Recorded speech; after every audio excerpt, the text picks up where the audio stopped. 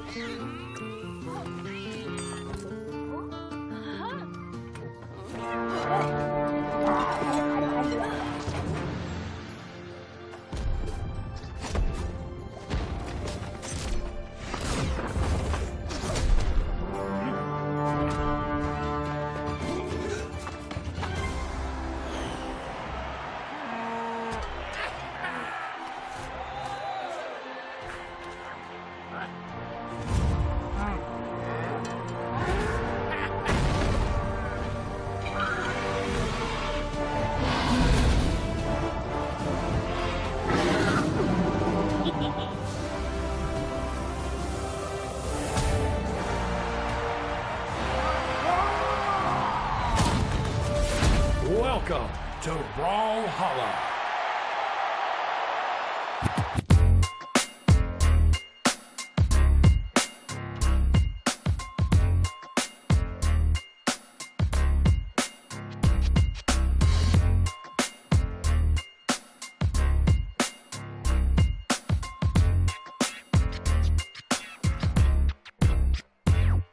It might be 90 degrees outside, but there's a 100% chance for sick plays today because we're at the Summer Championship and we've got North American doubles. We had an incredible weekend so far. The Australian region, the Southeast Asia region, the EU region, the South American region, and we're ending this one now with North America today for the 2v2 portion of the Summer Championships. Everybody that has played this weekend has given us incredible performances. We've seen a lot of different things than what we're used to. We've seen regional differences. We've seen player differences. We've seen a lot of variety in the gameplay that we're getting here at the Summer Championship. I only expect that to continue today for North America. I love seeing that meta shift. I would say we got a little complacent. We've been feeling good. We're like, yeah, we're seeing sword, axe, hammer. Yeah, I was spear. not complacent seeing hammer. Okay, I've been very complaining. Okay, but about I'm hammer. saying like we were used to seeing that, and I Yes. love that here this weekend we're seeing huge shifts. We're seeing more crosses come out, lots of gauntlet come out, lots of lance come out, even some cannon, great sword being played across multiple regions. It's cool to see this kind of variation that we haven't really been seeing for a little bit there. So it's been exciting, and of course we're finishing it off with North America. Now, I'm glad you bring up the cross specifically. That's a little bit of a Chekhov's blaster for one of the things that will, or at least I will be mentioning throughout this pre-show for some of my picks, some of the players that I'm looking at. But let's get into these players that we're going to be looking at, Duke. Yeah, let's talk about this team of Radish and Taffy. This is an interesting one, a team that's kind of been blowing up. We talk about how there's that like complacency of sword, spear, axe, hammer. Not really seeing that from Radish and Taffy. They were coming in, Radish definitely known for that Petra. That Ryu is kind of what we're used to seeing come out from him. So with some of the changes that have happened recently in balance, one of the biggest ones is going to be Hammer. Hammer caught some nerfs. We've seen a massive decrease in Hammer. A lot of that has been, we haven't seen very much Bodvar, whatever, this weekend. If we're looking at South American, we're looking at Kaina and Sack. Normally like a double Bodvar team. No Bodvars to be found whatsoever. I think some of those changes that are affecting other players aren't necessarily going to affect Radish and Taffy in quite the same way. If we're looking at character picks, it's going to be You can see the Petra right there for Radish, and then Taffy regularly comes in. You can see it on the screen. Beautiful timing coming in with that Bryn pick. Even though we aren't seeing quite as much Axe as maybe we're used to, I think that's more of a reflection of people aren't playing Taros as much anymore because of the hammer. So the Axe is certainly still alive and well. We saw some Jala yesterday, and we're not just talking about a Pugsy Jala. We saw other Axe characters, of course, Rayman, very popular in the meta currently in both 1v1s and 2v2s. So these are, of course, all of the weapons from this team are still very viable. They're still very popular weapons in the meta going across the board. So even though the nerfs aren't affecting them, I think that might actually lead to a little bit of a quote-unquote indirect buff for Radish and Taffy because they are able to just kind of keep doing the same things that they've already been doing well. Yeah, absolutely. I think there's been a couple of Axe duos, right? We saw yesterday, like you said, the Jala. We saw a couple of Bryns, the Ogrims. We even saw some Ragnars come out. So double Axe is not completely out of the meta, but it's also not the only thing that we're seeing across the board. Absolutely true. So with Radish and Taffy specifically, we wanted to mention them just because they're sort of one of the more new-ish teams, at least when we're talking about them in the pre-show. No idea what they're going to put on the table for us today. I look forward to seeing how that is going to shake up. Yeah, also a very cool team. And like you said, love seeing the new bloods. They're a team that's kind of blown up this year and definitely started getting a lot of fans. I know Foda's a big fan of seeing Radish and Taffy do well in the double space. All right. Anything else you want to say before we go on? That's all I've got on them. All right. Let's talk about a team that everybody knows that I'm a big fan of, Luna and Pugsy. This team that, again, kind of blew up this year, had a little bit of a bigger pop, getting that a gold medal in the Winter Championship. Didn't do as well in the Spring Championship or in the Midseason Invitational, but they're a team that definitely was still looking pretty good throughout the year. They're a team that's also been running that double Axe. And despite being considered one of the top teams, I also want to bring in Moose Wars Jungle Invasion that happened about a week ago. I believe it was 8 days ago at this point. That was a tournament that they ended up coming in second place. Again, a tremendous effort from them. Some great play coming out, of course. But if we're talking about the top team, if you pointed at 10 different people in the Brawlhalla community, I'd be willing to bet the majority of them would say who is going home with the gold at the end of the day. It's Luna and Pugsy. Oftentimes that's what I believe myself as well, but that didn't happen at Jungle Invasion just about a week ago. It was actually Boomy and Snowy coming out on top in that. That was actually Luna and Pugsy getting the reset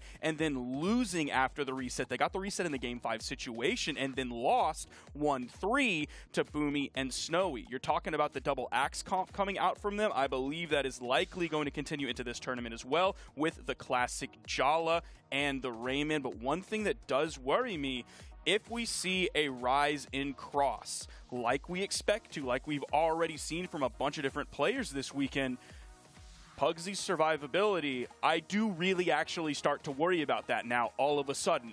He's proven in the past that that's not the biggest issue for him like it might be with a lot of other players, but you catch a Cross side sig, you're knocking out most characters, which means a Jala is knocked out that much earlier. Yeah, it's just going to make it so much more nerve-wracking. It's definitely still we give a lot of credit to Pugsy for being one of the few who can survive on that low defense legend coming in, generally playing the Jala. Base 3 defense will likely put into the defense stance to go up to 4, but even then, it's still really, really low defense, and Pugsy's been able to outlast his teammate more often than not. Luna's the one who's generally is falling first. He's coming in with higher defense legends coming in. He's played the Thor, he's played the Taros, he's played the Rayman, like you said, and it's going to be interesting to see how Luna's picks shift, because like we've been talking about, the meta has been shifting away from those picks.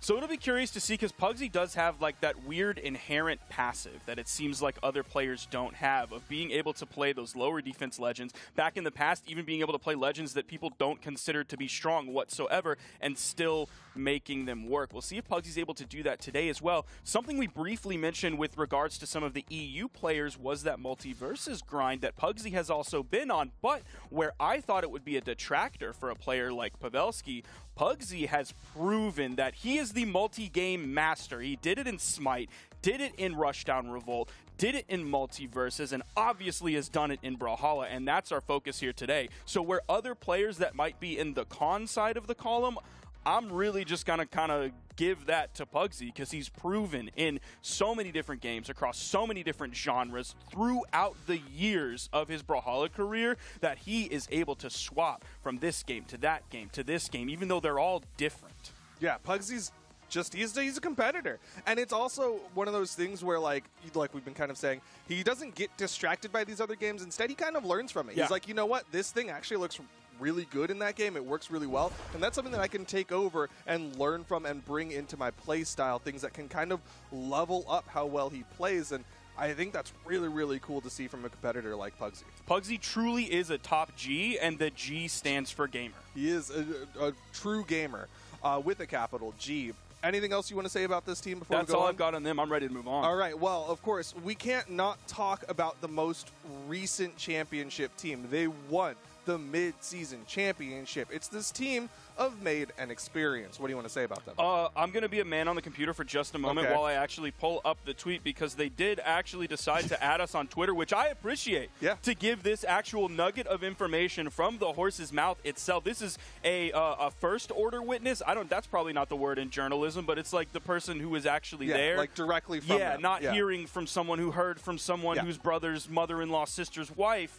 But when you do pre-show and see where me and Made are, don't forget to mention that Made was one barring the whole time. That could be a lie. That could be a John. I'm not ruling that out whatsoever. This is just the information that was presented to me directly by the player that it affected. And because of that, where are Made and Experience right now, Duke? I know they're in the lower bracket. When I checked the top 32, they weren't even there. I know that they have taken an L. I don't even know if they're in the bracket still, because Experience has been tweeting that things are very rough, and yeah, they're done for the day. So we are not going to be seeing the run back, the champions, but that was kind of expected. It's one of those things where like, hold on.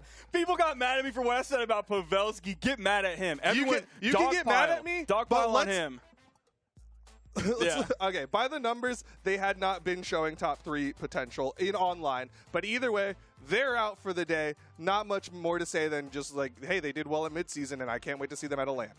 That's true. We're going to be moving on to our next team. Duke, who do we want to talk about next? We got to talk about the number 1 team. We got to talk about this team of Boomy and Snowy. Kind of like that ephemeral, you take 2 amazing things, put them together, and you just get this perfect cake of Boomy and Snowy, this absolute dominant force. Peanut butter and jelly, chicken, and the container that houses the chicken before you put it on your sandwich. Just really 2 things that you put together and are actually greater than the sum of their parts. That is the team of Boomy and Snowy coming out today. I talked about Chekhov's blaster. It's Boomy. It's Boomy on the cross pick, going into this with so much experience on the blasters and even on cross. He has, I believe it was, checked earlier today, I think it was a level 60 cross. That means everybody else that is moving on to the cross pick, that's a smart choice. They're extremely talented players. They bring a lot to the table already just from general Brawlhalla skills. But Boomy swapping over to the cross has a much stronger foundation in the gauntlets, in the blasters, in the things that make cross unique, which are understanding the stats, knowing how the signature kit works, beyond just, hey, neutral sig on gauntlets, KOs in orange. Side sig on gauntlets, also KOs in orange, and can be pretty safe. So there's a lot of experience that Boomy brings to the table, and I think that is why his cross is going to be the best one. Yeah, this is a very scary time for anyone going against this team, because like we've been saying, gauntlets are looking really, really good, and they have the clear potential to run double gauntlets with that team, where Snowy's going to be coming in with that. Rayman most likely. Rayman's still looking solid in the double space, and then Boomy,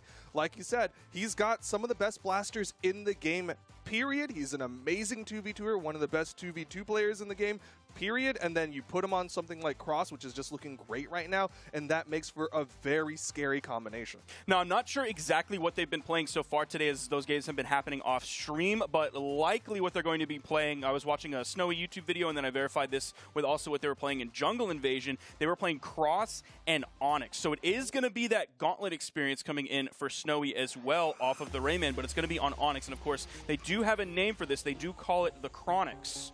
So the fact that there is a name there lends a lot of credibility to this team. It lends a lot of investment to this team. And if we're talking about the strong signature kit that Cross has, what's another character with a really strong signature kit? Some signatures that can be incredibly safe when used correctly. That is the Onyx signature kit. Not to mention Cannon's been looking good again. We saw yesterday one of those Cannon 0 to deaths where they just go all the way off screen with the sidelight Sayer recovery. And you've got this just horrifying thing that is going to be built together with Snowy and Boomy, and putting a name on that is also something that's very interesting to me. I think this team is poised based on not only their individual skills that they bring to the table, but also sort of the culture of the Brawlhalla meta currently. I think they are a really good fit for where Brawlhalla is at this moment in time, and I think the nerfs and buffs, everything that's happened, the meta shifts that have happened are really going to favor them more than they'll probably favor any other team in North America, if you were asking me. Yeah, the more we talk about this, the more I feel like a perfect storm is brewing for this team of Boomy and Snowy, and I'm regretting my predictions, but I think it's time to get into them. Okay. Okay. I think you went yesterday, so I think it's my turn to go. Is that? I don't remember, but I would love for you to go. If you want me to. Okay. In third place, I'm already regretting it, but I'm putting Boomy and Snowy in. Every time the pressure is on for Boomy and Snowy, they don't quite perform. At the midseason invitational, there were a lot of eyes on this team, and they didn't quite perform. And I'm kind of expecting something similar, where there's a lot of expectations, and they're not going to quite get there. I still think they'll make the top 3 because they're just a dominant force in the region. In second place, a team we didn't talk about at all, but it's a team that consistently podiums. They did pretty well at the midseason invitational. They did well at Springs. They did well at Winters. It's Cody and Phazon. How could we not mention one of the best teams in the region? And of course, in the #1 spot, like everyone knows, fill in the blank, I'm going to put Luna and Pugsy in the gold spot. I have so much faith in this team, even if the meta does not favor them right now. That is your prediction for the podium from your point of view. Shifted on over to this side of the desk, my point of view. In third place, I'm making a little bit of a bold prediction here. This was really me looking at the seeds for the tournament and figuring out who I wanted to put in third place. I had first figured out, and I had second figured out. Very early on, I felt confident in those picks, but it was really that third place spot. Cody and Phazon, not a bad pick, but I'm actually going to come in with Radish and Taffy in the third place position. I'm going to try and call their pop off a little bit early so I look like a really smart person. Okay. I just kind of saw this comp and was like, you know what? Maybe this is their chance. Maybe this is their time, and I would love to see that happen, and I would love to play my small part in that. Then in second place, I have Luna and Pugsy coming out. A very strong team, but because of the way the current meta is, the current Brawlhalla culture is in terms of character picks, the way people are playing the game, who they are bringing into these games, I'm putting Boomy and Snowy in first place. I think they're going to take this one home, that big championship gold here at the Summer Championship. You got some very solid predictions overall, and those of you at home, if you want to put out your predictions out there, you can go to twitter.com and put the hashtag BHEsports. Those of you who watched yesterday might have seen some of those graphics where we saw some people's Twitters out on the stream. So definitely put in that hashtag BHEsports. I'm not sure if capitalization matters because it was capital differently on the top and the bottom, but either way, you'll figure it out. Maybe just put it all different ways with your capitalizations. So those are our predictions. That is going to be the pre-show for it, but I believe we have something special. You might have noticed if you went to brawlhalla.com/new legend that a certain countdown timer has it hit 0? Ticking down. I don't know. If it hasn't hit 0, I assume it will be in just a few moments. I'm sure chat has been eagerly awaiting. So without further ado, let's play this video.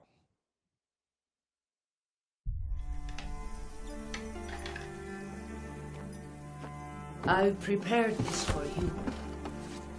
Drink. Open your mind. It will give you strength in Valhalla.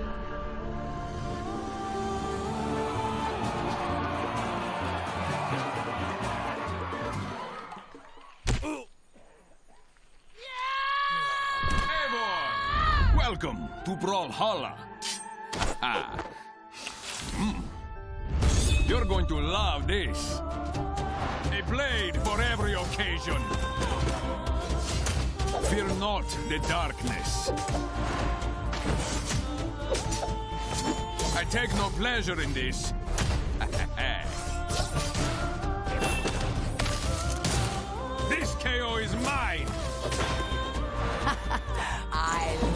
this place. Ah! Victory has never tasted so sweet. My long road does not end here. Odin is with us. This is fun. It's a shame the Saxons won't get to see this. Nice. Welcome to Brawlhalla. Requiescat in pace. Ha, never gets old. That's right. The next legend coming into Brawlhalla is none other than Ezio, coming in with the sword and orb. He'll be bringing along 3 different skins. He's also coming with the epic crossover for Eivor. You can be female or male Eivor. There's a KO. There's a new map. There's a game mode. There's all sorts of goodness. So many things have just been added into Brawlhalla. The epic crossover, of course, the actual legend release. Who is everyone's favorite legend in the game? It's Rayman. Of course, it's Rayman, a unique legend. We're now getting another one in the game. Now you, yes, you at home, me, Duke, everybody around the world can now become a part of the Creed and play as Ezio. Well, okay, not quite yet right this Well, moment. okay, but eventually. There's a date Yeah, right there. it's right there. But the next legend, Ezio, people will be allowed or capable of playing Ezio. They can go in, do the sword. Did you catch that the sword has a setup sig, so you can do different follow-ups out of it? Did you catch that he's got that super cool dive with the orb downs? There's a lot of cool stuff with Ezio. That's huge. That's big. I know I've been waiting to see, once that initial teaser came out, I was waiting to see what it was. It was seeming like such a big deal with the teaser, with how it was going to be announced here at the Summer Championship. I was here. I get to say that as the person, like I would normally in Twitch chat. I get to say I was here to watch that wonderful announcement. Brawlhalla is about to get a little, well, not a little bit, a lot of bit bigger once we add in this crossover, this unique legend, the new game mode, everything. Lots of great stuff coming with Ezio. I'm pretty sure the video will be out there on YouTube if you missed it, so you can watch it again. On that note, I think it's time we take a short little break. Let chat go haywire, and then we'll come back and bring you some of this Summer Championship action. So stick around.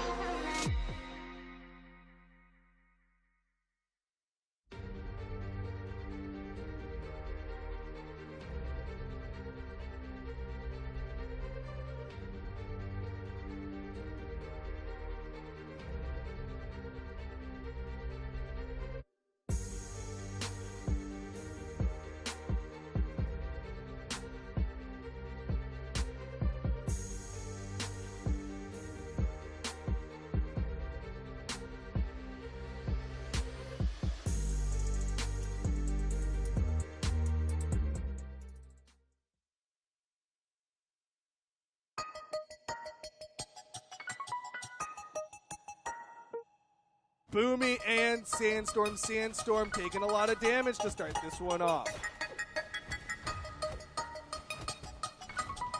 Oh, snap the chase! Ups, but he makes it back. All in there. The Dallas and Lucas is going to be it. Sig and Sig. Oh, the weapon toss. Wrench wasn't ready for it. Simba and Walshy. Definitely gave, well, the amount of damage that he needed to be able to bring Snowy to a point where it's almost. Oh, That's.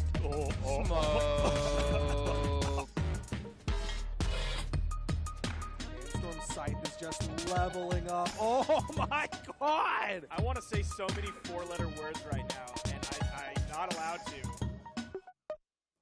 All right, man. Welcome back to Summer Championships. We are getting through some of this NA Dubs action. I'm TK Breezy here, my man Zip. But before we get into all that, did y'all see that trailer, man? Bro, it's time. You know what I mean? The Assassins are in, bro. I'm so happy to see that, man. Ezio, coming in a fresh, actual legend. You know what I mean? So that's not a crossover. The Ezio is a actual legend. Now, there is a crossover coming in ever, and I'm happy for that crossover because it's over Bryn. Big shouts to Bryn. However, back to Ezio, new legend. I'm super hyped for it. Definitely super hyped for it. I'm trying to see what's going on. I'm going to be playing that as soon as we get home. You understand? Oh, yeah. Like, I have to try out a new, fresh legend. You know, there's a few that I wanted to be fresh legends over time, but I'll take this one. Oh, yeah, for sure. I don't know. See if can we get it back on here? Like me, eventually. It's on Wednesday, but I just wanted to see it the July 27th because that's also my birthday. Remember that, chat. Yo, remember that. So yeah, I will be. You know, a lot of things, good things happen on my birthday already. Look at that. Ooh. Bam! July 27th. Just put right here TK's birthday. There we go. Also, but hey, man, wonderful, wonderful release here, and Ezio, I guess. But you know, anyway, like wonderful release. But anyway, that's gonna be enough about that. Let's go ahead and get into these games coming up relatively soon. I see we already got some pretty good competition up in the lobby, but we're getting these characters picked up real quick, and we're gonna be getting right into it. This is what we got coming up: Simba and Santi, Walshy, and is that City? You know what? It could be. CXTI, I mean, it could be City. Cutie. All right, that was going to throw me off for a bit. Anyway, Java, Mekdi, Zakoi, and Capsar. And then, obviously, we got to wait to see what happens with that to see who's going to be Stingray and Hardy MJ and Radish and Taffy. Now, I did hear the pre-show. I think that was Duke. No, Sparky, who was like, you know, big Radish fan. Same. Okay. Radish in A is for it's what Godly is to EU for me. Like, I understand. Yeah. I won't say that I'm a Radish fan, but every time I see Radish play, I get some oohs and ahs. Right? Okay. It's a player that makes me go, you know what? I wish I could do that, and I definitely can. Well, yeah, no, I definitely feel that way about watching almost anybody at this level. I'm like, that's really cool. I'll never replicate that. But we're going to see what we get going into this match. Now, if you guys have been watching, we've been getting a lot of cross, right? That character's pretty much flavor right now for good reason. Both the Blasters and the Gauntlets in a good spot, but that high force really taking off too. Now, that doesn't take away from the fact that there are other Gauntlet characters that you may see a lot of. I see 2 Akumas on the screen right now, so I'm happy to see that. But also, at the same time, I mean, most of the Street Fighter crossovers do come with a pair of Gauntlets, so you may even see some Petra. Yes, could potentially see that. That was actually when I saw that Boomy has been playing cross. I was thinking about that too. I was like, well, his Blaster's already good. He had a Petra a while back, and it was kind of popping off. So he should feel right at home on the cross as well. Exactly. He definitely should. Like you said, he plays Blasters. And Gauntlets, I mean, we've talked about this before. I think Gauntlets are top 1, I mean, at this moment in the game. You could argue Sword, but I'm going with Gauntlets. Okay. Yeah. Well, we got 2 Akumas, so that's going to be Sword and Gauntlet. So I mean, at least know what I'm saying? top 2 right there ready to go in. And then here on the other side of things, we got the Dowsum coming out. And then, of course, rounding this off as our characters on the screen will be Hattori. Let us get into our first game. It's going to be a good one, boys. Cutie in the building, ready to stretch on them with this yoga. I love this crossover, and I've always thought that was one of the coolest Street Fighter characters, paired with the Akuma. Here we go, Walsh. He got the sword ready to duel it out with Santi. Ooh, okay. Yeah, right now, so it's been Cutie kind of the star of the show here on the blue side of things, but it's taking quite a bit of hits as well. Here on the other side, though, look at that Walshy taking no hits at all. And my man is sitting. Ooh, okay, yeah, yoga. I heard that. I heard yoga gone. Yeah, I mean, so that's what he said. Yo, gone. Basically, you gotta go. So either way, that's gonna be a great start here for the blue team. Not to say that Simba and Santi can't do it. I mean, this is a team that's definitely been teaming for quite some time, so, you know, they know how to play with each other. I think it's just getting, you know, into the swing of things is what really is going to matter right now. That's definitely what's going to matter, right? I feel like if you let the set go on, they're definitely going to start catching their synergy. We're early on in the tournament, and that was a nice KO. Look at the damage sitting on this Hattori. That is almost the stock. Are we going to go over an edge guard? Yeah, came over a little late, allowed to get straight on the stage, but boom, Cutie coming through with the cleanup. Yeah, that's how you do it too, man. I ended up hitting his teammate, but already knew that the teammate wasn't going to lose that stock, so it was a worthwhile trade. You take a little damage, but I get a whole stock. And now, finally getting the first stock off of the blue team, potentially the second. Yep, they got 2 right there. Almost got scooped up by Walshy, but no, misses the neutral air. So they're going to get back into the game, but it is there is a bit of damage here on to Simba, who's on his last stock, and Santi now starting to take a little damage as well. Yeah, that man Walshy went a little buck wild on the side over there. Oh, that was dangerous territory. Tried to calm him down with that down air, and it all went to shambles from there. But still in the lead. Blue team's looking really, really good. Santi's already eaten a lot of damage on the second stock. Simba on the final stock. I mean, this is going to be a tough one for them to bring back, but look at him slicing and dicing with the tennis racket. Okay, all right, like that right there. Santi getting over there in time to make sure that Simba can get back pretty quickly. Now, I've noticed, and counter Shoryuken right there. Yes, sir. Oh, man, your anti-air actually got anti-air, and I know that feels bad. But And this is going to put them in at least a better spot to take this W. Walshy and Cutie pretty hurt, but I won't say they're really in KO percentages just yet. Almost getting picked up and sent out there is that Hattori, though. That was close. Almost got the stock. There you go. You need that before you end up losing the stock. Get those stocks out of there. Cleans up another one. Good job from Simba. Staying alive and staying strong for the red team. All right, can't get the pickup right there. I know that was actually very smart from Walshy. Just, again, expand. In those situations where you're on the screen by yourself, I think expanding all your jumps and just putting yourself as high as possible while you're at, white health is probably the best option you can do. Oh, good save! Good save, but you lose your stock at the same time, and then a quick cleanup from Cutie. That was really good gameplay. Yeah, and that was a Mufasa save for sure, bro. You know, like you save him, but then you die anyway. So like, that was a Mufasa save right there. So don't say spoilers, by the way. The movie came out like 1988, bro. Like, come on, bro. If somebody say spoilers, they need to go somewhere with that one. That came out when I was a child. You know what? I'm old. TK, how old are you turning? What are you, 29? 33. 33? Yeah. Oh, this dude's old too, guys. Yeah, I don't want. No, Ken, the chat didn't need to know that, man. They all probably putting, like the old man faces in there right now. The old man chat, yeah. Old man emotes going crazy right now. So not the iPhone emotes, bro. Yeah. The iPhone emoji. Yeah. Listen, bro, I don't think there's no old is relative. Old is when you're 50, or unless you're Chuck Norris, and that's like he still ain't old. That man. Yeah, he will forever be like 45 now. I don't care. Anyway. Oh, my gosh. Anyway, let's go ahead and get into our second game. That's going to be a solid win right there from Walshy and Cutie. But, again, Sim and Santi, long time team. They definitely just need a little time to warm up. I do think we got to swap here characters as well. So, not so much a swap, just a change of the skin. Decided to get off the Akuma.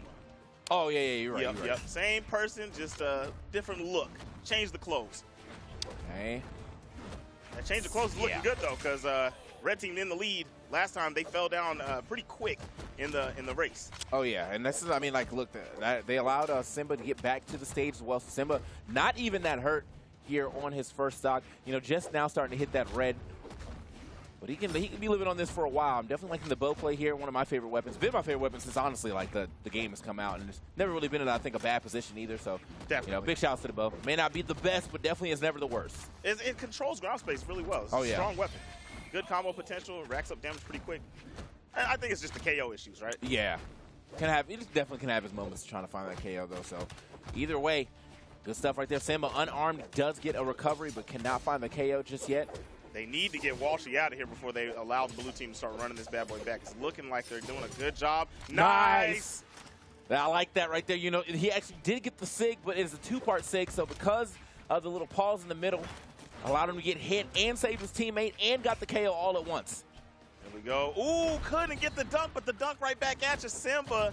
I like the teamwork and the synergy to get it over there and save the teammate from getting KO'd.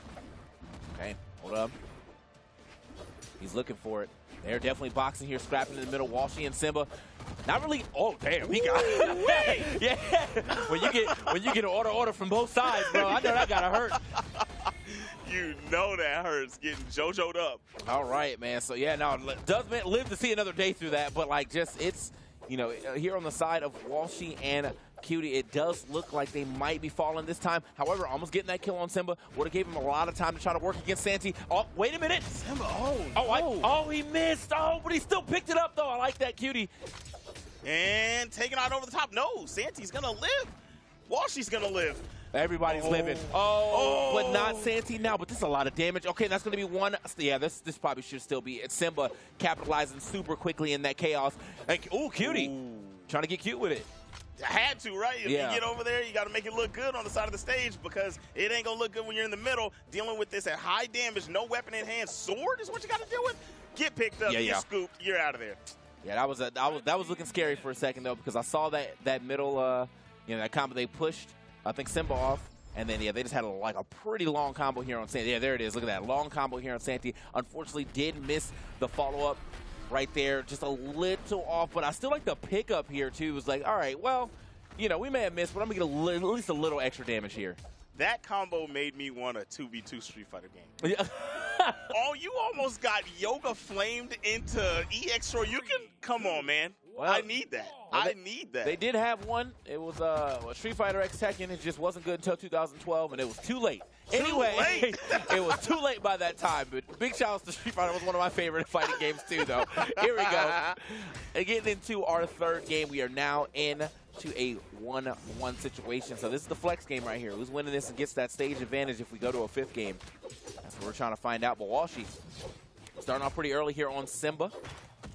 Oh, man, the recovery snatched and that's popped with the weapon. You are gone. Simba could not get down there in time to try to save with the recovery. Now you got to deal with this Akuma on the edge. Akuma's scary in every game Akuma has ever been in. Actually, you know, they're like, you know, in his own games, he's got like some relatively low health. Who cares? Because that damage output is insane. So here we go. You can see him actually looking, you know, for those Hadoukens on the way down, but he's not finding any of those right there. Got singled out and KO'd. Simba with the cleanup on the right side. Ooh, tried to get Walshy. Walshy ain't hurt enough though. Hey, right back at you. Here comes the recovery. That you know what? See, that's the non-EX Shoryuken. Yeah. Yep. That's like, somehow he's got an aerial crouch fierce. I don't know how he did it, but he got one. So doing it up right there. Walshy does indeed finally lose that stock, but you know, even game developing here between our competitors altogether. Santi kind of hurt, but nothing too crazy. Okay, nice pickup right there. Simba going for it all right there with that ground pound. Obviously, nobody home though. And Santi, man, I don't know where this extra damage came from, but he got sent on that sig. Santi's been getting pieced, and I ain't seen none of it. Yeah. I looked up, he was at orange. I looked up again, and he's getting sent away at red, and now he's off of a stock. Ooh. Man. Uh-oh, wait a minute. Can we get a double? No, a little too low with the ground pound.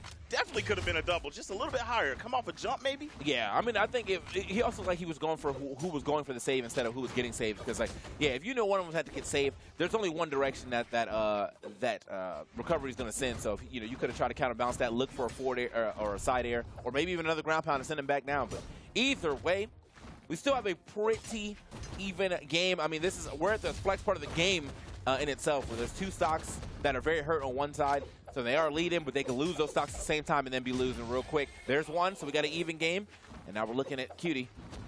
You got two swords on the screen and can't slice once. Those gauntlets, you bringing hands to a sword fight and winning. Yeah, man.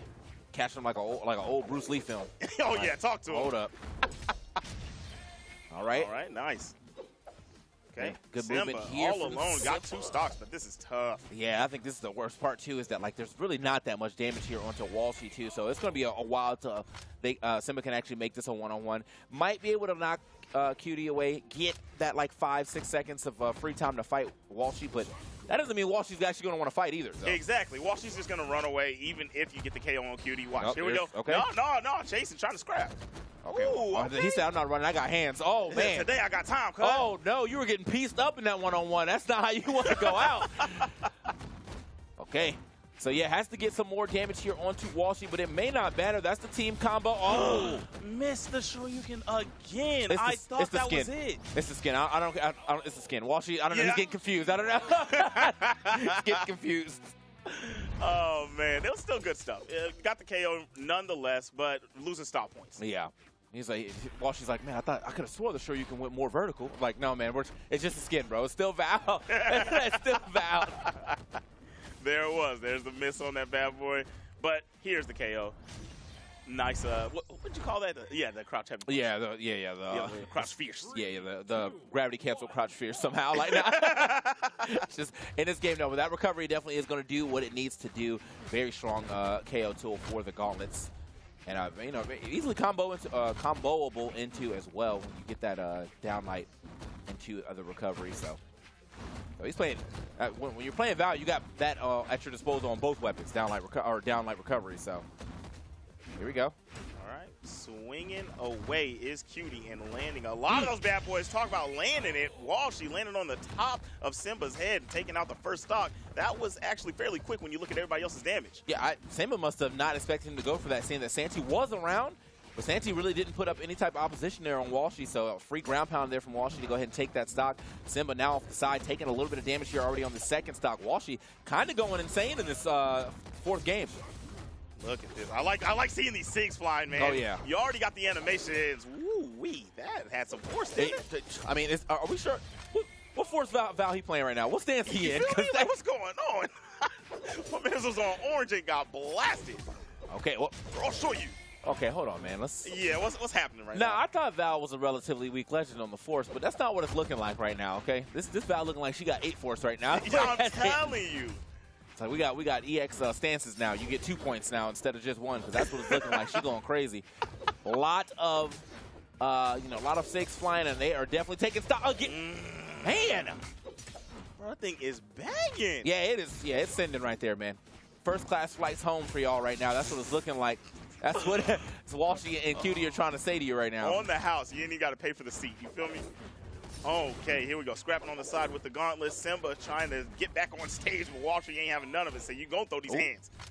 Okay, didn't go for the ground pound there instead, but yeah, no, Simba does manage to make it back now. Yeah, Simba and Santi just not having the greatest game here in this 4th game, and this might actually be it. They are hurting. They do got some damage here onto the blue team's second stocks, but still, just the way that this has been going, they have not been able to find any of those big power hits. Oh, man. Cutie going for it all right there with that ground pound. Oh. Cutie has been doing really, really good with that axe, and I feel like it's slept on. Like I keep noticing all like the SIG damage and how far people are flying, and I'm not really talking about how much the axe has done. I want to see the damage at the end of the game. Team combo, you are taking forever to get back out here, Cutie. Man, yeah, I do like that finisher though of going for just the recovery off of that very good, and I'll pretty much rehearse the team combo. That looked like one that was actually, I wasn't on the fly. They knew that what they were doing right there. And so they got a lot of damage, and they might be able to steal themselves a game if Simba, who has actually been having a hard time throughout this year's set, can actually get this stock on Walshy. Looking for it. Uh-oh. Ooh, Walshy getting that little follow-up right there. I like it. Defending with the neutral air, trying to get back on stage. Lands a hit on Walshy, but still running. Cutie is on pursuit. Got the KO over the top, and there you go, man. Walshy and Cutie. No, they kind of went crazy. I got to look at some of these SIGs, man, because I feel like they were indeed KO. We're gonna get that team combo right there. I like that. They actually had to pick that one back up, but it worked out in their favor. Boom.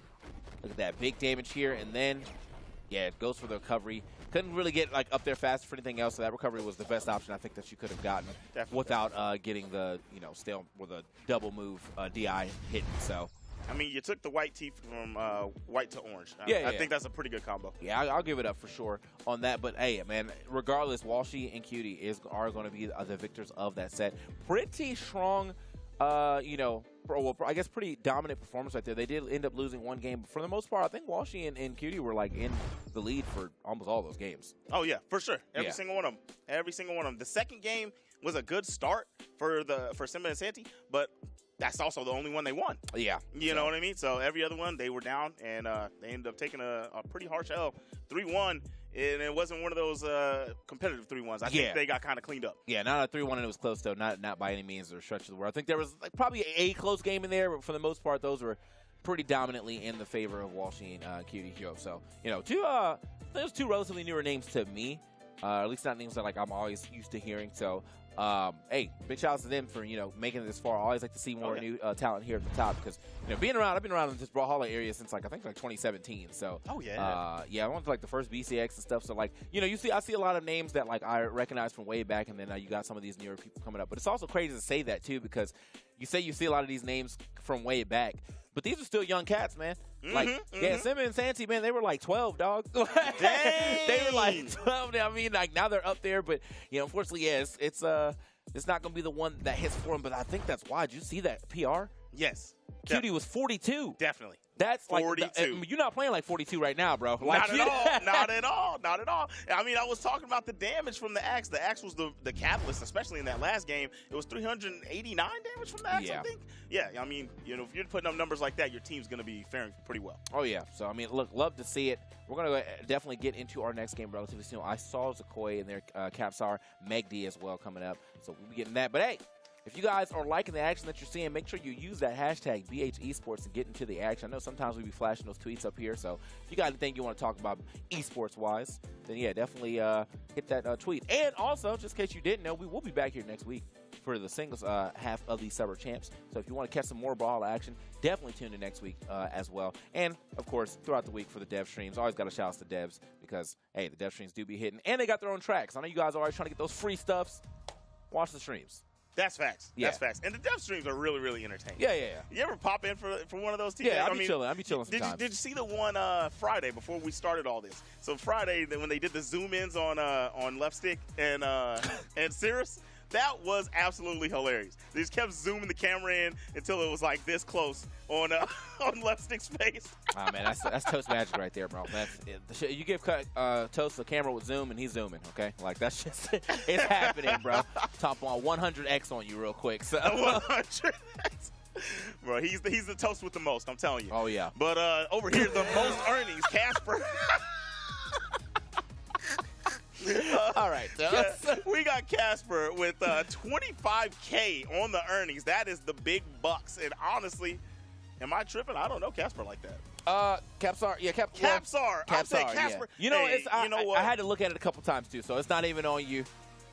Okay. So he All changed right, his tag. Okay, that actually makes way more sense now. So Sequoia and Capsar, aka Ethan, who's now changed. You know, he said, why don't I have a real tag? And so therefore he made a tag. You know, he didn't want to keep going by his first name, which is kind of reverse order. Normally what happens is you have a tag, and as you get older, you're like, I'm just going to go by my regular name. Yep. You know, I'm TK Breezy. Most people just call me TK. Yeah. I mean, so I always think it's funny, too, when you meet somebody in fighting games, when you go through a bracket and then you run into Greg, that dude's normally nice. Like, he's super. It's a 50-50 for sure. It depends on how late you run into Greg. Like, you run into Greg in, like, top 64, you're getting washed. Yeah, definitely. Yeah. You see him in pools, though. That could be a 50-50. This could be his first tournament, or he's actually the god. So, Yeah. I remember I was watching Dragon Ball FighterZ one time. I remember watching Wednesday Night Fights, and me and my homies will remember this story. But we turned it on, and we just see this guy. Never heard of him in my life. Zach Robb. He ends up taking the whole tournament. We were like, bro, dude got two first names. Zach Robb. My boy, though. All right, man, here we are getting into it. I got Capsar, Zakoi, Meg D, and Java all on the stage. We got some pretty standard American picks. I was just talking about this with Sparky yesterday about, you know, Bovar was kind of the flavor of the month, but he said that was last season.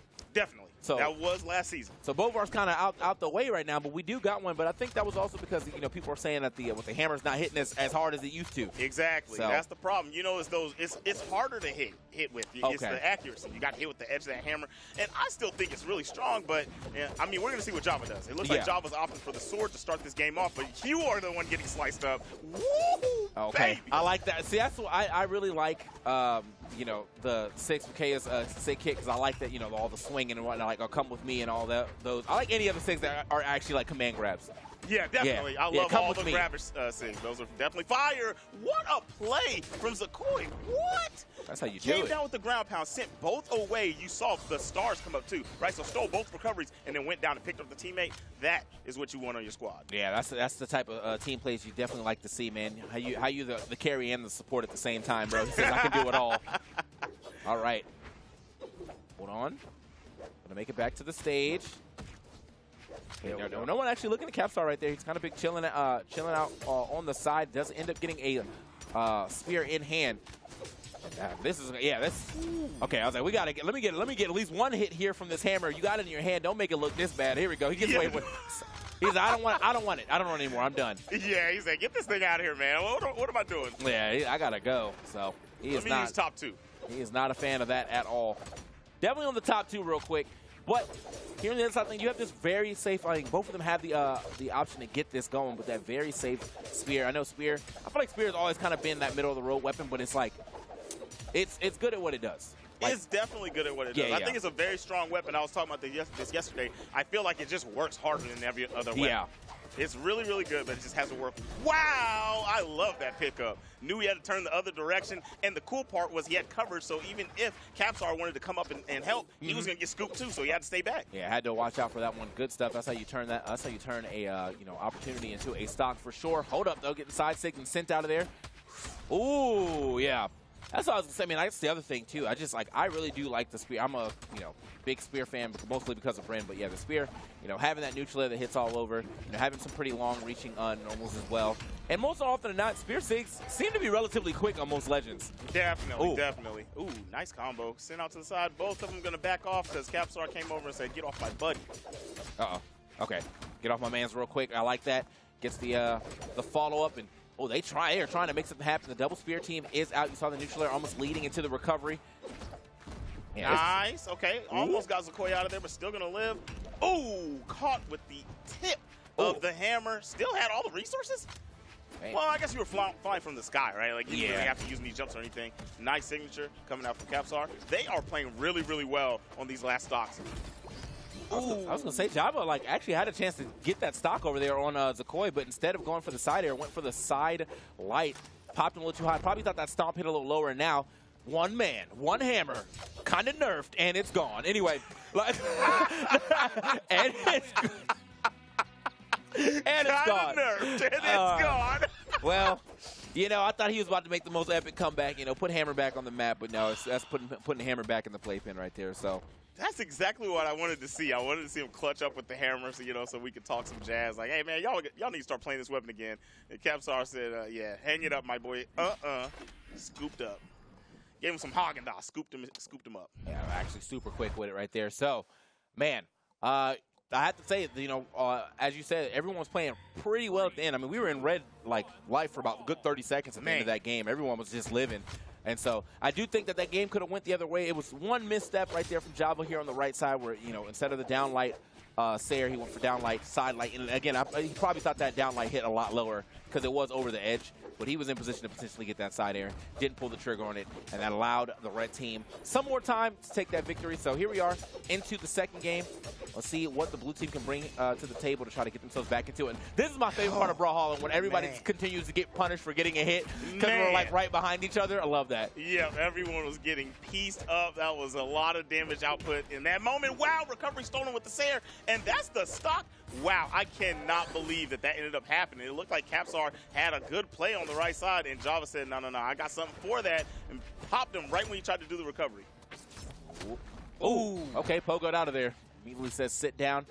I like this. Yeah, this is that retreat right there, that tactical retreat. I'm just going to go ahead and get out the way and almost turn it to a stop. That is so nice. What a pickup right there from Meg D. That was too clean. Yeah. That was too clean. Okay. All right. Meg D still getting some pick. I had to turn that one around this time just to make sure he got the hit, but no save actually from Zakoi, who was kind of in position to maybe at least get it down there, but no, not looking over at Meg D at all. Zakoi kind of moving around, team combo, and Capsar hitting both people who ends up hitting the man's throw. So they got to, you know, make sure I get some extra damage while y'all hitting my teammate. That was a good punish to stop Zakoi from hitting Meg D with that, because it touched, and then before the animation could follow through, got it down there. Everyone is getting clipped, bro. This is why I like twos, bro. It's straight chaos. Like, it's so hard to really just pay attention and be like, okay, what's exactly going on right now? Because every time you're about to talk about something, something interrupts it. Nice Sayer from Zakoi, getting Java down to the final stock. Meg D still sitting pretty on stock number 3. Wow. Yeah, I was like, I'm going to have to give it up because I was definitely about to say Java was over there doing like he was over. He kind of like, you know, like you infinite Yomi, like Tsukiyomi yourself, bro. Like he was like, he's like you're 3 levels too deep, man. He was looking for some hard reason and ends up getting the wall slipped and getting Sayered away. But you know, Meg D was able to clean that one up regardless. So Meg D finally losing that stock. But, oh, that's a big pickup there from Java, though. Hey, I think they're taking this game. Definitely. Okay, here we go. I mean, I want to say it's possible, but when you're getting hit with stuff like that, it is not. Oh, my gosh. So, right before that game started, I was going to say, I felt like, I mean, I'm not surprised that Java stuck with it because it's Java, but it's sticking with the Bovar. But whenever you see that the hammer really didn't get to do anything, why not switch to another sword legend? Yeah. But, hey, either way it goes, still worked out. All right, I've actually never heard these sound effects in slow-mo. So you can hear, like, the slow-mo. You know, he sound in there as well, but all right. Yeah, no, got 2 nice team combos to go ahead and clean that one up. I was a little skeptical about ending that team combo a little earlier at first with that down sig, but, you know, when you could just pick it up again a little later, why not? You know, got a lot of good damage off that down sig and then cleans it up with the neutral sig at the end. Hold on. Oh, ooh-wee. That was getting scary on the side for Java. All right. Yo, that's Meg. Yeah, watch out, Meg. It was the follow-up just in case. I mean, I might have been expecting that would have been great coverage if Meg actually got air dodged through because he was there. But no, the hit did register. So, sliding in on him. Okay. Talking about pinpoint accuracy. Oh yeah. Green arrow. She is there. Pearl is gonna make it happen. So, All right. Looking for yet another one. They are scrapping off the side. Man. Caps are actually creating a little space for Zakoi to get back. I like that slide, slide off down heavy. Yeah, that was good stuff, because that was definitely enough scrapping on the side of that stage for Zakoi. That was danger. Tried to go save the day. Now you're going to have to deal with, wow, Java opted to not even try to close that out. Go straight over to the other side. Didn't want to deal with the spear on the side, and still going to fall is Zakoi. Yeah, I was going to say, hanging out there a little too long. I mean, it looked like, Java went over to the other side. Meg was in position to potentially put some more pressure on him. I don't even see what Zakoi got hit by, but it was enough to make sure that they could not get back to the stage, so. That was funny, that team combo ended in just smacking your teammate. Saw the signature hit Capsar at the end of that bad boy, but still looking good. Okay, all right, so we're in a clutch situation. Zakoi is going to have to deal with these two. Nice combination, not enough to take the stock. Weapon throw into ground pound scare. Okay, yeah. And yeah, Meg's like, all right, you got it. But, hey, it's a stock for stock, and y'all still have 3-1, so not the end of the world. Zakoi, this is in these situations like this, too, when there really isn't anybody threatened for a stock, it is a very, very hard 2v1 to do. Yeah. And even if you do, at high damage. Yeah, I was like, even if you do manage to find this stock right here, it's still relatively rough. Okay, wait. Oh, nice weapon toss to thwart the attempt at trying to get some type of edge guard. It doesn't matter, though. Zakoi still finding the stop on that ground pound. That double weapon toss recovery was very nice, but yeah, like you said, Zakoi was still there, ready to get it out of there. Oh, okay, now you got to deal with this hammer on this edge of the stage. I don't know if you stay surfing out there, because if Meg D comes out and pressures you and puts you in position for Java to clean you up, then that clutch attempt is over with. Still alive, but the scoop will do it. I feel like, Zakoi was looking for some level of an air dodge read, and he said, air dodge? I never heard of that. Hold up. I do not dodge up here. I'm scrapping. Immediately get scooped up with that down there and sent out. That's going to be a game over here for Zakoi. For Meg D and Java.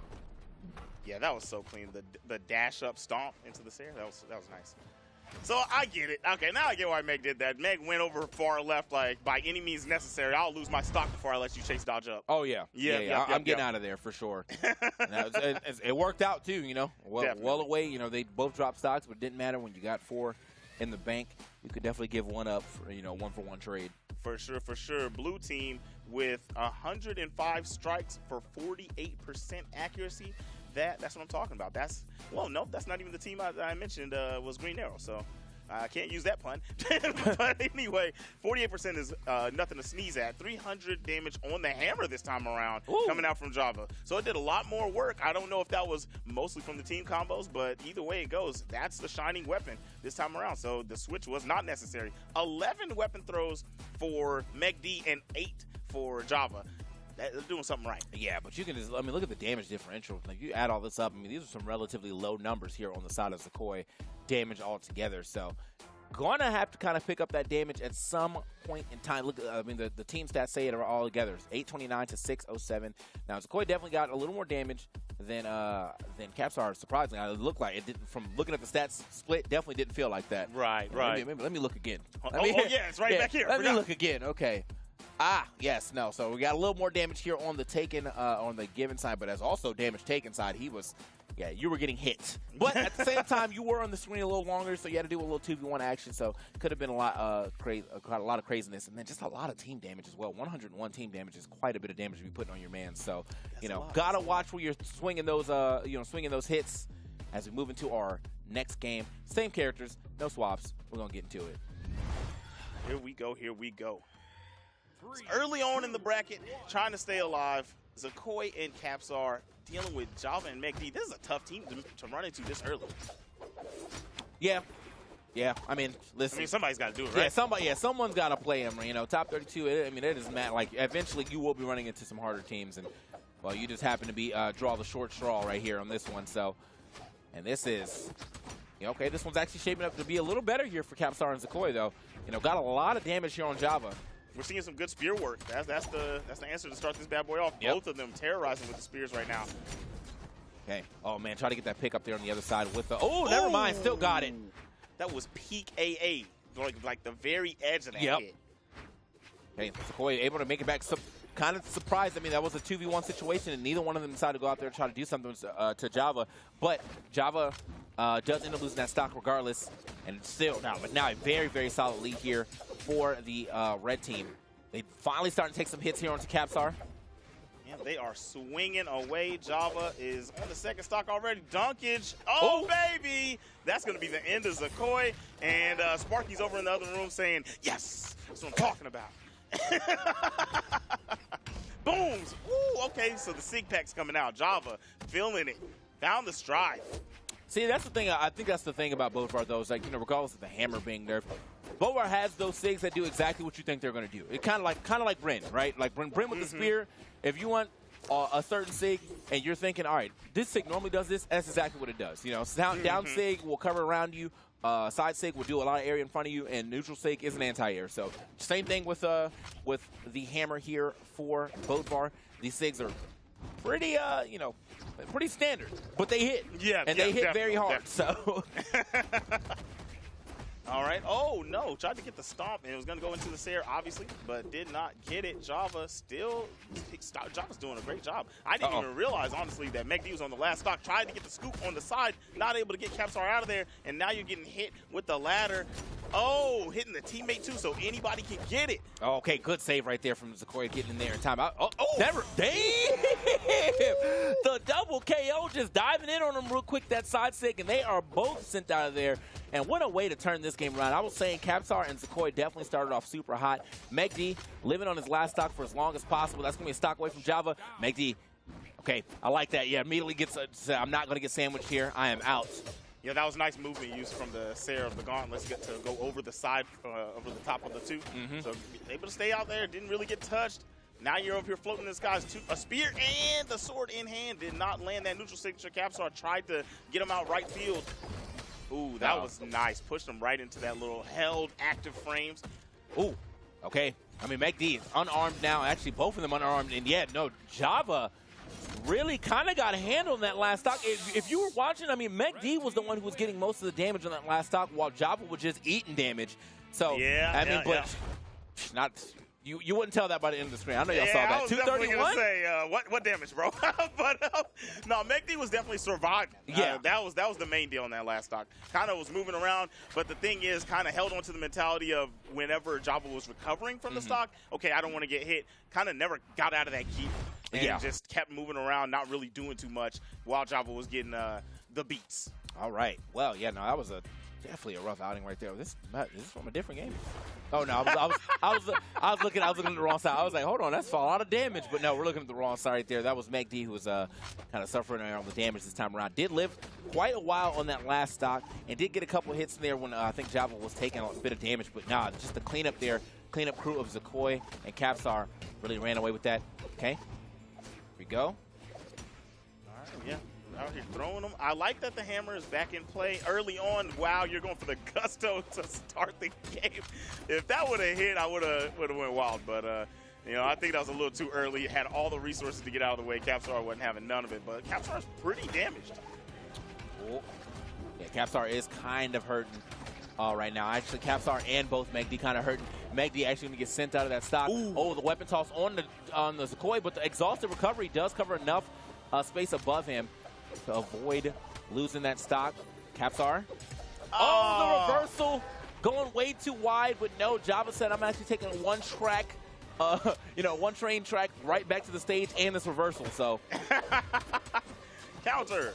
Yeah, he was like, I know, you know, a lot of the times you do have to expect people to maybe go wide because they don't want to get ground pounded. He's like, well, I think you think I'm going wide. So, again, one of those that when you're 2 Yomi levels deep, okay, like you don't have to show your hand for the mix until they show their hand for the mix. There it is. Told him.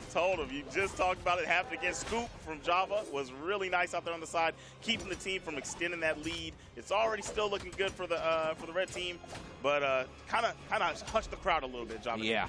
All right, here we go. Got the hammer still swinging away. McD slicing and dicing, but McD is eating Yamaji. And it's hard to stay away. There's big hitboxes coming out from the spear, and that's what they're using to cover that low ground. Zakoi going to lose the stock on the right side of the stage. Java doing his thing.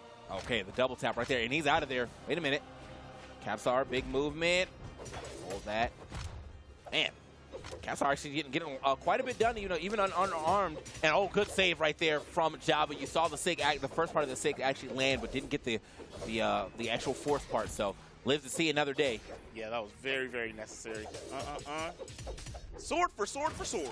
Okay, yeah, everybody getting hit on that one. That was double there, but unfortunately only one person falls there. So Megdi and Java, pretty solid lead that could be sat pretty quickly as they are both hurting. We're just looking for one Sig, even one Sayer to hit. Okay, or recovery, that worked out as well. That worked out. I thought Java was going to Sig punish the down signature from Zakoi. I don't know how much recovery that thing has, but I feel like he could have got it. Yeah. All right. Well, ate that weapon toss to the face for some. I have no explanation for that. He just really just threw it right in his man's like, hold this. Anyway. Said, I eat those. All right. Nice, taking them up into the sky. Zakoi getting a little bit of damage on, but these guys are still sitting on yellow, and you guys are in deep red, the color of your team. I don't know how much more you can take before you lose the stock. Is that the end of Capsar? No. Okay, does make it. Yeah, the recovery is going to touch the wall. Zakoi, both of them just kind of stuck here on the side right now. Java putting up the wall, and he may not hit Zakoi, but he still finds the stock regardless. On to Capsar.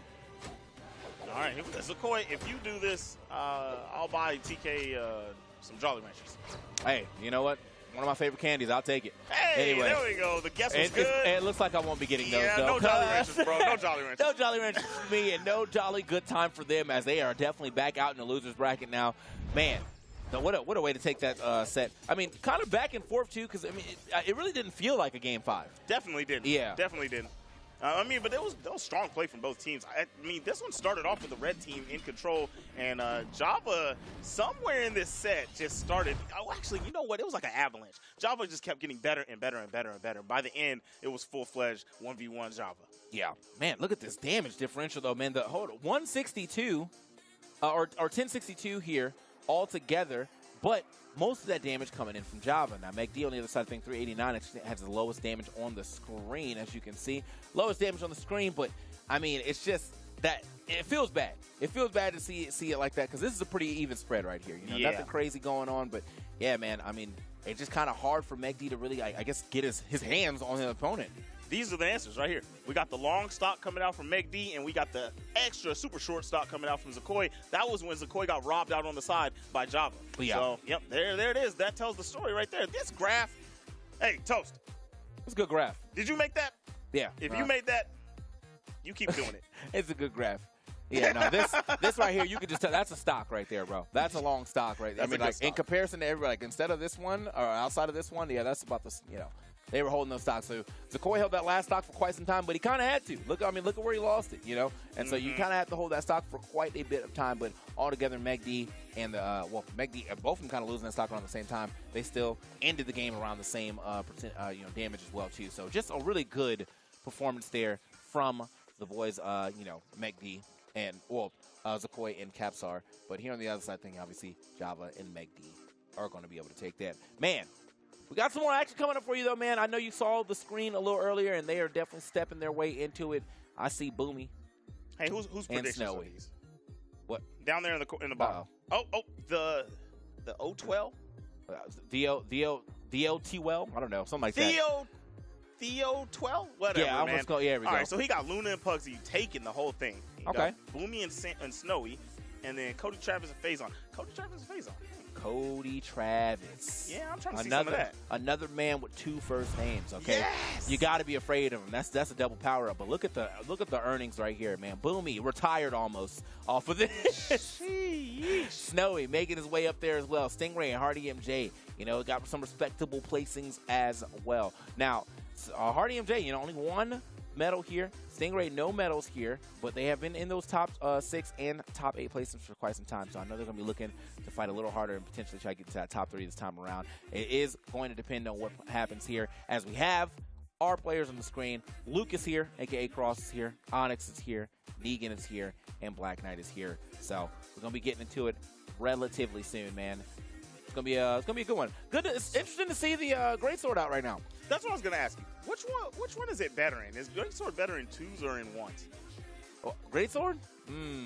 I feel like it would be 1s for the sole fact that like you need that time to get those like dodgeries. Exactly, right? Right? And I feel like it's kind of easier to break up, but at the same time in the 2s, I mean, that weapon hitboxes are so large. Sometimes I think someone trying to save you might just fall into that on accident. And speaking of falling into it, okay, I was ready to say he's about to fall right off that stock, but was able to get away from that second ground pound. Oh, double scoops. Man, look, Hardy, you better get up out of there because that was getting tough. Oh, yeah. Sweat beads already after the double scoop. That could have turned into a double scoop Sunday. Oh, yeah.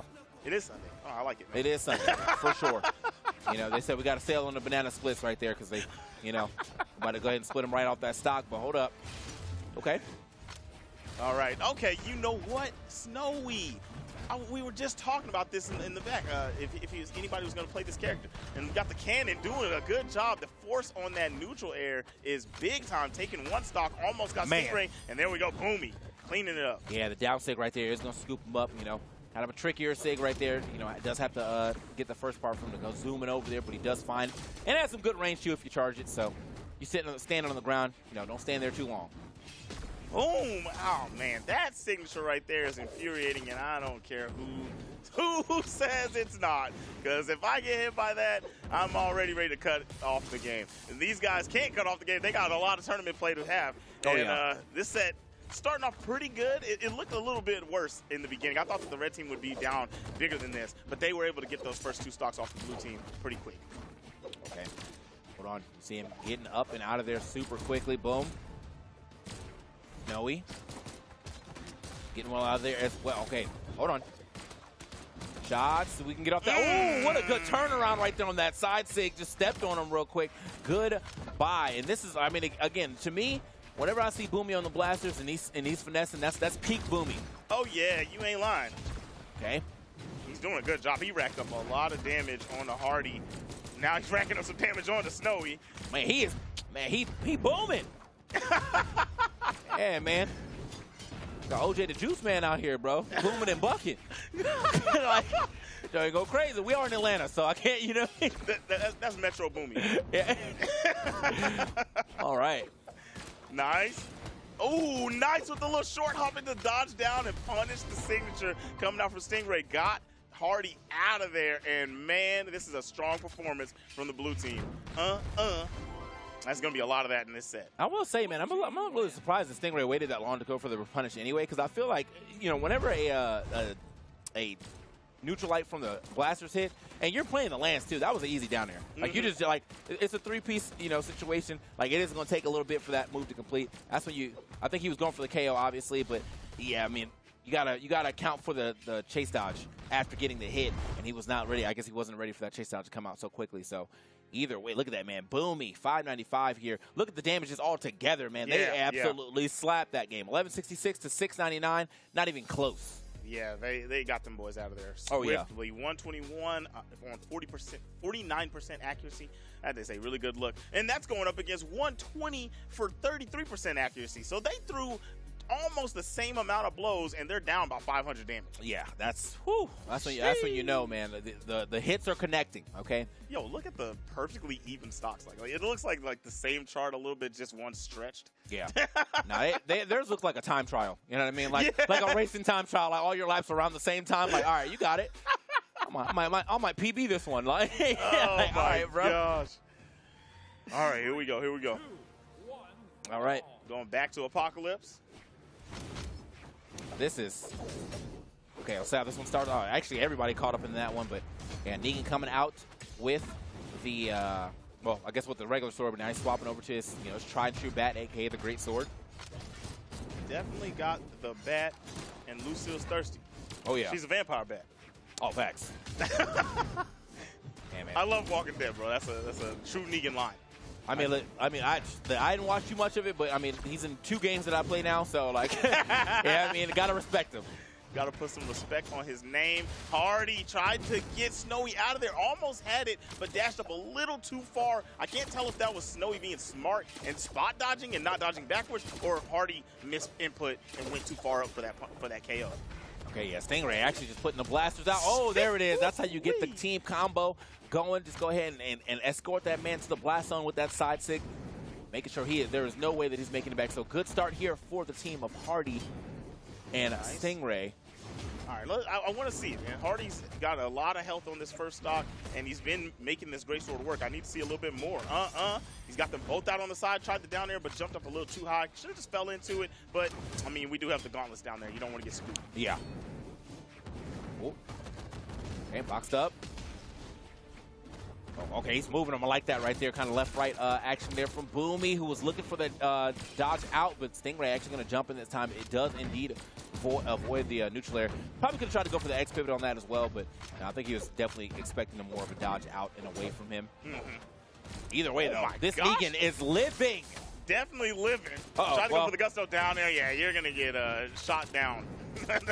That's the wrap. That's a wrap. Man, hey, that side stick is doing some work. It's really doing some work. Yeah, I mean, I questioned it the last time because he was a little late, but when it does hit, it hits pretty hard. And so he's got 2 different stocks now on the side. So honestly, might have been 3. I might have actually missed one, but yeah, I've seen 2 really good takes from that side stick so far. Boomy trying to do some work here on Hardy MJ, who just immediately hops back onto that stage, back to his teammate's safety. Ooh. Yeah, he had to get up out of there. Oh, no, not both of them at the same time. Nice help from Stingray. Almost got taken out down there for the Gauntlet party, and nobody wants to attend that. Oh, ooh. Okay. Well, finds him right there. Does get, oh, man, just a little off the mark right there. Instead of throwing it to the left, threw it to the right, probably expecting Hardy MJ to go a little past him, but not strong enough of a hit there from Boomy to make that happen. Throw to the left, throw to the right. That sounds like a song that would have came out when I was in high school. Oh, yeah. It probably is. It probably is, right? Nice recovery from Boomy, able to evade Hardy, because Hardy was on that. If he could have landed that down there, that was definitely the stock. Ooh, he could have got him, but Boomy with a clean dodge out of that greatsword string. Okay, oh. Wait a minute. All right, now it's just Snowy, and he is already hurt, so I mean, like, the comeback potential right here is, I mean, it is a legend with some pretty good defense, but it don't really matter when you're sitting in that deep of a red. Yeah. So, yeah, what a turnaround. What a turnaround indeed for the team of Hardy, MJ, and Stingray. That was a good round. That was a good round. Yeah. But yeah, Snowy wasn't clutching that. Snowy's health was more maroon than the OU jerseys. Oh, you know what I'm saying? Like, look at that, bro. You ain't coming back from that. Yeah, no, even if you hit the stage, I think he was gone on that one, so it really didn't matter. Here we are, right back to the same stage, though. No waste of time. Let's get right into it. No swaps of characters, no nothing. And okay, a big combo is about to start right there, but Stingray gets over there and slides over there with that spear in time. Definitely had to get over there and help because it was going to rack up pretty quickly, and it's still not allowing Hardy to do anything right now. Hardy's just been getting hit, hasn't really touched anybody. Reached out and touched again. Look at that, more damage racked up. Most damaged player on the field probably put out the least damage also. Okay. Man, Hardy is catching all the hands. Oh, yeah.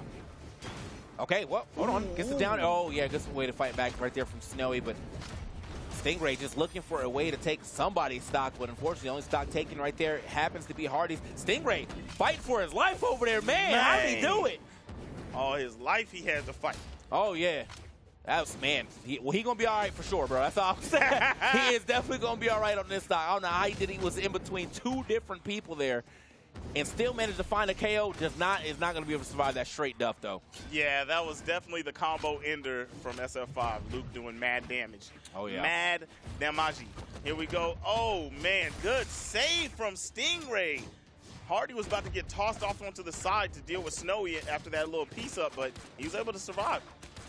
Oh, okay. Kind of cancel that combo, expecting an air dodge in. I think Boomy, it's kind of hard to catch a Boomy air dodge.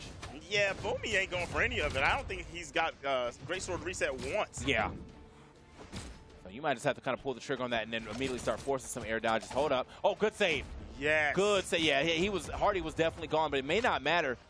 Got them both off the stage. Good save right there from Hardy again. I mean, from Stingray this time on to Hardy, but Stingray, I mean, he really is moving right now. Stingray, you know what? Negan's in Tekken, but Stingray's the one Korean backdash. I'll tell you that. For sure. No! Yeah, the idea was there, though. It looked like the opponent was under him, so he's like, maybe I can get the stomp real quick, get a little cheeky stock, and get back to the stage. But fortunately, that ground pound had no one home, and he's just going to lose that stock from that rapid acceleration. So. Nice. Okay, Snowy's hurt really bad. Okay, I was going to say, they need to get that stock out of there, but Boomy was doing a great job of covering. Look at him doing a great job all alone. He's supposed to be the one getting jumped out. Oh, okay. They all wanted a piece right there. That was 2 SIGs, and somehow, again, Stingray, you know, elusive with it. Man. That lance, Orion's lance is kind of like the penguin, right, from Batman. Penguin busts out the cane, turns it around, and now it's a yopper. Oh, yeah. Nah, pretty much. Pretty much. Hardy tried to switch sides and could not make it. Yeah, and he probably didn't signal Stingray at all, because I think Stingray was kind of in position where maybe I can get down there and hit you with a recovery, but instead, you know, fights on stage. Now, this is definitely pop for if I wanted someone never mind. Yeah. All right, I was gonna say if I wanted someone right now to do this 2v1, it would be a Stingray with the way that he's moving. But yeah, that actually ended so abrupt. Yeah, it looks like they're trying to get into the next game really, really fast. But I definitely want to see some of those stats. I guess they ain't gonna have none of that. Yeah, no, we're in it. We are in it. These are some fighters right now. All right, okay, we can see a little bit. All right, so I just wanted to see Stingray's damage. Yeah, 625. I like it. Took 552, able to hold it down for the team. All right, good stuff. We'll take that. Quick stat show. Back into the scrappage. Boomy and Sandstorm 2-1 against Stingray versus Hardy MJ. All right, the Great Sword was looking really, really good in the previous game, but not the last one. The last one was the one where Hardy could not get started at all. Yeah. All right. So, I mean, like, just with how this has been developing, man, what a great game just in general. Hold on. Man. Yeah, he's hitting those hits for sure right now. Douche. That cannon really going to work. Okay. He fell off the side, so he couldn't get the finisher. I think he would have been able to at least clip Snowy. I don't think he would have hit Boomy. Okay. Snowy. Okay, that's gonna be an easy team combo right there. Yeah, I was like, no one to stop that. I mean, that's a left-right for sure, man. Easy pickups off both of their neutral lights, and then just like that, the neutral stick is gonna hit as well. On. Oh, nice. The coverage of the ground pound on the spear is so good. It's like one of the few ground pounds that aren't going to send you downwards, but where are you going to go when that thing's coming down? Yeah, it's very wide. It's very wide, and I mean, even if it doesn't send you down, it does send you out. So, and if you get, like, that's just as bad as an angle for most people in this game, so. Oh! Yo! Worth? I'm going to say it's worth. Yeah, it was worth. It was the first stock. Yeah, it's the first stock, and he was pretty hurt, so. He definitely pulled up on Snowy and said, "I'm sorry, little one." Yeah. All right. Ooh, Hardy went for it all and gonna lose the stock alongside Boomy. I guess you put Boomy onto the final stock. There's some very interesting trades that become worth depending on the rest of the game right now. But Facts. Hardy is indeed making that work for him. A lot of damage here onto Snowy, trying to get that stock off. Snowy with the reverse down air like that, pushing him back on the stage. Snowy definitely scrapping right now. Oh, good. This is what I'm talking about. The weapon has large hitboxes. He still got picked up anyway, and boom, shot out of there. Uh-oh. Yeah, so Boomy's going to have to watch out. Okay, managed to fade back away from that. Ooh, Hardy, get out of there. Ooh, he was down there in the gauntlet party. He almost got ground pounded. Two of them. I can't believe he skated past that. Snowy trying to deal with Stingray on the side. Stingray, oh my gosh, narrowly escapes death. Indeed. Okay, hold up.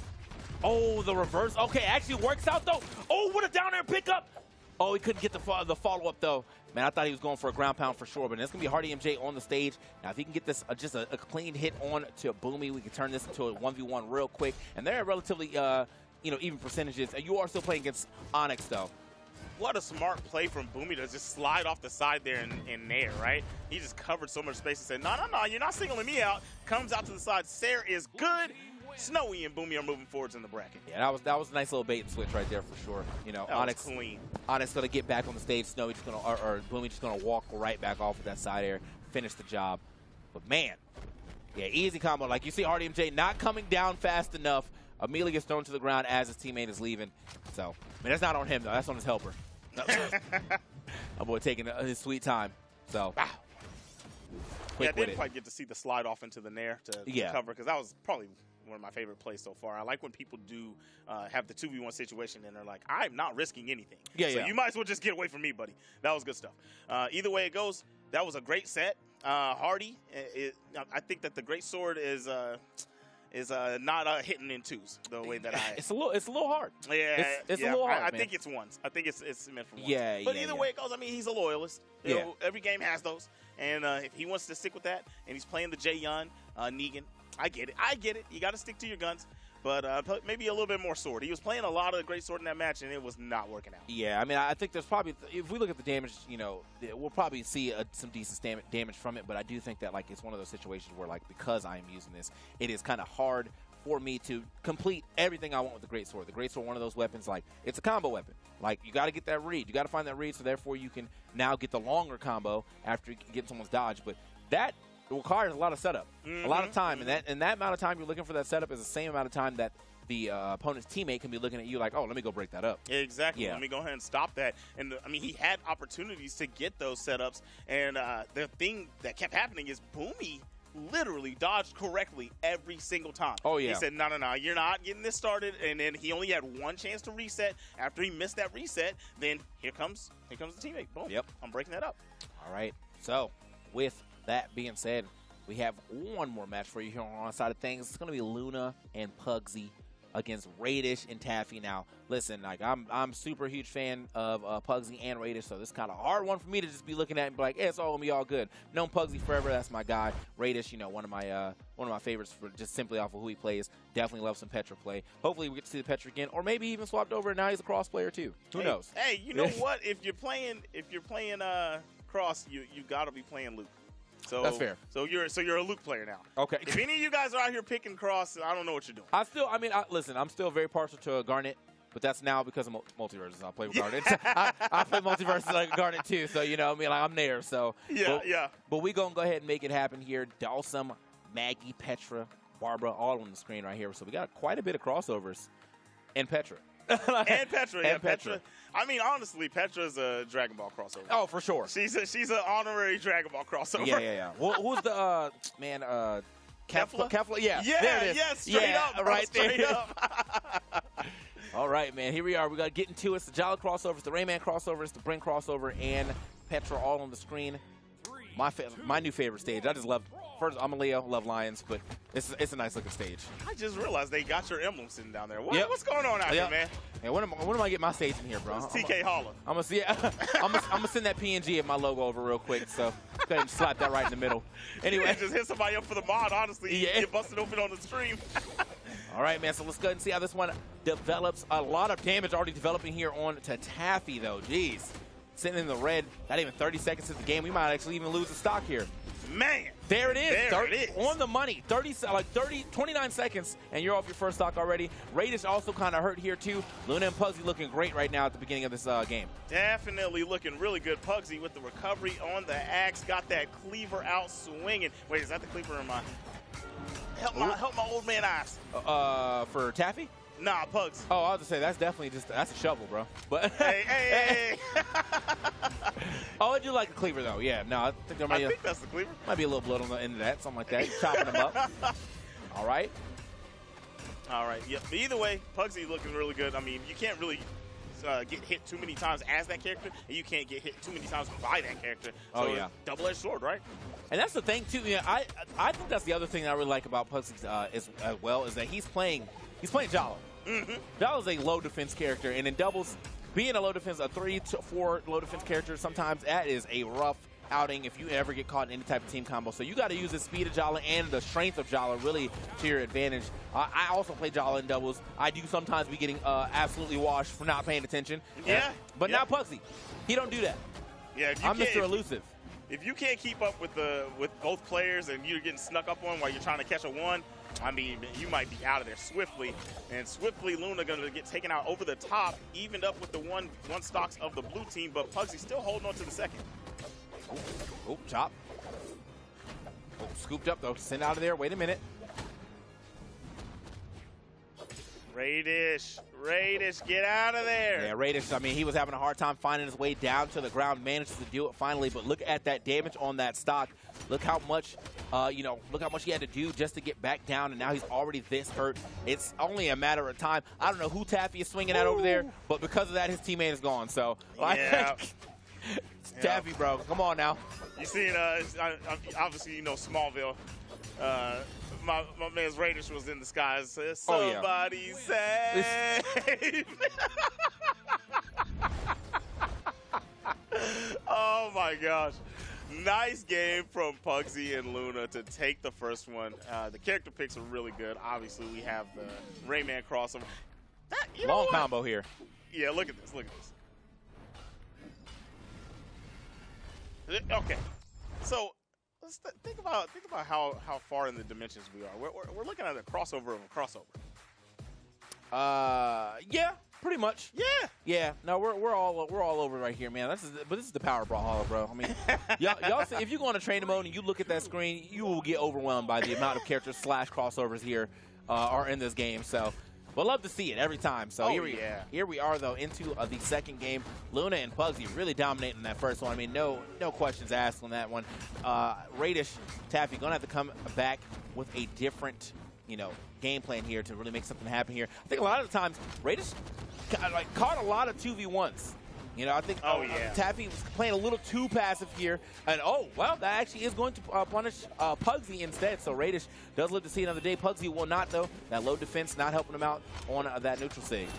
So good stuff from both teams. You got, the blue team's holding on strong. You got Radish that's kind of hurt, but look at that, trying to get Luna out of there. Still haven't been able to find a KO blow. KO blow landed by Pugsy.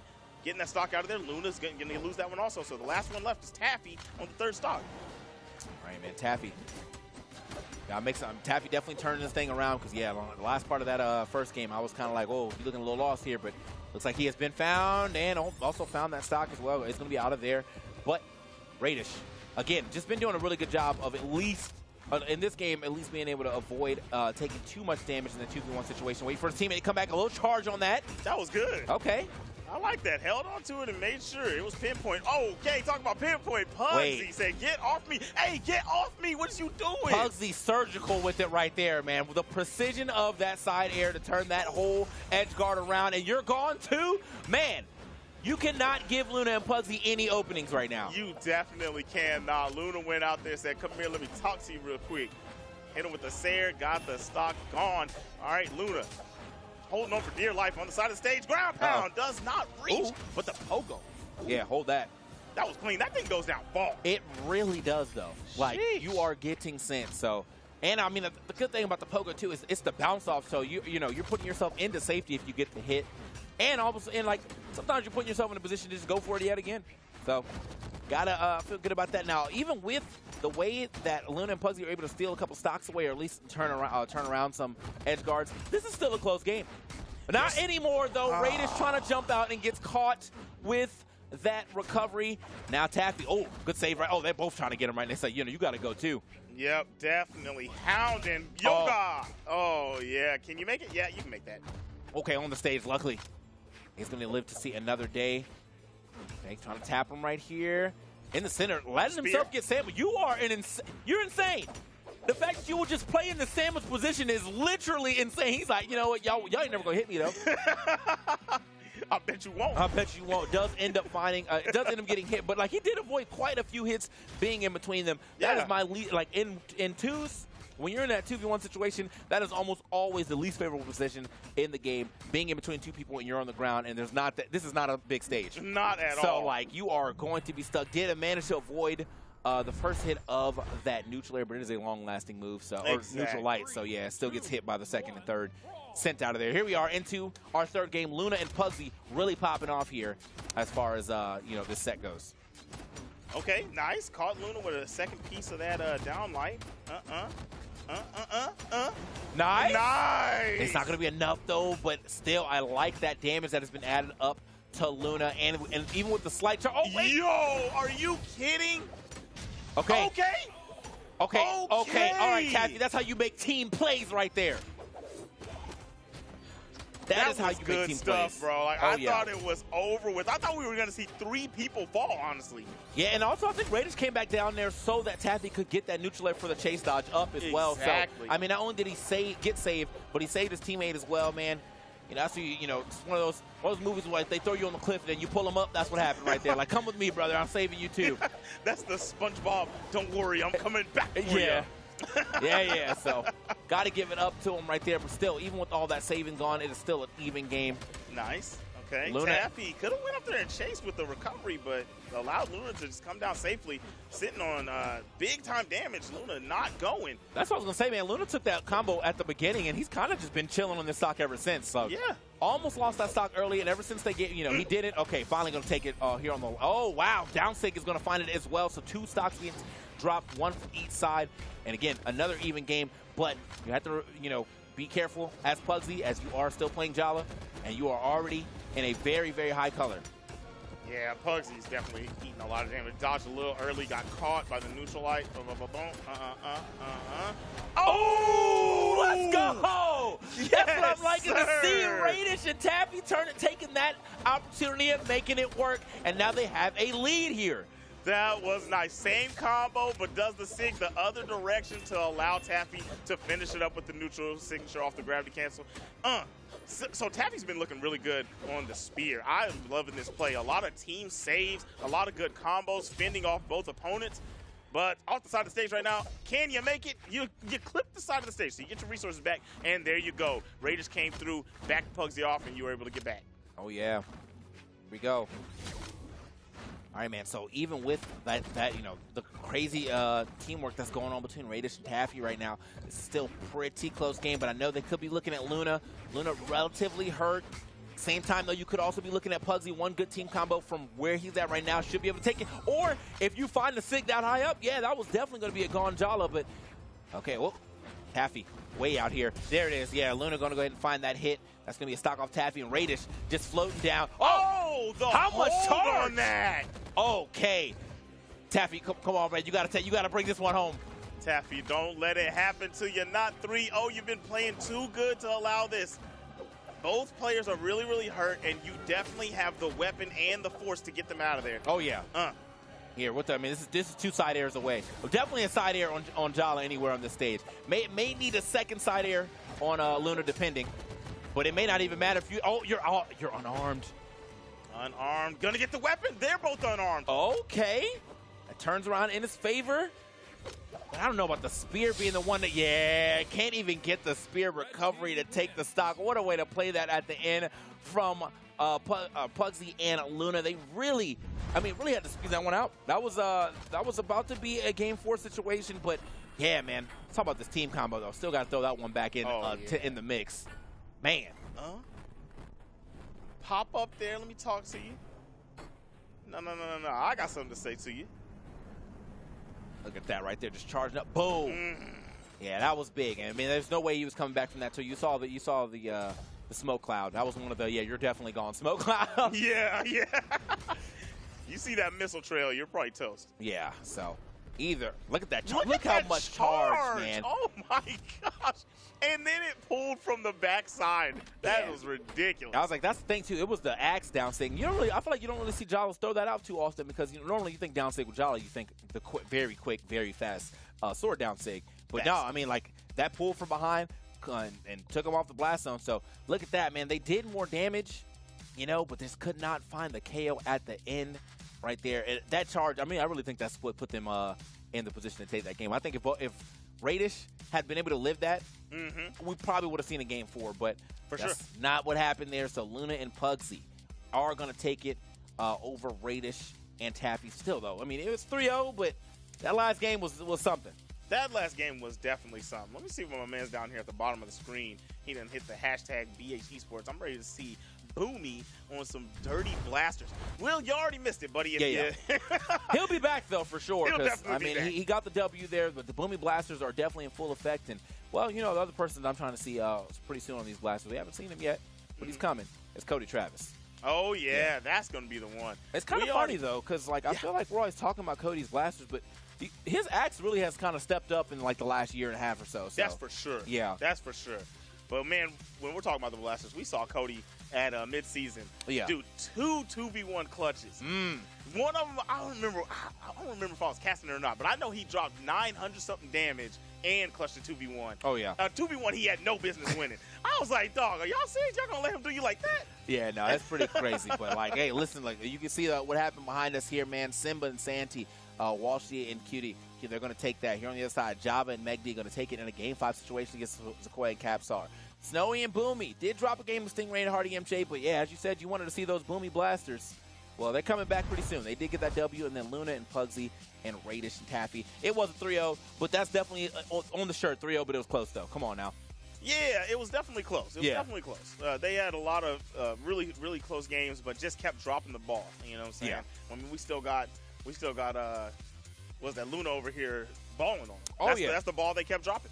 Yeah, man. So, I mean, let's great skin. I mean, yeah, I mean, I like that right there. You know, the action is clean. But, hey, you know what I'm saying? We had a baller time here on the desk, but we are going to have even more baller action after this. Make sure you continue to tweet at Brawlhalla, at BH Esports, and also, you know what I'm saying, follow us as well, TK Breezy. Zip Master Flex. You know, real easy. You know, we're actually really good at the branding, so, like, you can find us there on everything like that. But with that being said, man, we'll have more of the Summer Championship NA doubles coming for you right after this break. Don't go anywhere. We'll be right back.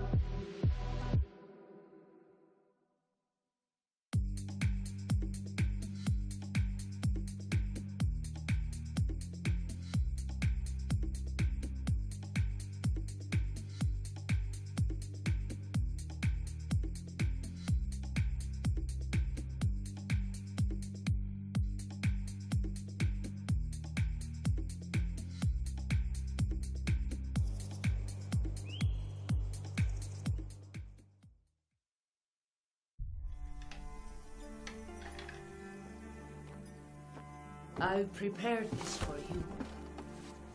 Drink. Open your mind. It will give you strength in Valhalla.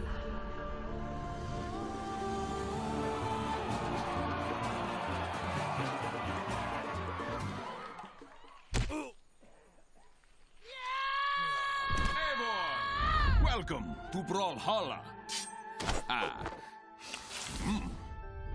You're going to love this. A blade for every occasion. Fear not the darkness. I take no pleasure in this.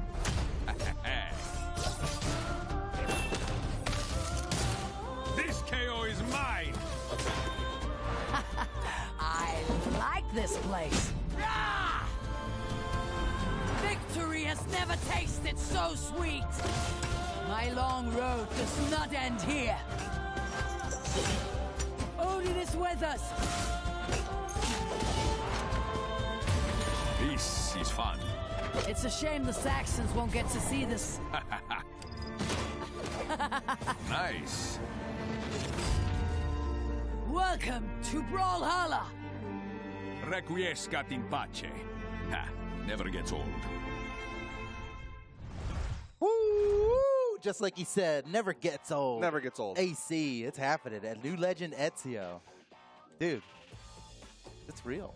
Yeah, it's super exciting. New legend, new stuff coming in. Always great. Anyway, we're here with the North American Summer Championship, currently ongoing. We've got 2 matches, right? 2 matches left for the qualifiers into top 8. And then we're going to get right into the top 8 action. I'm excited. Who's going to make it into top 8? What are our upcoming matches? Well, we've got them right here Fancy for you. graphics. First up, Cody Travis and Phazon versus Walshy and Cutie. Dude, does Walshy and Cutie have a chance here? I mean, it's definitely it's it's Cody going to and be a Phazon. tough They're, one. They're legendary. You can look at the PRs and kind of get a good feel for the sheer difference in like relative skill, but still, Walshy and Cutie definitely some strong players. We've seen Walshy and top Cutie's 8 before. popping off. Yeah. So this, could be huge. Anime fan 1266 and Anonymous Alex. Are they actually going double Taros? I could see it. I mean, Anonymous Alex is one of the greatest Taroses alive. Versus Java and Meg D. Again, this is like a powerhouse team against the underdogs. And underdogs get a buff. Everybody knows that. Everybody get an Everyone audience loves seeing buff. an underdog story, you know. It's true. It's true. And then, oh my gosh, Snowy and Boomy versus Looney and Pugsy in top 8 is going to be just It's going to be a great one. absolutely insane. And we'll figure out who's going to be in this match here at the bottom from these first 2 matches. So let's get into it. We've got Walshy and Cutie in a lobby with Phazon and Cody Travis. Phazon and Cody Travis are locking in with Cross and Wushang. All right, all right. I mean, that's classic. Phazon is the Wushang. In my mind, he'll never not be. He is the greatest Wushang of all time. He pioneered it. You're ignoring the fact that it's Cody Travis, not on the Barassa, not on the Reno, but he's over to the Cross this time. It's wild. It's wild, but I get it because Cross is kind of like he's the hotness right now. He is the new hotness. He's insane. Everybody's loving it. Everybody saw that nasty neutral sig KO that Godly pulled off last time, the double KO that he pulled off yesterday in the tournament. So we're about to see it right now. Walshy and Cutie versus Phazon and Cody Travis. This is going to be an interesting one. Honestly, I'm pulling for Walshy and Cutie. I think they got what it takes. But they're going up against some seriously legendary players right now. Here we go. It's definitely be a challenge for them. The battle to get into top 8 on the winner's side. Ooh, downlight. Nice little interrupt coming out there. You saw Phazon was trying to set up. You know, we all know there's some true combos you can do off of a spear downlight, but they made sure none of them came out. That is like a requirement in 2v2 is interrupt. If there's a downlight happening on your teammate, you've got to stop it. There's enough time. If you do the right thing, you can stop it. Nice follow-up from Phazon, and there's the knockout already. Oh, the perfect combo. Oh, that's awesome. A double knockout already for Cody Travis. What a play. Man, these guys, they're going so strong already. Look at their health. They've barely been touched. Yeah, that was an amazing play. Hit the side sig, gave him so much room to turn around and get that set up. Red team is stuck inside this sandwich. This is such a dangerous spot to be in. Oh. Okay, Phazon with the edge guard. You know, the other day I was watching Phazon on his stream fighting against 7 platinum players. He was doing 1 pro versus 7 plats. That was his weight training for this tournament right here. You can see it paying off. He's like, there's only 2 guys. I think he was doing it like crew battle style, right? Like it was one after another. Yeah, and that may invalidate my point, Duke, but that wasn't my goal. I think it rings true still. Yeah, it was crew battle. There's no healing between any of it, so it's that survivability right now. Cutie not having any survivability as they are down to their final stock here in game number 1. Cody Travis still has all 3s chilling. Our legendary duo, Phazon and Cody Travis, are still super strong, man. Not much has changed there in that department. But Walshy and Cutie, we can't count them out. Okay, this match not going so great for him, but it's a best of 5. Yep. Definitely and time also, to we still adapt. Can't even count him out of this one. Look, Walshy still rocking this stock. Cutie holding on on final stock, but holding on. Light yellow, very light yellow. I know looking it for the feels knockout on awkward, Phazon. but like if you look at the numbers, it's a 1 stock difference. All they need to do is get this stock off Phazon. No, he touched. Okay. Okay, he touched, but with a pixel remaining, he touched, but still gets blasted by a ground pound. Now Phazon's down to his final stock. Unfortunately, Cutie has taken some damage now, and I'm watching this doll sim right now. It's all gonna. Oh no! Oh, Nice, Walshy the interrupts saving again. the day, but it doesn't matter. Cody Travis catches him anyway. It's all left to Walshy in the 1v2. Phazon is got on the 2 final stocks, stock, but and he's going to lose that stock there. Yeah, he's gonna need it. Okay, all right, Walshy, what you got? 3 stocks of some of the best players? No problem. This could be his win the team moment. combo. This could be his moment. Could you imagine? Definitely would be a big moment if he manages to pull out the W here in this 1v2. Oh, we'll talk about it forever. It would be he'd be so legendary if he managed to defeat Cody Travis and Phazon right now. Although I gotta say, of all man. the 2 people okay. to fight, like Cody and Phazon are some of the best at being the 2 in a 2v1. And Walshy, he's done with that. GG. Go next. And they all readied up immediately. They're locking in with the same legends and we're banning maps already. Man, Cody Travis and Phazon strong the whole way through. Yeah, that was a nice little a casual jaunt. They weren't really sweating on their walk. It's not like too slow of a walk. They're just like, all right, this is an easy pace for them, and they took in one pretty convincing. They're probably having a good time in voice chat right now, just laughing it up. Oh, we're doing so great, but they don't know that Walshy and Cutie are powering up right now as we speak. I mean, Walshy's got the title. He was a BCX finalist for 2021, Yeah. so he's definitely not someone to be slept on. Coming in PR number 14.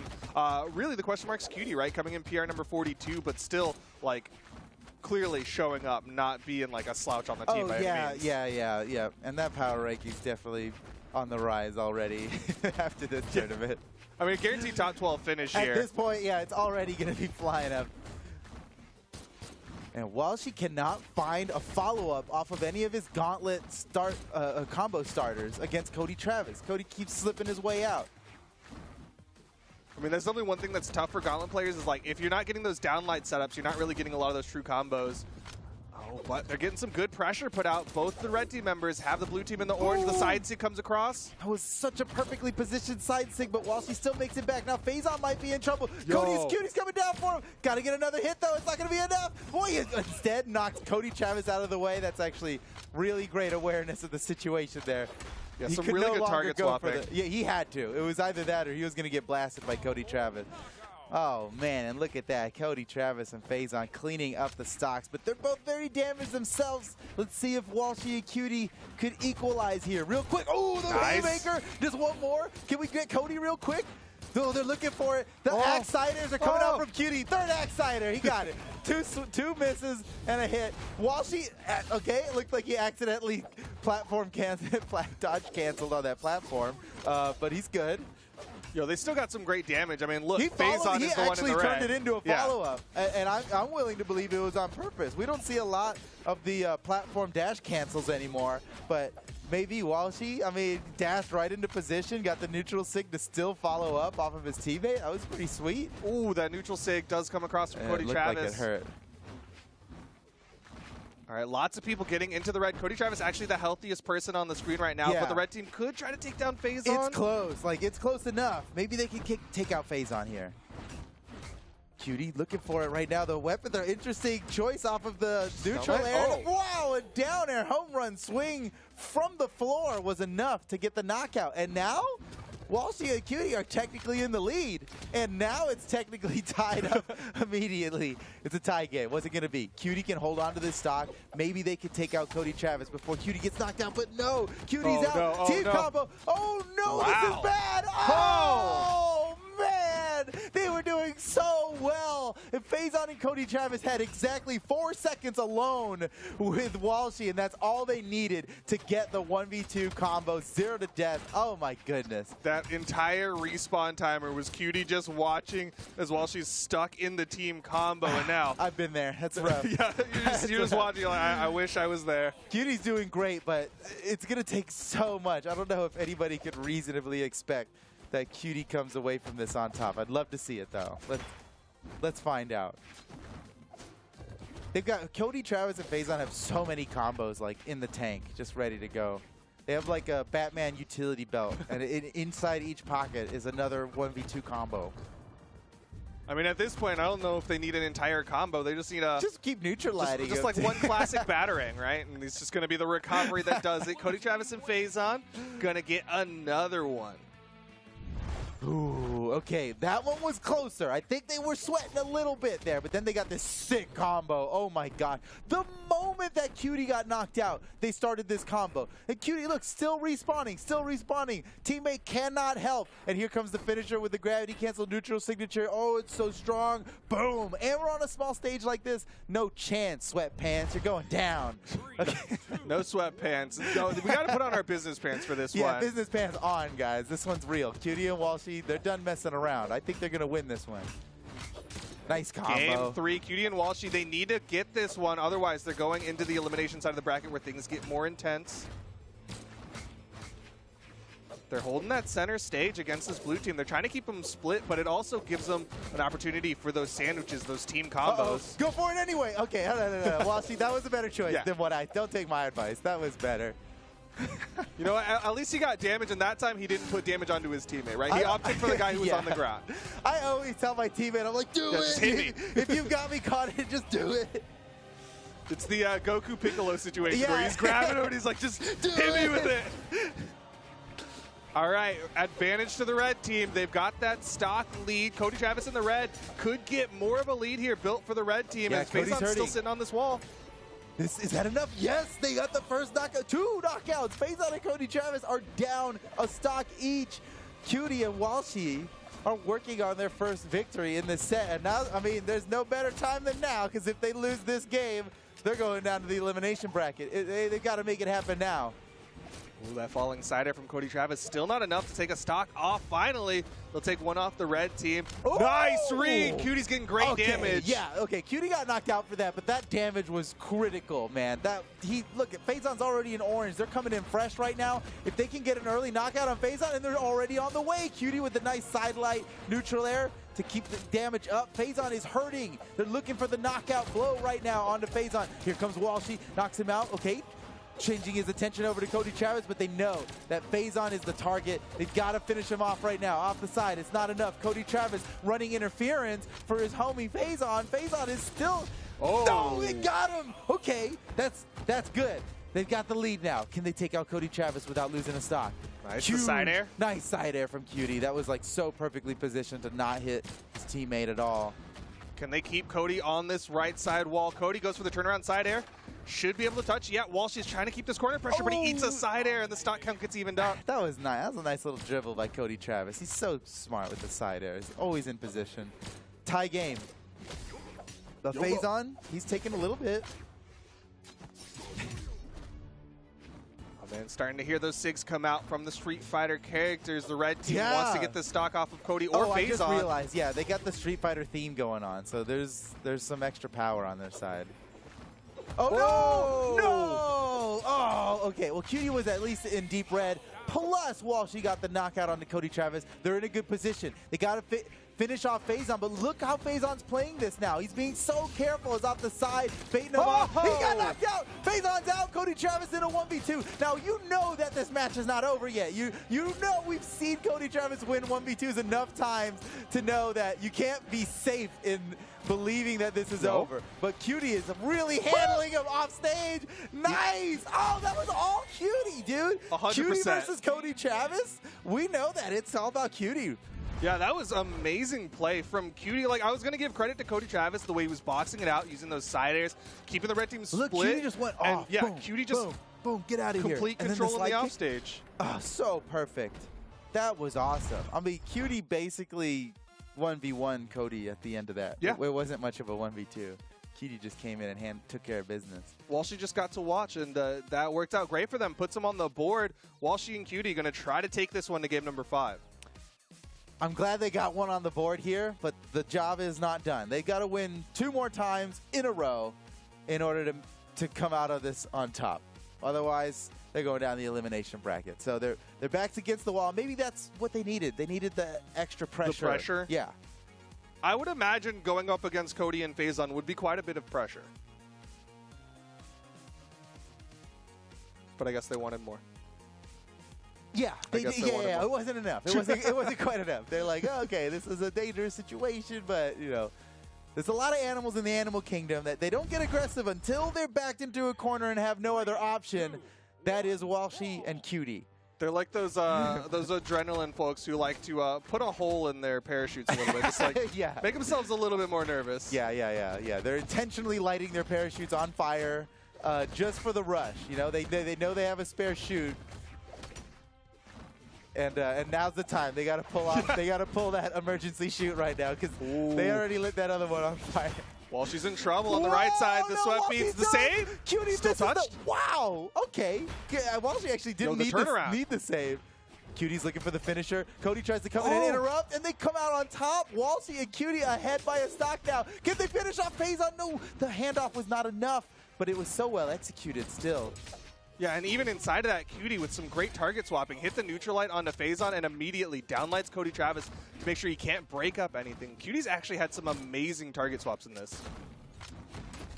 Walshy and Cutie are ahead by a significant margin, and they continue pushing their lead. This is so impressive. Cutie off the side against Cody The Travis. edge guard again. Walshy! Unbelievable. Cutie once again just dominating the offstage battle against Cody Travis, and then it was Walshy who came in at the last second like, I know you need my help right now, bro, and finishes him off with the ground pound. Now, meanwhile, Walshy and Cutie finally lost their first stocks, but look, they got Cody on his final stock, and they're damaging him heavily right now. This is looking great for Walshy and Cutie. Oh my gosh, another team. Wait. Oh, Walshy, be careful. Okay, no, he's good. He's good. It's all good. Nice interrupt from Cutie. That is a really great play. Perfect positioning, perfect option. Faison trying to live the handoff, and there you go. Cody Travis is done for this game. Cutie and Walshy. Walshy and Cutie are just dominating right now. They went 0-2 earlier on in this set, and now with this one, it's that's a nice combo. Okay, wait a second. He just gives it to him. Yeah, Faison knew. Faison knew. I get it. He's like, if you had done it right, I would have been done. It's fine. If you had performed the combo correctly, my stock would have been gone. So he gives it up to them, and we're going to game 5. Who would have expected this? Oh, that is cute. Man, Walshy was so close to finishing that off. Boom. Well, here we are, man. Game 5, just like that. Right? Yeah. Game 5. Just like that. Just like that. Oh, man. And all of a sudden, Cody Travis and Faison, they must be sweating right now. Actually, I know them. They're probably chill. But I think deep in their minds, they know, like, uh-oh, wait a second. Chat's going to clown on us if we lose this right now.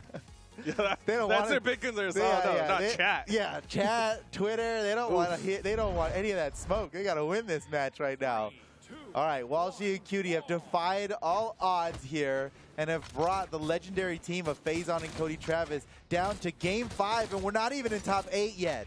This is major. If Walshy and Cutie win this, that is so huge in the world of Brawlhalla esports.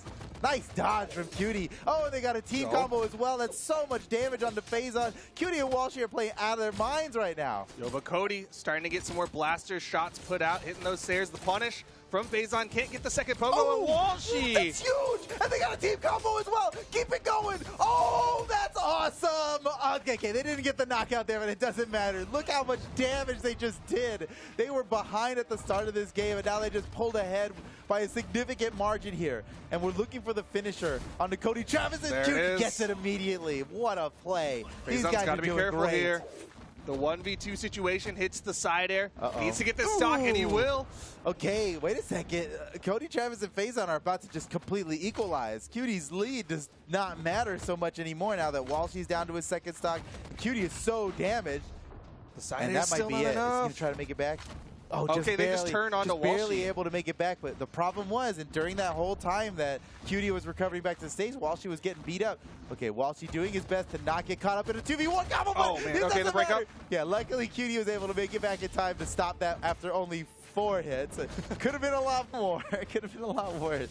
Oh, but nice the big side sig. And he got a knockout on Faison as well. That is awesome. Oh, man. Faison about to be out of this one. He's on to his final stock here. Walshy, the most damaged person on the red team. The side sig will even up the stock count. That was a big fist. Yeah. All right, the stocks are tied up. There's a slight damage advantage for Walshy and Cutie, but not that much. It's really going to come down to who gets these next couple of KOs. It's between Faison and Walshy. These next few moments are so important. There's no more second chances for either of these teams. the dares, they're getting the damage. Yeah, they're on it now. Walshy's if they hurting. could score the knockout on Walshy and just finish up Cutie in a 1v2. But the same thing could happen in the other direction. Phazon's getting extremely damaged. Cutie's looking for the knockout. Oh, no. And it's got to be Cutie. Cutie's got to take the lead right now, and you can see that's exactly what's happening. Okay, that was a pretty risky way to take the lead, but he's on the way. Oh, more six coming out. Walshy's making it happen. Nice punish onto Cody Travis as well after hitting Cutie. Phazon's Walshy unarmed. is playing this very optimally. 2 exclamation points. This is risky. It's either Walshy or Phazon. Who's going to go down first? Phazon's off the side. The team Cutie. combo. Oh, that's Cody's so out. good. They got Cody. Oh, my goodness. Cutie down to his final stock. Well, Walshy is very damaged. Almost got knocked out by that. Phazon could turn this into a winnable 1v1. Oh! That's it! Walshy and Cutie have defeated Phazon and Cody Travis. The upset. Unbelievable. The upset. Cody Travis and reverse Phazon 3-0. are knocked down. Woo, man, they did it. Look at this. Boom, boom, boom, boom, boom. And then bam, bam, bam. And then ka-chow. And then one more finish. And then, okay, then he doesn't get knocked out by that. But hold on, cut the clip. The Yeah. Respawn team combos coming out from the red team multiple times led to some amazing situations, just like this one, right? Like Phazon is forced to just Phazon's out try for to come just back. a second. Let's get the knockout while we can. Oh, that's so perfect. Oh, so clutch. They must have felt so good after landing that. Yeah, that was was huge. awesome. And then the big finish. Boom. Salt Hunt? For Cutie. My word. They deserve it, though. My Cutie word. and Walshy making a big upset, knocking Cody Travis and Phazon down into the elimination side of things. This is big. That's huge. That's like newsworthy. There's going to be articles. Cutie and Walshy knock Phazon and Cody Travis down to elimination bracket before top 8. Before is in caps lock in that headline, by the way. Sure. Before top 8. They've done it. That is amazing. The headlines. The headlines. The articles are writing themselves right now. So that's one more team put into the top side of top 8, but we've still got one more team to go. Okay. What is that one more team? Well, we've got Java and Meg D, and they're going to be going up against another team once they hop in the lobby. Yeah, it's Anonymous Alex. Yes. And Anime Fan. Anime Fan. Yep. Double A's. Just good Alliteration memory. That's good team. memory right there. That's good memory. Oh, man. All right, so we're waiting for everybody to join up in the lobby right now, and I guess we've just got a little bit of time to kill. I'm going to play with this sand a little bit. Oh, we got a little rake. This is very What can be very calming, this? soothing, Yeah, it's very oddly calming. satisfying. Oddly satisfying. This Yeah. could go right onto the oddly satisfying subreddit, I think. This is okay, this is good. Let me play with the shovel here a little bit. Oh, is this a bucket? Hold on, we can hold on. Are you gonna fill the bucket? I want to fill the bucket. Yeah, let me just I'm trying to make a sandcastle here. Yeah, that's good. That's good. Oh, this is gonna take so much. Yeah, sand. the shovel does not get a lot of. This is hold on. I'm a quarter of the way full here. I will warn you, there's not enough moisture in the sand that when you flip it, it's not gonna like hold its shape. I wish you didn't tell me that. I'm gonna choose to. Okay, yeah, believe. go for it. I'm gonna choose to ignore what you That's just fine. said. I do that all the time. Okay, they're still No, not you're in the good, lobby yeah. yet, so I'm good. I got the I'm time watching here. the light. All right. This is almost full. I'm about to make a 6 sandcastle. Yeah. Yep. Okay. All right. It's ready now. It's ready, dude. Okay. Let me just let me pack it in real good. Okay. Okay. Yep. All right. All right. Ready, guys? Here we go. Here we go. Wait. Hold on. No. It's gonna be fine. Ah, man. I warned you. That's no. Don't replay this. No, dude. Oh, I can hear. No. Asking for the slow-mos and everything. No. This is okay. I should have known it was bad you can already. see it happen. When it starts. Like, eh. The slow-mo really makes it obvious as to where I went wrong. And then I thought it was gonna be. Oh, wow. What? Oh. All right, we just put the sand back in the bucket. Whoa! That was a crazy rewind. All right. Somewhere All out right, there, I'm a little past disappointed. Sparky is very happy about I'm a little sand disappointed bucket. about how but, that all played right, out. they're in the lobby, though. We've got Anonymous Alex, formerly Anonymous Alex. I think it's just Anonymous now. And then Anime Fan with the double axe comp. We've got the Dawson. We've got the Taros on the other side. We've got Java, of course, on the Bodvar, and Meg D on the Val. Is he not Anonymous Alex anymore? No, Just I think he dropped Anonymous? the Alex. That's not cool. I think he needs Alex. Because, like, Anonymous? Like, we can't just have a guy named Anonymous. That means anybody, right? Except, All right, I I'm guess in calling this him case it means I'm calling him. him Anonymous Alex forever. So here we go. I mean, his tag looks the same in this one way or the other. Here we go. Meg D and Java.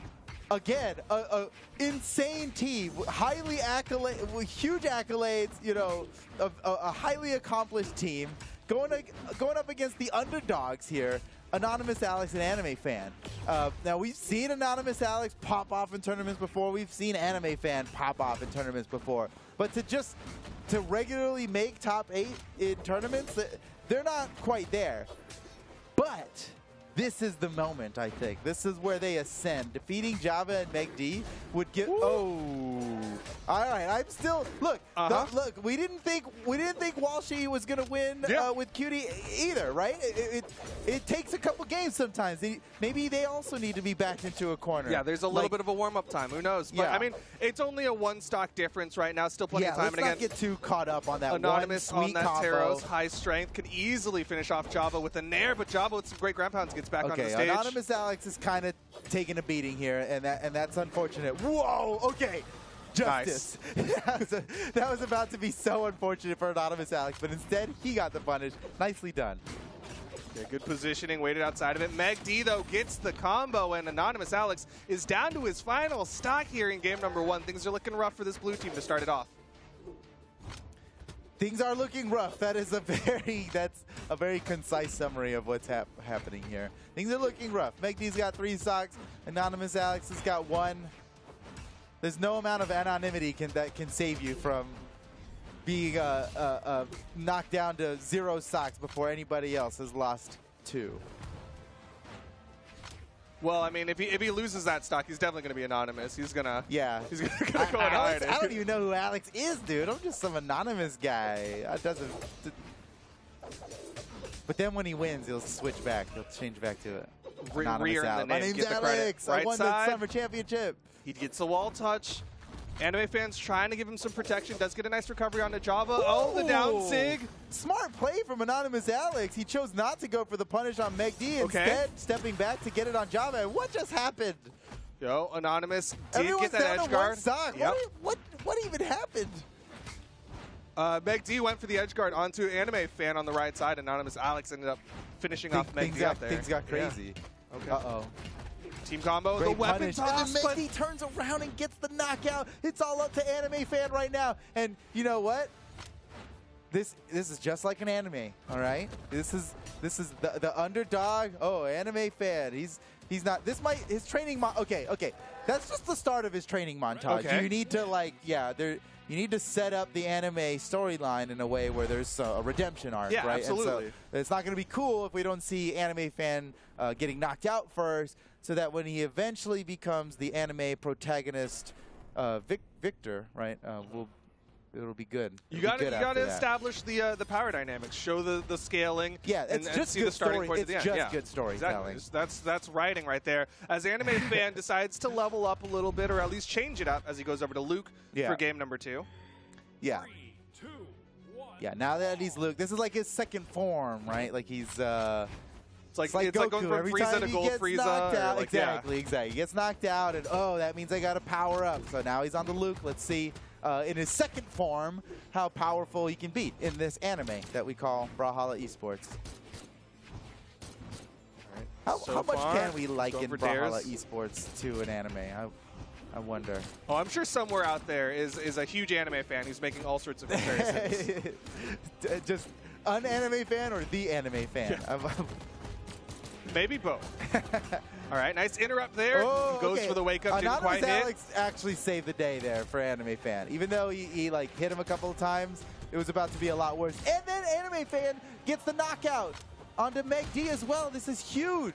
Yeah, that was a great recovery, and then again rotate over, get some hits on the Java. Got that side light side air. He's getting the side air combo off of himself. Oh, Java avoiding these recoveries. Yeah, they are hunting down Java, and there it is, the axe side air puts Anonymous Alex and Anime Fan ahead by 2 stocks. Now they're both extremely damaged, and the name of the game now is build up damage on their opponents before they get knocked out, because the knockout's on the way.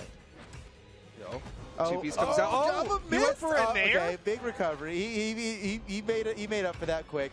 And Okay. Then, oh, he got him with That the was Russian so Mafia. unnecessary. They got him with the. It could have just been a stomp side there. I'm pretty sure, but he caught him with the. He's playing for stream right now.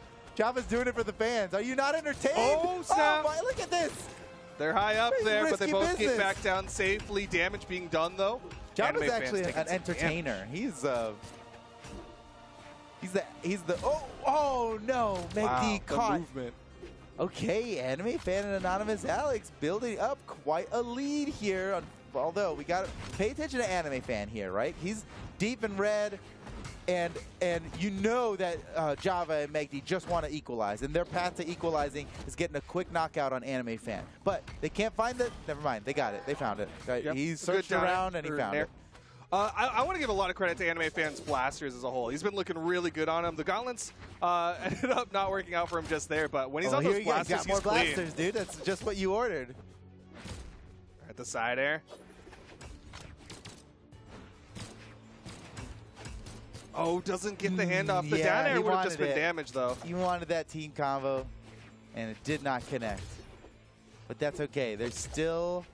Well, actually, this is a very close match. Uh-oh. Java and Megdi just pulled ahead. But there's still a path to victory here for Anime Fan and Anonymous Alex, and that is by way of knocking out Megdi.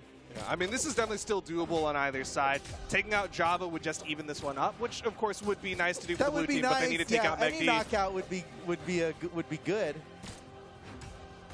All right, there's Java. Opportunity here. This is Megdi's in this huge! weapon. Oh, Did the man. weapon toss mess that up a little bit? I don't know. I don't know, but you'd think with the downlight, I mean, there are true combo options off the downlight. It just wasn't. It wasn't meant to be. Still got it, though. It wasn't meant to be. All right. This is winnable for Java. Anime Fan and Anonymous Alex, they know they got to take this seriously. Oh, he's going so high up there. Uh-oh. No, he's fine. He's He going to be burned fine. a lot of movement. Okay, he'll get back up safely. Nice neutral light. Nice. Gets a That's a good follow-up, little too. alley-oop there. Yeah, just any bit of extra damage is good damage. Whoa. I'm worried about friendly fire. These guys are so close to each other. There's a friendly fire clash. And Anonymous Alex finishes it off, tying up the set 1-1. They are in this match. Now, I know everybody in the chat was counting them out, and I was like, no way, these guys have got it. They got it for sure. You know, you chat, you don't know what you're talking about.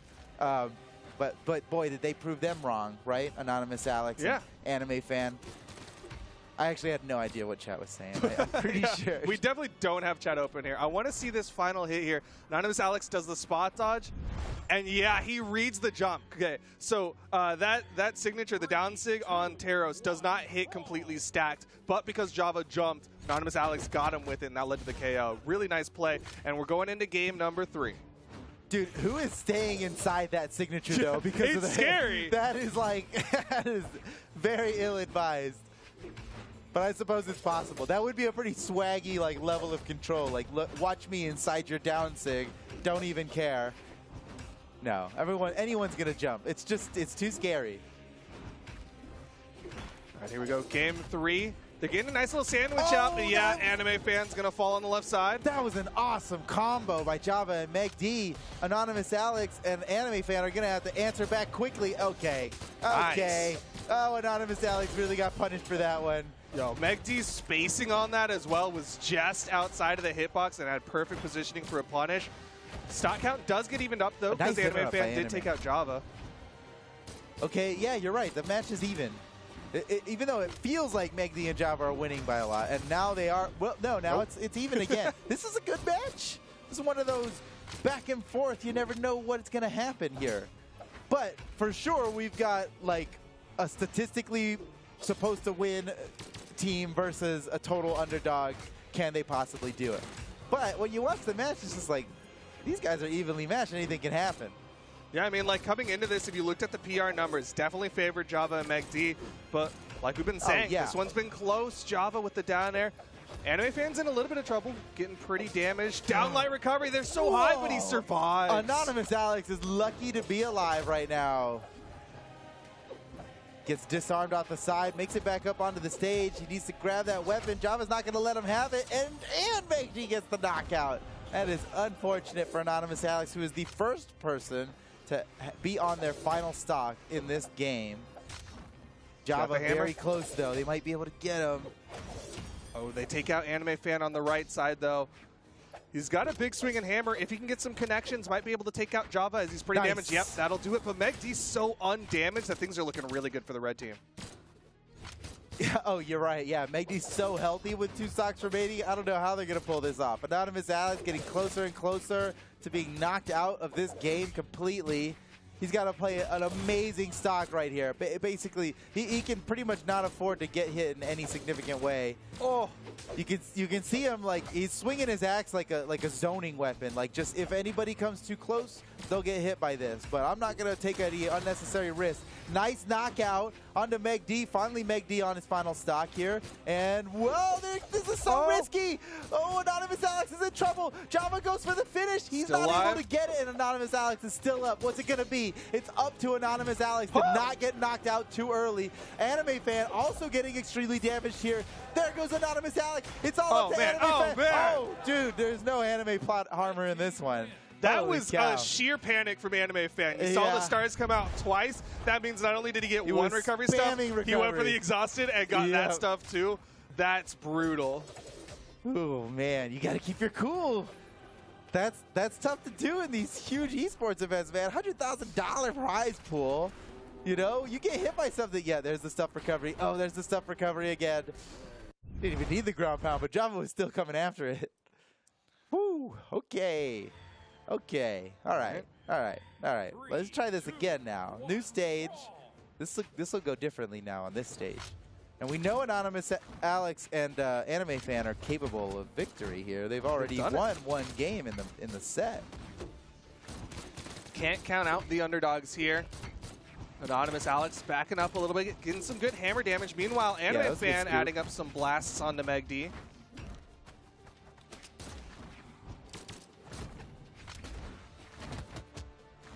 Okay, huge neutral air from Java, catching everybody.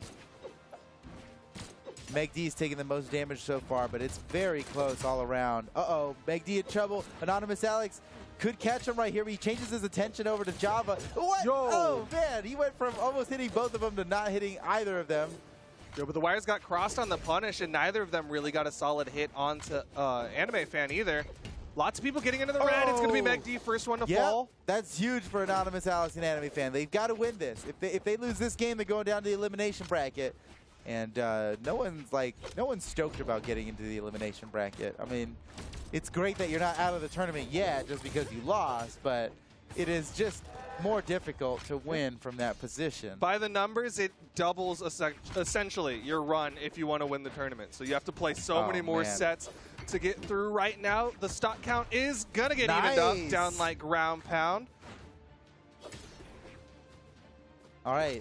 Everything's pretty much evened up here. A little bit of a damage advantage for MakeD and Java, but it's negligible. We're watching Anime Fan, who is, I'm Anime Fan. He's now entering red health. He's getting hit way too much. Things are problematic for Anime Fan. They have not dealt very much damage as a team, and they just keep getting beat up. Oh, no.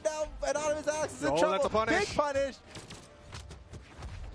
Oh, they're trying to get some unarmed combos going. They're still getting more and more hits. Anime Fan, deep red, one tap, and he's gone. He hasn't been knocked out yet. That might do it. Wow, he was hurt. So hurt that even across the stage on the opposite side, it was still enough to get the knockout. And then Java catches a scoop. This is looking like a victory for MakeD and Java here, but let's see if Anime Fan and Anonymous Alex can bring it back. These are potentially their final stocks of the winner's bracket. They've got to show up right now. There's no other choice. Win it. Yeah, they got to get through these stocks first. They do have both red team members in the red. The Sider's not going to quite do it. Anime Fan trying to decide, does he want to go for Java? Does he go for the team combo onto MakeD? But he's the one getting caught up. There's the recovery. Getting closer. Okay, yeah, good so far. Anonymous Alex, he's starting to get damaged really can't afford to be taking any more damage here, but slapped off the side of Anonymous Alex on the way back to the stage. And on his way back, Anime Fans getting beat up by Java and Meg D. Again, Anonymous Alex smacked up. He is so close to getting knocked out, and Meg D still has 2 stock. This is looking more and more hopeless here for Anonymous Alex and Anime Team Fans. combo? Oh, man, they really needed that. It was so good. It was so good. That could have been the thing to bring them back into this one.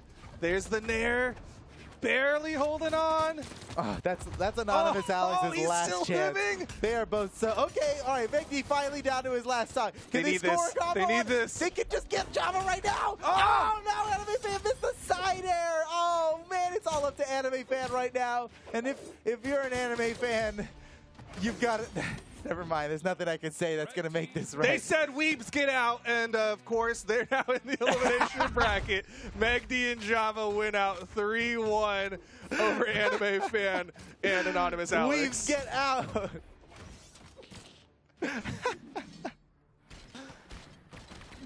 The combos, geez. dude. Blue team was so close so many times to getting a team combo that would have just propelled them towards victory, and just like the slight misspacings in a couple situations were just a little rough for them, I think. Dude, it's hard. It's just like It is. actually hard to land these combos. We watch these pros all the time, and we're like, oh, here it comes. They got him now, you know. But in reality, I mean, every time I try to like get into a training with a teammate for 2v1 combos, we'll miss the practice combo like 30 times and get it once and be like, yeah, we got it once, dude.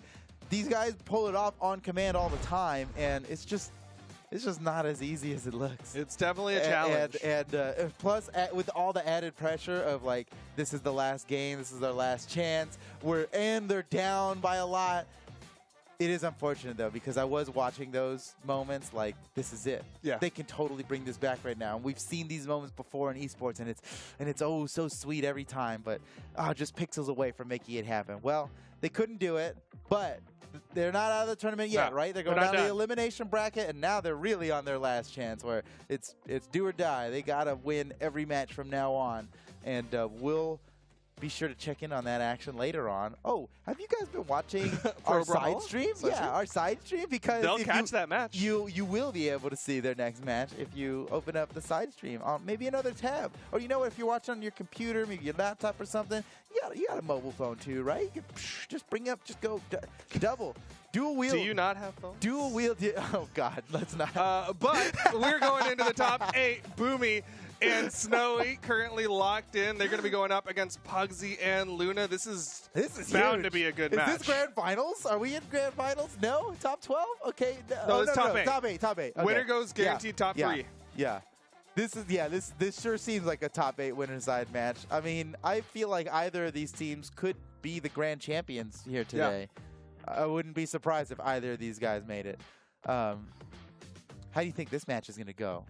I mean, I think most people know at this point that I have an obscene bias towards Luna and Pugsy, but at the same time, Boomy and Snowy, they're looking good. We talked about this in the pre-show. Like, the meta really favors what they're doing right now with this, like, double gauntlets, with the way that they've been playing. Boomy, of course, has been amazing at the cross for a very long time, so I think things look really good for Boomy and Snowy, but I just have an inherent bias towards Pugsy and Luna. Yeah, I mean, Boomy and Snowy just seem like one of those dream team comps. Like, they've both been the best player in North America before. You know, they've both been on top of the 2v2 meta before, especially Boomy, who seems like he can win with almost any teammate he's got. You give Boomy a teammate like Snowy, who's like so incredibly dominant. It just seems like such a dream team. They should be able to win anything, but it turns out that there's a lot of really, really good teams in North America, and Pugsy and Luna are definitely one of them. We got Luna here, who is the most recent LAN champion, and another one. Dude, he's perfect with those gauntlet ground pounds, man. He's got it. Yo, Boomy gonna wait on the left side. Yeah. Okay. No amount of yoga is gonna help you land that. He's really stretchy, though. That was fully charged. Boomy does get back up safely. Honestly, I feel like part of the charge was just like stay out there. Woo, it's just Luna. locking him down, but oh my goodness, he had the that's combo. so good. Doesn't hit the ground pound. Snowy is able to get back up safely. Blast knuckle. He needs some Blast Knuckle right now. There's no. Yeah, a couple of knuckles. Ooh, Doesn't Boomy hit the almost nair. caught him with that nair. Yeah, that nair easily could have led to a knockout. Luna still with Team 3 combo. stocks. And they might actually catch Snowy out to his final stock before Luna even gets knocked out. Yo, the They unsig and did Snowy it! goes down. Luna still has 3 stocks. Snowy's got 1. Oh, man. All right, Luna finally goes down. This is a huge lead for Pugsy and Luna. This is a nice start. Oh my goodness, Boomy. You saw the stars come out, was a little bit worried for Pugsy for a moment there, but he got away from all that.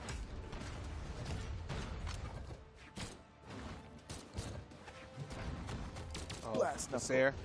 No Blast Knuckles just yet. I know you want it. It's good VO, man. It's just good VO. Oh, Boomy gets launched. Pugsy. Oh, he went for it, dude. Boomy saw that coming, and now Pugsy's in trouble. Oh, Luna! He's going to capitalize and get the KO. Pugsy survives the threat, the side sig. Dude, these guys are insane. Oh, the ground pound, though, from Boomy.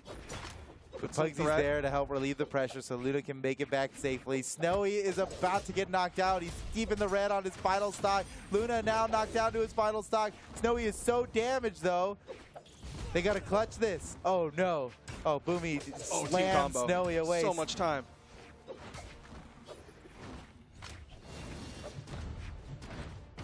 No, there's still a chance, though, for the blue team. If they can survive, take out Luna, then maybe they can go for the team combo. They do put Pugsy down to his final stock alongside everyone else. It's not over yet for this blue team. Yeah, let's not count them out. I mean, these pros, they just love defying odds. You know, you give them some odds to defy. Like Boomy right now, he's like, oh, nobody thinks I can win this. Well, how it does seem rather unlikely, but let's see Boomy just go insane mode. I've heard people in this situation enjoy it because there's nothing to lose, right? Like, Yes. everyone expects you to lose, so I just feel go the and same win, way. and it doesn't matter. I feel the same way. I love a good 1v2 because it's like, well, you know, if I lost, it's like, hey, what were you Yeah, I was expecting? And when I win, I'm like, whoa, I'm the best. Exactly. But it's going to be Pugsy and Luna who win game number 1, at least for now. But it was so very close. handed. I mean, it was close, but they seemed like they were in control the whole time. for sure. It was close, and it did seem like at any moment one big play could just bring Snowy and Boomy back. But Pugsy and Luna were hardly damaged on their final stocks and had the lead the entire game. Let's see if maybe without that level of momentum, Boomy and Snowy could get the better of them. Oh, just barely missed that team combo. Boomy sneaks out of an axe string here, and got a oh, bow. that's big. Keeping it going? Man. Yo, just keeping that damage building onto Snowy. That was a nice combo coming out from the red team. Boomy sitting back, trying to throw out some neutralites, zoning out. The side air launches Boomy. Instant team combo Nice. onto Snowy. Ooh, what? Oh, that was Slide charge. that was unexpected, dude. Caught him with the slide charge yoga. That's how you get that deep stretch, right? Is like you get some assistance from gravity. Yeah. Right. Yeah, that's a great way to do yoga, is by just punching people as hard as you can with both fists same time. Well, it's definitely working out for this red team, at least. Some fire coming out from Luna as well. He's spitting fire. He's throwing out big fists. But the blue team, a recovery from Boomy could get a stock. But look at the damage they're putting out on Snowy. Even though they're starting to get the knockouts now, Pugsy down to his second, Luna down to his second. Snowy is very damaged, and he's certainly the target. You see Pugsy going after him hard right now. Follow up? No. But still manages to catch him. Pugsy looking for it on Snowy. You can see him. I can see. Oh, side eye. He got him. Oh, my goodness. It was all a bait, Oh, and now Boomy's in Boomy's stuck. trouble. Oh, He touches? It's just a pixel. Luna didn't think he could make it back. He didn't even bother going down there to stop him.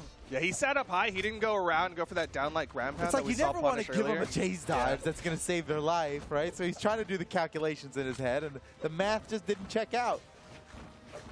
Just that slight margin of error. But either way, red team looking ready to take down Boomy. Luna is fairly damaged here. There's a chance for the blue team to even up the stock count. That's a punish. Yoga punish. Ooh.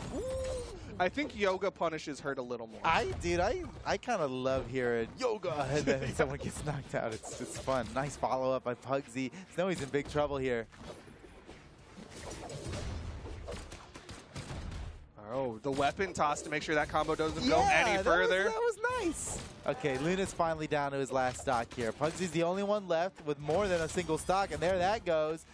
Can they get the big comeback here? Snowy cannot afford to get hit like at all, and somehow just they need to dish out so much damage here.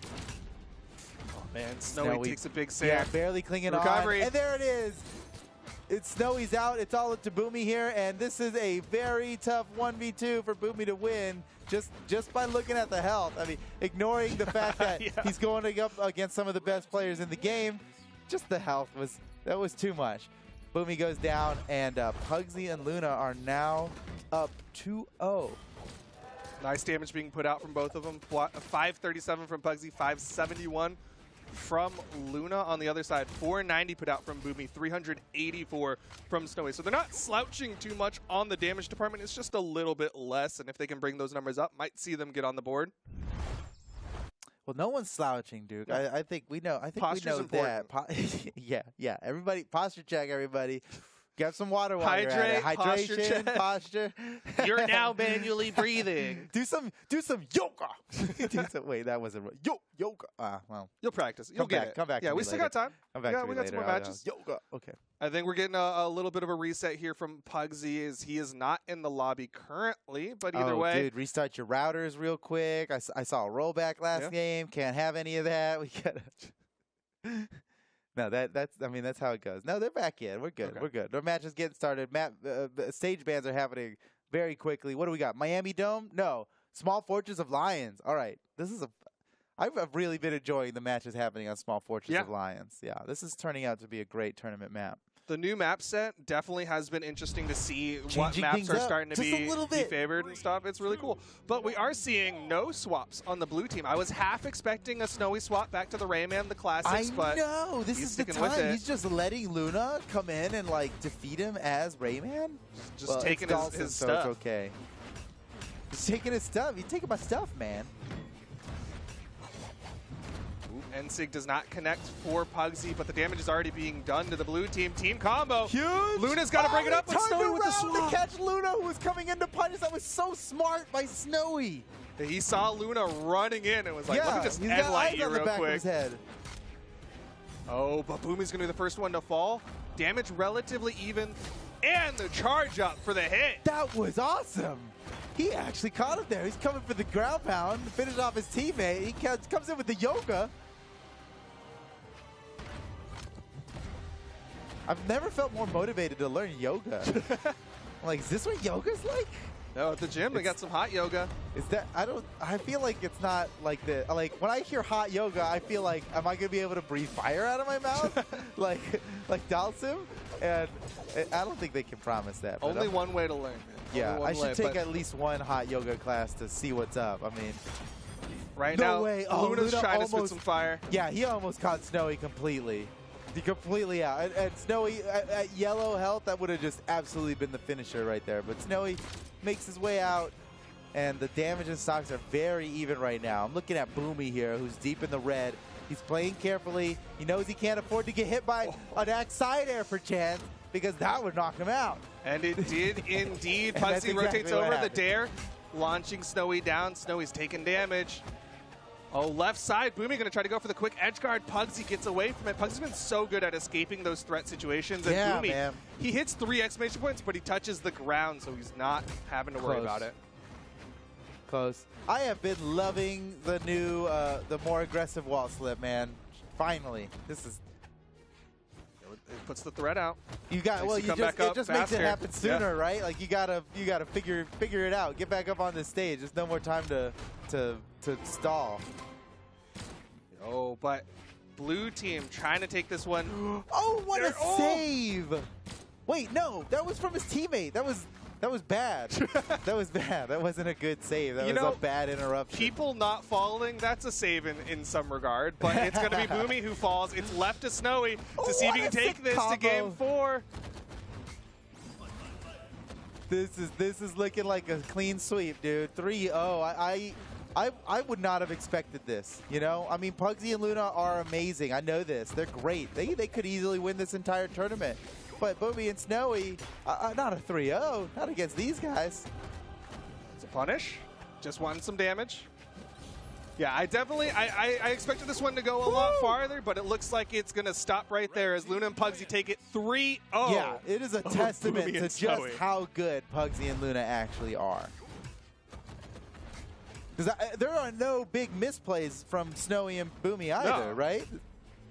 This is just straight up Luna and Pugsy played really So well. You see solid, that yeah. high-low coverage right there? Like, what do? Nowhere is safe, and they've got the execution to make any punish possible. They're just so good about it. They're checking all the boxes. They've got the team combos. They've got the high-low coverage. They've got the front-back coverage. You saw Pugsy in the offstage, Luna covering the main stage with the charged-up side sig that led to a KO on Snowy. Like, they've got so many good things working for them, and now they're in the top 3.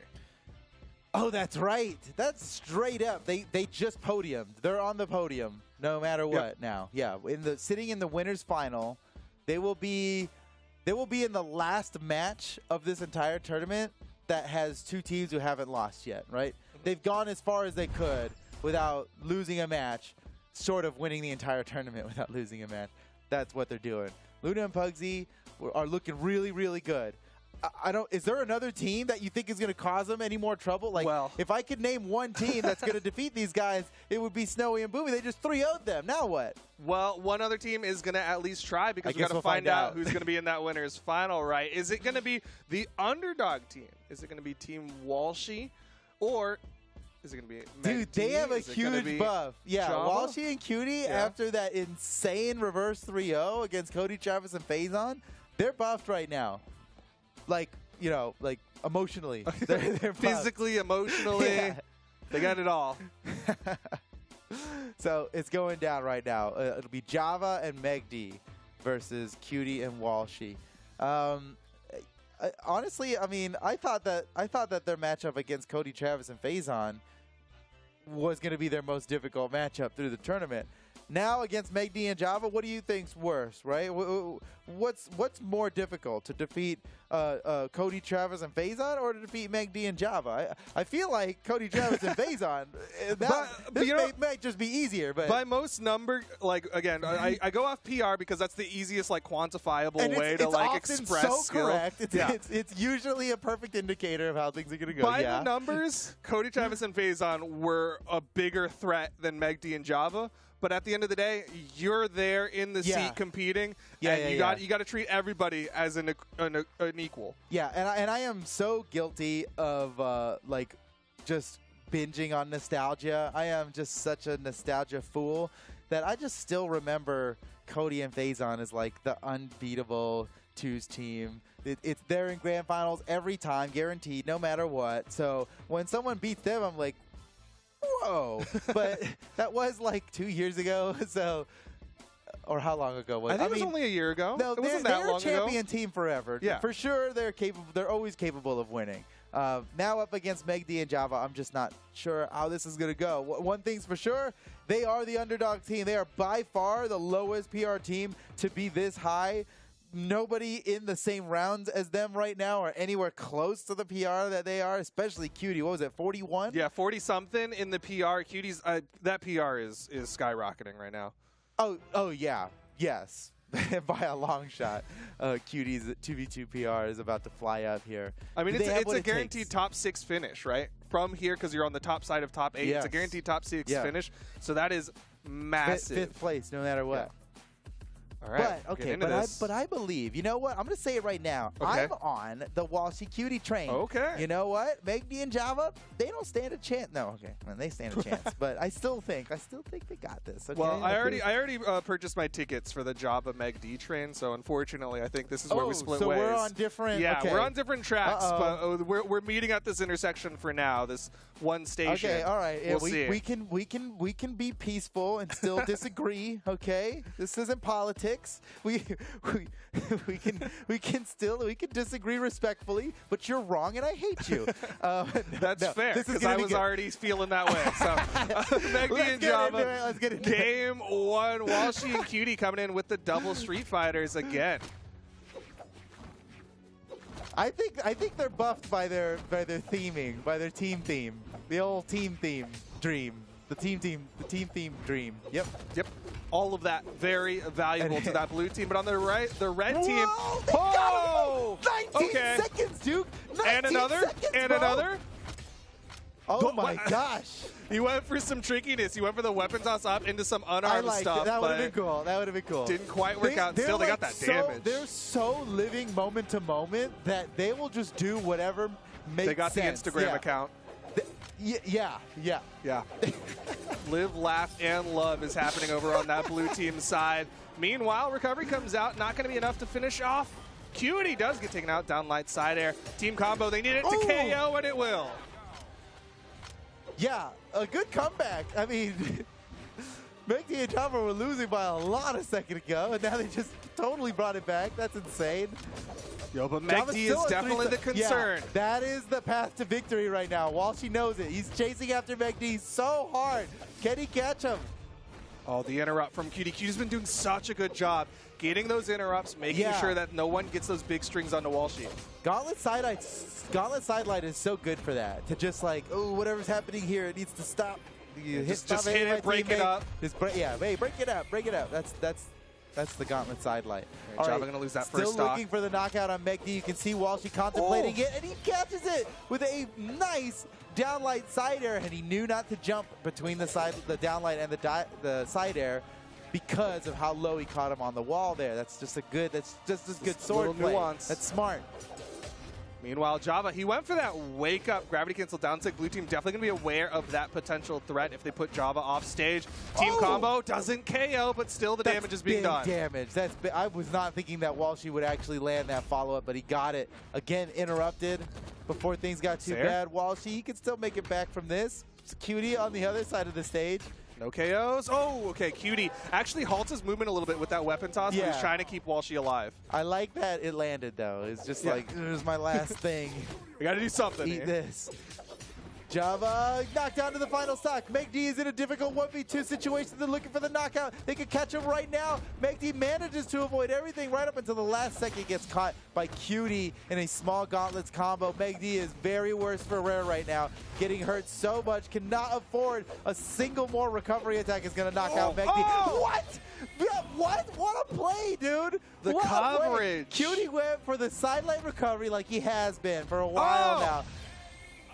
Megdi dodges down through the recovery, which is like great, smart play. But then Walshy comes in with a side swing, perfectly timed, perfectly executed to score a knockout on who just dodged. It was so good too because it's like no one else was there. That wasn't him going for Java and he was coincidentally like, hitting Megdi. He's like, no, I'm just doing it. Oh wait, no, it's not this one. It's not this one. Here it is. There was that one. There was that one. It was. And then we dance. No, 2 clips in one. And then we dance. The grab. Quick and clean. GG. Dude, Walshy and Cutie are blowing my mind. Yeah, that was quick and dirty from Walshy and Cutie. Megdi. Wait, that's only 1-0? Yeah. Dude, I thought that was 2-0. I had already registered a win in my head from that like first. You've been sitting in your train for so long, and you're like, oh, man. I don't even see the outside world anymore. We're like almost to my stop. It's that first team combo that happened just made me feel like, oh, it's over. already they won. That's a win already. Let's see the next match. And that was just the rest of the first match. Well fought. And you know what? Java and Megdi, that was a very harsh start for them, and they still brought it back to within 1 stock. So props to them. Even when things start off terribly, they still like hunker down and stick through it. And I'd be worried, you know, Walshy and Cutie, they won that one, but I know that they're not like, oh, dude, we got this. This is easy. They're like wiping the sweat off their brow, like, okay, all right, we got that one. Let's make sure that this one's not as close. Let's finish this out. Finish strong, but. The big concern, Megdi was only able to put out 210 damage. That is not a lot of damage in a 2v2 space, and it can be a struggle, but if he survives... Wait, who was it that did 210? Megdi. Oh, no. Oh.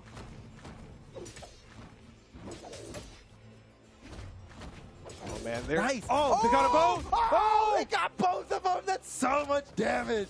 Java tries to go for the turnaround onto QD. Megd with the down like ground pound. Walshy Both could blue just team finish members. this off right now. He can't doesn't save even him. need to. Megd's down. QD gets the knockout of Java. Yes, with the weapon throw to finish it off. 2 stocks up. 35 seconds in. Things are looking really good for QD and Walshy. I mean, how much more of an underdog can you be in this top 8 here? And they are just dominating.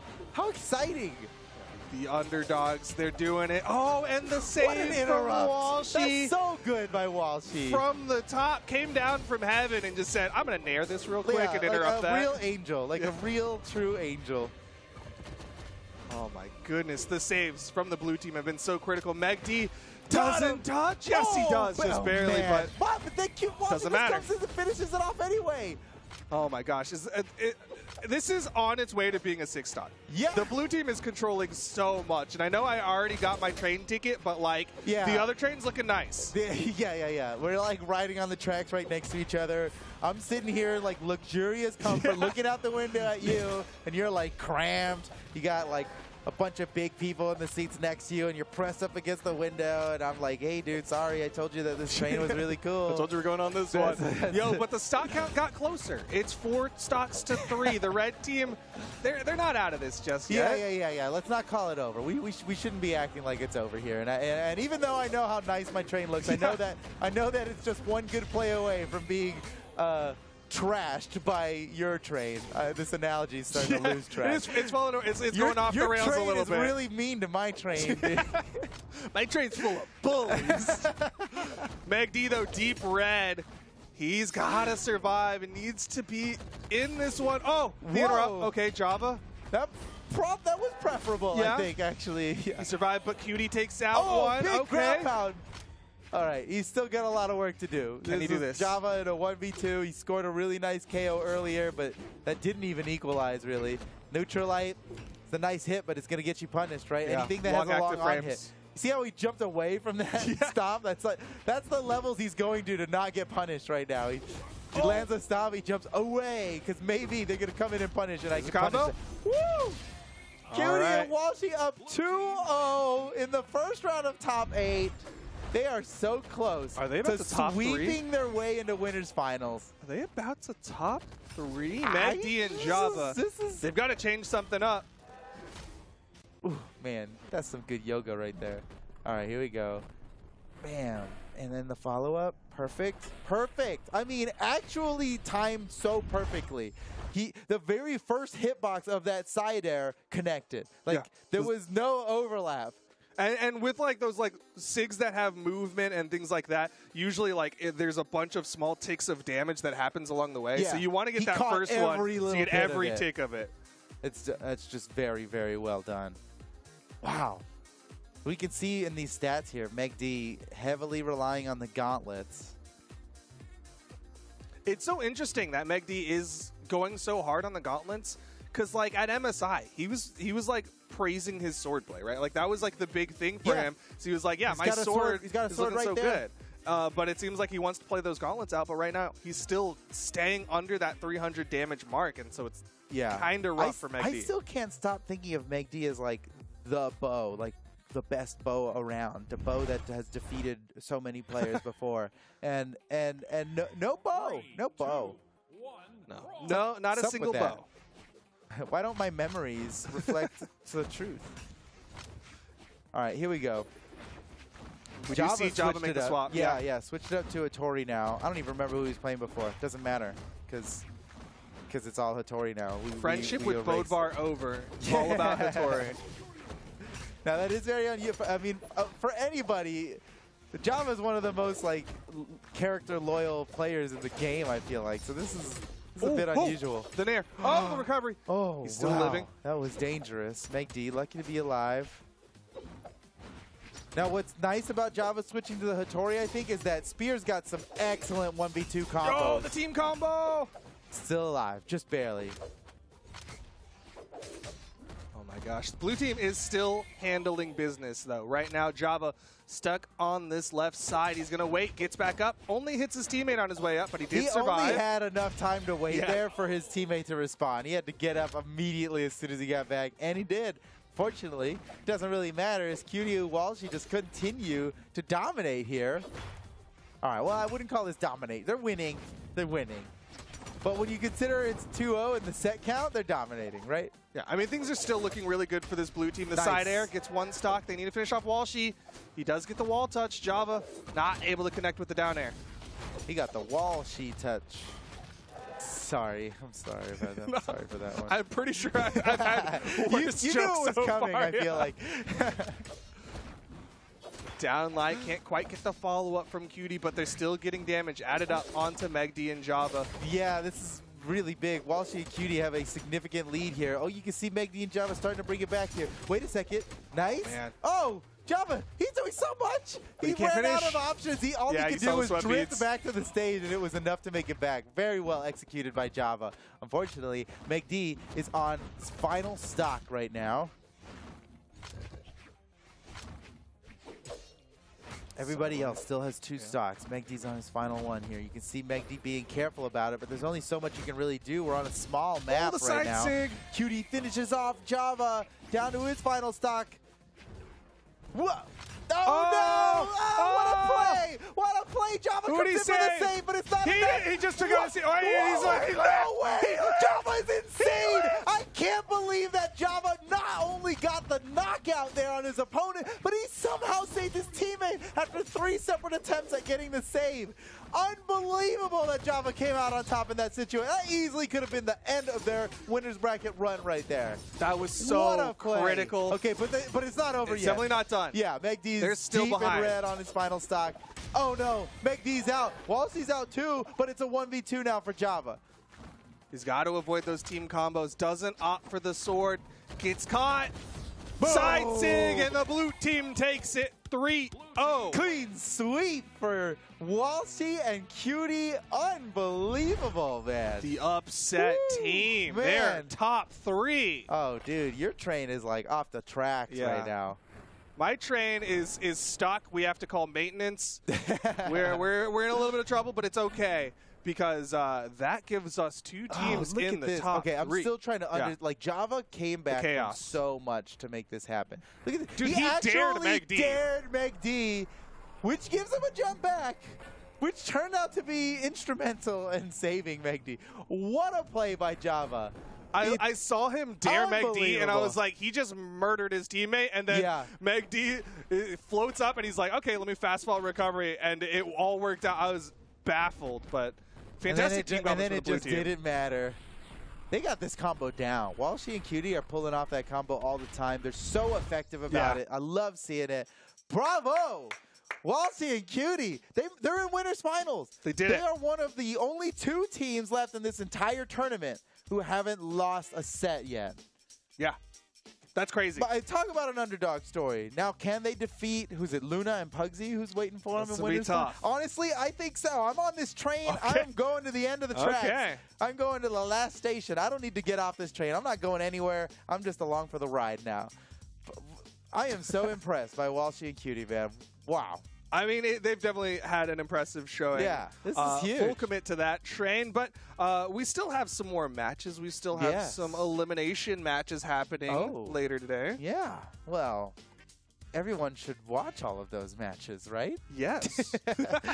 Where can they watch them, I Well, guess? they can watch. I think we're going to watch some of them Yeah. here, but definitely check out twitch.tv/ProBrawlhalla for all the official side stream action. Yeah. I mean, it's all out there. Are you on a computer? Open up 2 tabs. Are you on your phone? Well, maybe just watch this one, but you can switch. You can come back and forth. Back and forth? Yeah, because we're going to go on a break soon, Yes. right? And we're going to go on a break actually right now. So check out Pro Brawlhalla while you're waiting. Yeah, and we'll see you back here in about 5-ish minutes. So see you soon. Don't go anywhere. Bye.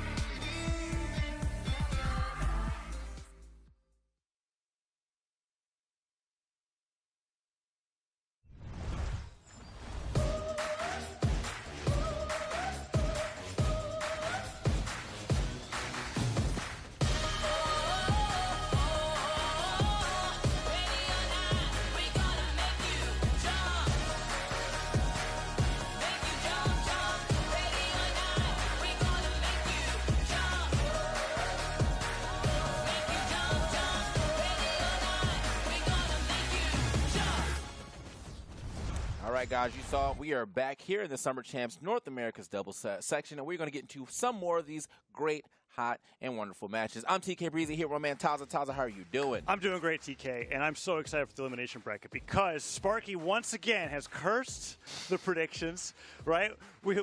Having the matchup that we got coming up here in the lower bracket is not what he would have liked to happen, right? Because Radish and Taffy out at 9th, just like how Spyrox and Coco are out at 9th at EU, and instead Crocky and Prophet XD are going to be here in the lower side of top 8. So this is a really big deal because since like the beginning of Brawlhalla, Crocky has been a spear main streaming the game forever, basically. Yeah, old time, and there were times where I was saying he'd be in top 8s all the time, and I have not been seeing it as much. But with Spear being as good as it is, seeing him here now, going up into this elimination top 8 is incredibly exciting for me. And this is the first time he's been running with Prophet, who he's been playing with a lot on stream, but before this was constantly playing with McSlammy in doubles tournaments. All right, man. So that's lovely to see, you know, someone who's staying so loyal to like one weapon. I mean, like obviously you always get a kit of 2, but that doesn't mean you get to shop around with your second weapon a lot. But he's like, you know what, my tried and true will always be the spear. And, you know, to me, I feel like, for me, that was the axe for a long, long time. So it's like, I'll try everything else as long as the axe is on top. Like, oh, no, Satellite Slayer might be gone. Oh, no. Weapon's still fine. Let's be honest. It's still doing great. You know, I think everyone's currently is done with dumping on the hammer. That's what we're kind of, But, hey, man, you know, someone's going to be out there showing you that the hammer still does it. Maybe it's not going to be me. But it could be if I was better. It could be. Yeah, I'm kind of like in Sparky's camp right now. It's kind of like, I'm not complaining that hammer's less on the screen. I've seen enough of that in doubles going around. So here we got the matchup that's coming up. And Hardy MJ and Stingray are going to be Prophet XD and Crocky's opponents. And Hardy MJ, even before the slew of buffs that Greatsword got in this most recent patch, he's been doing great onto the Greatsword. I'm not so certain if that's what's going to be seeing here in game number 1, but him teaming up with Stingray is quite a force to be reckoned with. And then after that, Cody Travis and Phazon, who we saw had that tragic for them, not for their opponents, who are very happy in the winner's side right now, that reverse 3-0, bringing them down here in the elimination bracket to go up against Anime Fan 1266 and Anonymous Alex. Now, Hardy MJ actually did earlier play the Negan, so he did have the Greatsword was out. Me and Zip were kind of like not really sure how well the Greatsword is faring right now in this 2v2 situation.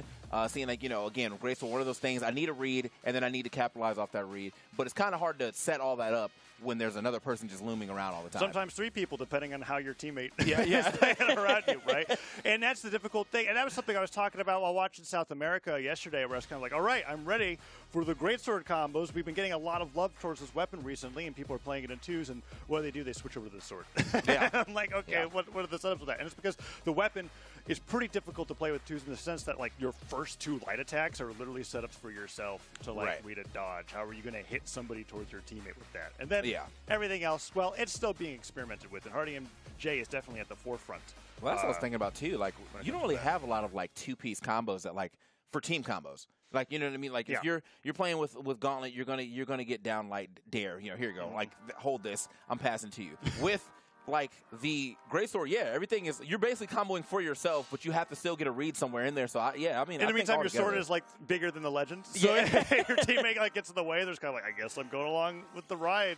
That's fine. So we'll have to see how they play that out through here coming up as we're getting ready for this game, because we've got a little bit of the stats and the head-to-heads here, but this is a pretty odd match. We can see right here, Crocky, there's the history of that top 3, many top 8 placements, but it's been a while since I've really been able to cast Crocky's gameplay here in an online event. A lot of those top 8s came from a lot of those in-person events back in the day. And Prophet XD, I mean, this is it's zeros the entire way across. extra fresh right there. So, but you know, at the very least, after this, because you're already this far, you are getting you're getting a number somewhere in here. Okay, that's right. You're getting a number. That's going to be good. But as you say, Crocky and Prophet, they've just been playing like on stream. Oh, okay. Man. This is. If I had done my homework, I would have been ready for this. But I'm glad that I did it, because Arcadia is a legend. That really is right. Greatsword and Spear. That when it comes to players that I have in mind when we release Legends, it was like when Reno came out, it was like, okay, Cody Travis, you're going to be playing this, right? But Arcadia comes out, even though Crocky's not at the forefront of getting top 8 at every single tournament, Arcadia was definitely put for him. And we're going to have Greatsword versus Greatsword with Negan and Black Knight versus Koji and Arcadia. This is definitely one of the freshest matchups I've ever seen in Brawlhalla 2v2. Yeah, definitely not a lot of characters that I get to see all the time. I mean, like, again, Greatsword came out, it was amazing. We had to kind of put it down for a little bit. And then, I feel like a lot of people actually put it down, but it's nice to see some Greatsword enthusiasts still out here. I won't say that Crocky's obviously a Greatsword enthusiast, but I'm sure he had to learn something about this weapon seeing that, you know, it's in his hand and will be in his hand every now and then. And then in addition, right, with Arcadia, you get that unique property on both weapons with the down sig, where that is active for a lot longer than Arcadia stuck in the animation. So if you get it delayed enough, you get a true combo into whatever move you want. And it's a great setup for your teammate, which we were talking about. Oh, Crocky's out of there. We were talking about how, like, what do you do with Greatsword? Well, you play Arcadia and the down sig set up for your teammate to do whatever team combos you want. I was thinking just about that. He was like, all right, this down sig is definitely there for, hey, please hit this. Like, I've served it up for you. Just find whatever strong hit you can. Unfortunately, they're not really getting a lot of hits at all right now. The damage is not stacking up here on the red side of things. Wow, we are about to lose that second stock here for Crocky. Damn, he's got to watch out. Yeah, that downer comes through. If Hardy MJ was able to get that correctly, get a Nair true combo follow-up, but Prophet X in the bottom of the stage getting stage spiked, and that down air just barely whiffs. Oh, they are fighting out there. Okay, I like that pickup that Stingray tried to get. That would have definitely forced probably off that stock, seeing that a lot of the area options were already spent and used. Okay, Hardy going to make it back to stage freely. Oh man, this is this is pretty brutal on the red team side here. That neutral sync hits, another neutral sync hits. Crocky almost out in under 2 minutes here at this rate. Prophet looking for an opening there with that down air. Oh. Okay, yeah. All right, you know, for the boys, for the Hardy MJ says, for the boys, we'll give you guys one. He needs to get those knockouts so he can go godlike, right? He was not just he's dominating there. Oh man. Yeah, this is kind of a stop. And the thing is, like, I mean, we're talking a lot about the Greatsword and whatever, but you really got to go back to talk about how Stingray has played just throughout this time I've been watching him. That lance play has been pretty insane throughout the entire tournament. Yeah, and with Spear getting more and more favorability, right? And you've got amazing lance and then a weapon that's just amazing in doubles in general, you've got yourself a terrifying opponent. Yeah, oh, wow. Pivot Dare? Ooh, okay, well, nice turnaround, but I don't think it's going to matter too much. This is a lot of stocks you have to take. That does ruin his kill streak, right? That's the problem as the down stick comes through. Gets the JV. RDMJ celebrating a little bit early on. Okay, TK, that was a one-sided game one. Yeah, that was disgusting. I mean, like, there's not. Sometimes you just can't, like, you can't really paint it any other way. Like, they almost got 6-stocked. It was close. Yeah, and the only reason why they didn't is because Hardy MJ decided to literally KO his teammate. Yeah. It's kind of like, well, this is, we're looking at the graphs there. Whew, that's just inflation right there. Look how much space is after Crocky on his stock. He died so early. Ooh, yeah. We're getting a replay of that Nair off the top too. Yeah, Crocky not even dodging at those recoveries. Everybody just goes down there off the side of the map. And at this point, they're just like, what do we want to do? So we're going to go to a slightly larger stage, right? Crocky gets a little bit more survivability here. Prophet? Prophet really just baiting in something. Towards the beginning, and now Crocky with the Greatsword. Let's see if we can get some setups there with that down stick. I don't think we saw a single one connect, and it kind of like ruined my excitement. Yeah. I was like, look at all the potential. All right, well, game two. Crocky, I feel like he's also been stuck like on his his favorite weapon of the Spear. I've seen him with a Greatsword in his hand quite a bit, and I'm not saying that he doesn't know what he's doing with that, but we all know that he definitely knows what he's doing with that Spear. I would say pretty confidently that Hardy MJ has more experience on the weapon. Okay. And when it comes to those mirror matchups, sometimes it can just be rough, but oh man, the side air's coming through. Gravity cancel side sig when Negan does that. The grounded and the aerial hitboxes are a little different, so he's trying to take advantage of that. But that neutral sig won't KO quite yet, but still a huge lead for the red team. Yeah, here we go. Crocky finally getting himself a punch right here. One thing I am definitely noting, Crocky's kind of conservative with the way that he's playing with these. Like, I don't see him throwing out any moves. Like, he's just kind of jumping around the stage right now. This is very 2018 Brawlhalla. We got to throw some moves out here, brother. We were talking about how long Crocky's been in the scene, right? He just picks the year that he wants to play with the playstyle. Something I've noticed is both Spear and Greatsword, he's gravity canceling the down sig a lot, hoping to catch a jump. And Hardy and Stingray are just standing there waiting for the move to be finished and then putting more damage in. Look at that alley-oop. Goes in for the side sig right afterwards, and Prophet does get back, but only after going from white to orange. Ooh, okay. All right, that's nice. I like that recovery off the top. And, I thought Stingray was going to go down there. Yeah, Stingray just barely living there. I mean, he is hurt, but so is Crocky. But the thing is, both of them, finally gets that stock off. He's like, I'm going to put my team into an advantage. But Stingray, I was like, Hardy, not again, bro. that went a little bit more of an accident. Saved by the fact that team damage, you don't have not as much force. Oh, Crocky. What?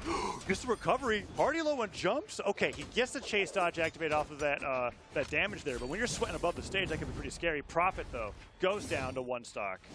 and the roles are reversed a little bit here for the blue team as we go into game 2. Yeah, I mean, this time Crocky is actually able to live a little longer, actually staying in this game for quite some time. But here on the other side, Prophet, you know, got to watch the damage. They are struggling to get some stage footing right here. The positioning all on the side of the red team. Yeah. Hey, finally doing it.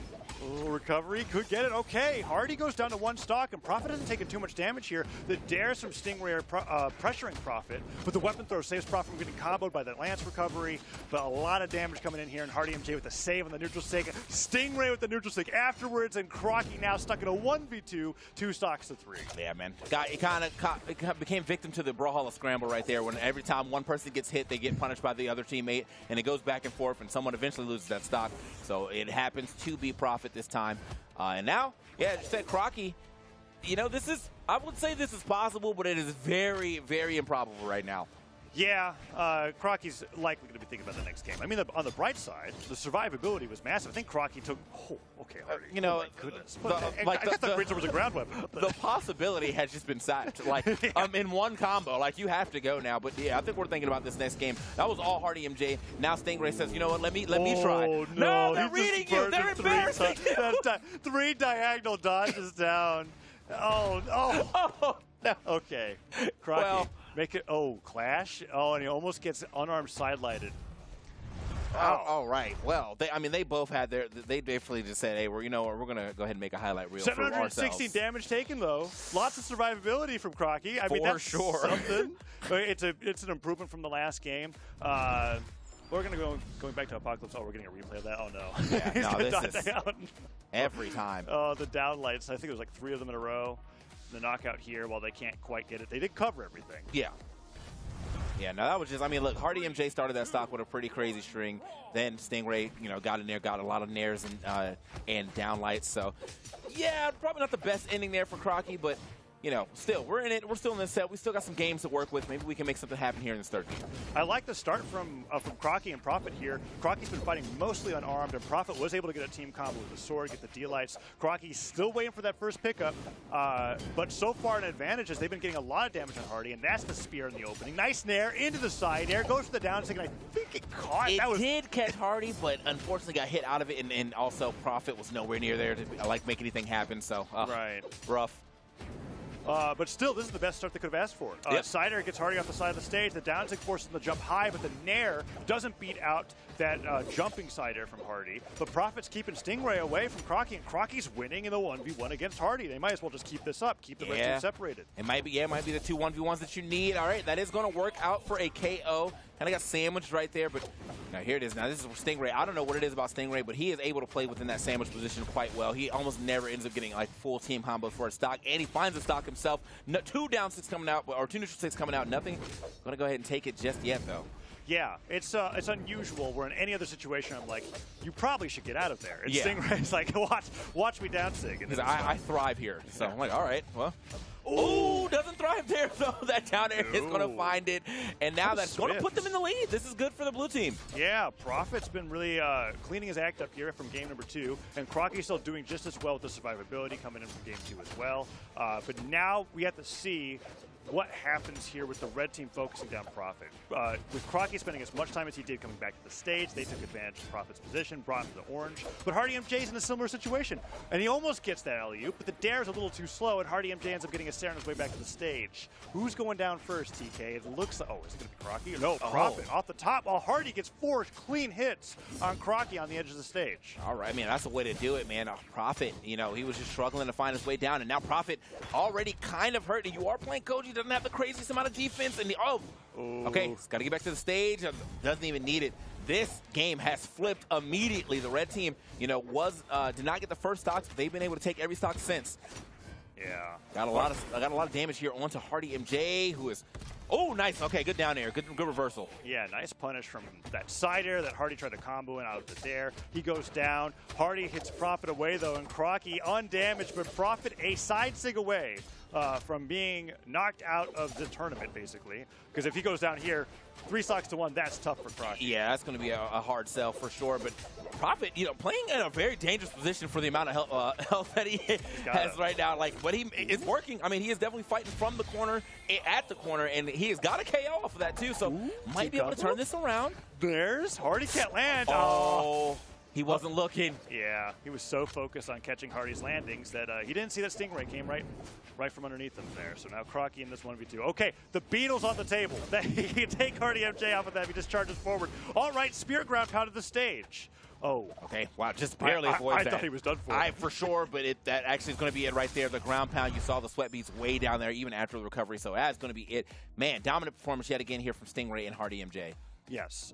About as dominant as it's expected to be, considering the experience and the PR coming out from Crocky and Prophet. I mean, a wonderful job for them to be able to make an upset over a team that some people was thinking going to get into top 3 of this tournament, but Stingray and Hardy MJ are just incredibly fierce competitors when it comes to them working together as a team. Oh yeah, and they kind of thrived in the environment that Crocky and Prophet were setting up for them too. You mentioned something about 2018 Brawlhalla, but there's different play styles that you can take those approaches in 2v2s. And Crocky, very much felt like to me was going in there with the strategy of okay, I'll go to the side of the stage and get these setups with down sig, and by the time that he walked over there, everything was on fire. Yeah. They just couldn't get this plan started to begin with. Yeah, I mean, I think that's the thing too about this character is that, when you think about Arcadia, you think about, oh yeah, I'm setting up free damage for you, but I think from the if he had threw out probably 20 down sigs, I think probably 3 of them hit. So yeah. And they hit in places where it was completely inconsequential. Yeah. And one of those moments was did it hit? And you're like, I think it hit. But he got sighted out of it, and it's like, oh, wow. So seeing those setups develop from Crocky and Prophet will be very interesting going into the rest of the year, because they did get into the top 8 here in Summer Championship, and a wonderful performance. But, man, after seeing Stingray and Hardy MJ there, it's kind of wondering, oof, I'm worried for their opponents coming up here as we move on through the bracket, right? That was very strong for them. Yeah. Hardy MJ, as I said, he's playing quite well with the, again, great sword and twos. It's something that, when I think about it on paper, it seems a little hard, but he's definitely making it work. And not only is this great sword looking well, but so did his sword. I saw a pretty neat combination of him hitting a neutral air on the way to going over to Prophet so he can neutralite him as well. So that was pretty cool. But he's making it work, but we're going to see him a little later as we get into our next match. We have Faison and Cody Travis stepping up against Anime Fan and Anonymous, which I think is funny because these sounds like two tags that will probably go 0-2. And we're already this far into the tournament. It's just the era of online competition. Yeah. Right? When it comes to those tags, it's well, Marthmaster 27, that might be the guy, right? Just seeing that on that play, right? But we've got Anime Fan 1266 now, and he's been around for a bit. He's been around long enough to not be okay, well, I thought you should have been 0-2. And then Anonymous Alex as well on the Teros, coming out a lot earlier on in the year, and has been on the Teros ever since. Now teaming together to go up against Cody Travis and Faison here in the elimination bracket here, top 8, with Faison and Cody Travis. Cody Travis on the Cross, which feels like a legend that he should have been on a long time ago, because he kept playing so much Barraza and so much Petra, and now we've got the Blasters and the Gauntlets. I just think for a while, Cross was just looked at as a legend that you just didn't pick. It's just one thing that happened where Boomy and Godly picked Cross on the same day, and then everybody went, oh yeah. This legend does exist. Had the same stats in the same set the entire time. So, but now that both these weapons are kind of flavor, it's a good time to play Cross. Notice that everybody actually is playing speed stance too. So, that's it. He gets the delay recovery up the top as we were just getting into the game. I mean, that was less than 10 seconds.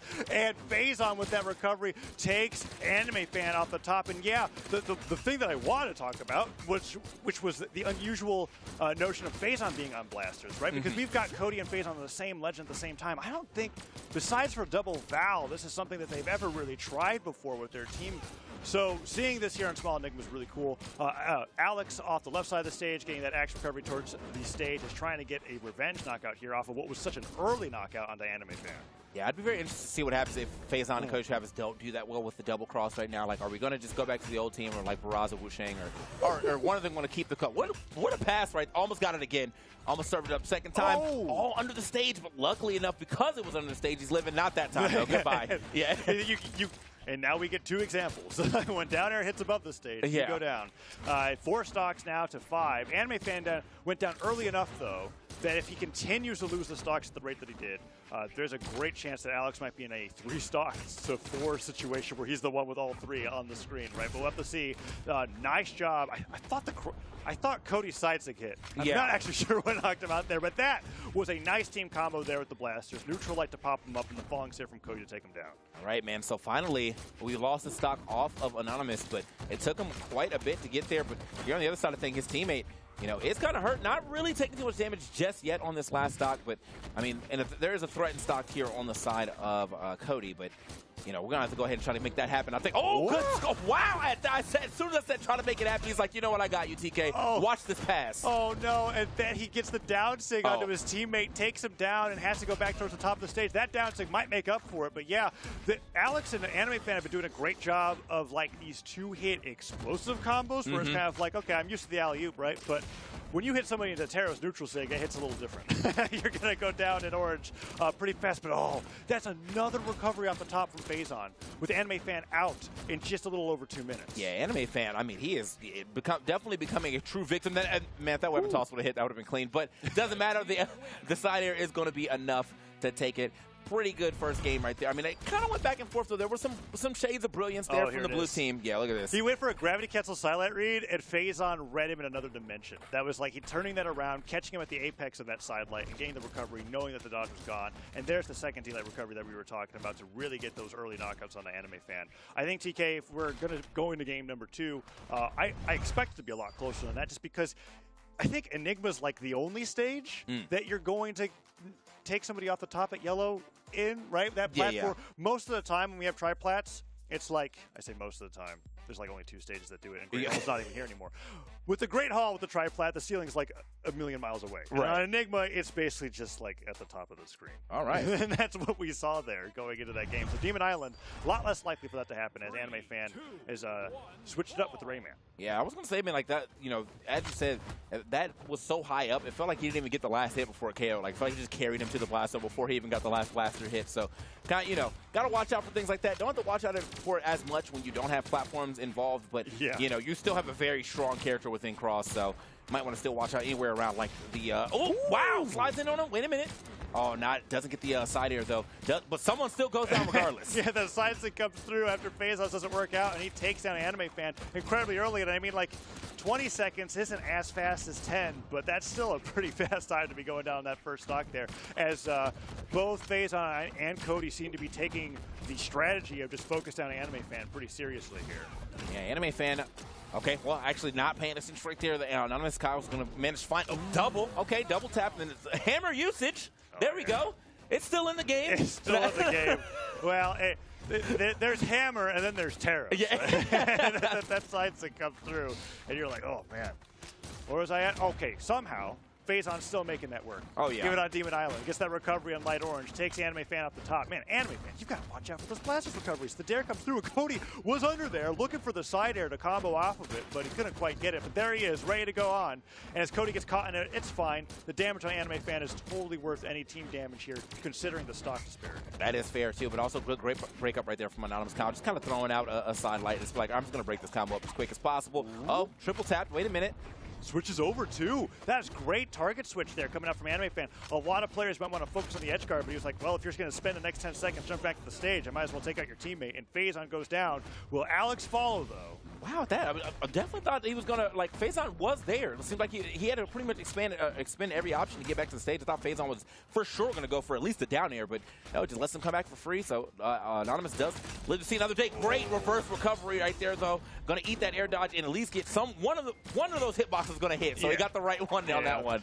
Yeah, that team combo was pretty impromptu as it was, so just getting that down stick there at the end was huge. But Alex goes down. Can Anime Fan make it back? No, sidelight Sartor, his dodge is gone, and he's out of there. Okay, Alex has some pretty good weapons for one-hit knockouts on the Phazon, but okay, DI? Wait. DI, maybe? Okay. I'm like, don't let him do this to you. You can DI out.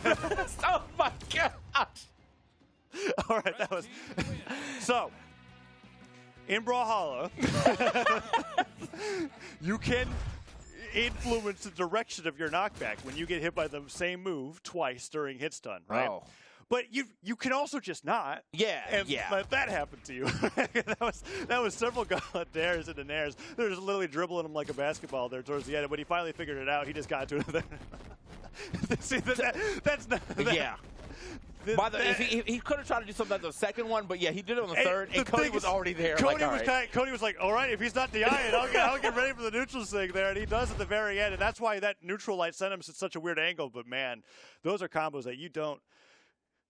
Theoretically, you should not ever see. Mm-hmm. So, Cody and Faison, but that's sometimes you just gotta see. It's like, does this guy know? Yeah. Is he just gonna let it happen? Is he holding anything? Because there's a lot of strings that can sometimes look like combos that are like, Faison, right side. Anime fans, you gotta stop. Faison keeps deleting your stock in 13 seconds, man. That's so brutal. And they got the team combo on Anonymous Alex with that side stick. And they just switch back over to Anime Fan. Okay, and Anonymous Alex gets there in time. He saves his man, but Anime Fan. This is the third game where he has lost his stock with sub 20 seconds, which is not the way you want to start it off. That's going to be a stock off on Anonymous too. Oh, no. And Cody got the true combo, the Blaster's Dare at the right angle. It combos into the Blaster's side air for the knockout, and they just keep going. I mean, finally, Alex cuts through with that neutral sig to get some kind of damage onto the screen, and the down sig off the team combo, side light and air recovery. There we go. Signs of life from the blue team, because at the beginning there, that was looking brutal. And that side sig will get it, and the scoop will take him off the top of the double KO. Okay. Some stabilization. They were still getting pummeled so much that they're behind even after that. Yeah, for sure. And when we see this graph, you're going to see Anime Fan, it's going to be right next to the beginning of the graph when he loses that stock. Stock's just missing. Yeah.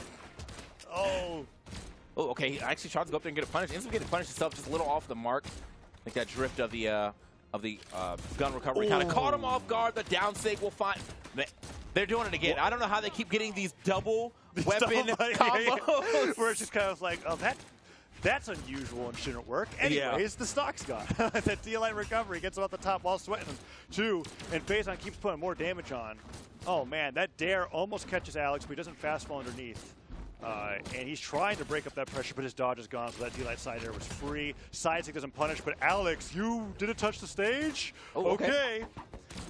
All right, neither one of them actually, both of them sweat beating, but they managed to get. Okay, well, you know what? That actually worked out in favor of the blue team. By that, they both got their own punish there. That was fantastic. Yeah, Cody and Faison really reaching and getting punished for it. So now stock's evened up, and this is a lot closer than it was before. Oh, yeah. If Alex and Anime Fan could get a team combo like that onto Cody, one more of those, he could be a red, and he's one Taro side stick away from just being out of this world. Let's see what Faison can do. Ooh, Faison does at least get the hands off him. Wait, Anime Fan. Now this has been the bane of his existence. Faison has been edge guarding this man for. he wasn't even like on the edge. He was just kind of like he's gonna land on the stage. Sig. That's like one of something that I've noticed that a lot of players are like, wow, this cross blasters down sig is like amazing because it covers so many landings and they have to like be perfect on landing on top of you. Yep. And if they're crazy enough to try that, you just put up the neutral signature, which we don't see too much. But yeah, Faison, there's that first down sig there. Got Anime Fan on the left. And then we're going to go right into well, actually, this is pretty good. Yeah. I didn't even know Faison hits Cody with the neutral. I was like, this is smart from Anime Fan to actually let that whole thing play out too so he can get the punish. And then on the other side of things. Sig. So Anime Fan went down to that same signature on the left and right sides of the stage there. And Alex just kind of gives his sidekick a high five saying, I know this is the last stock. You're not going to be bringing me back to play again.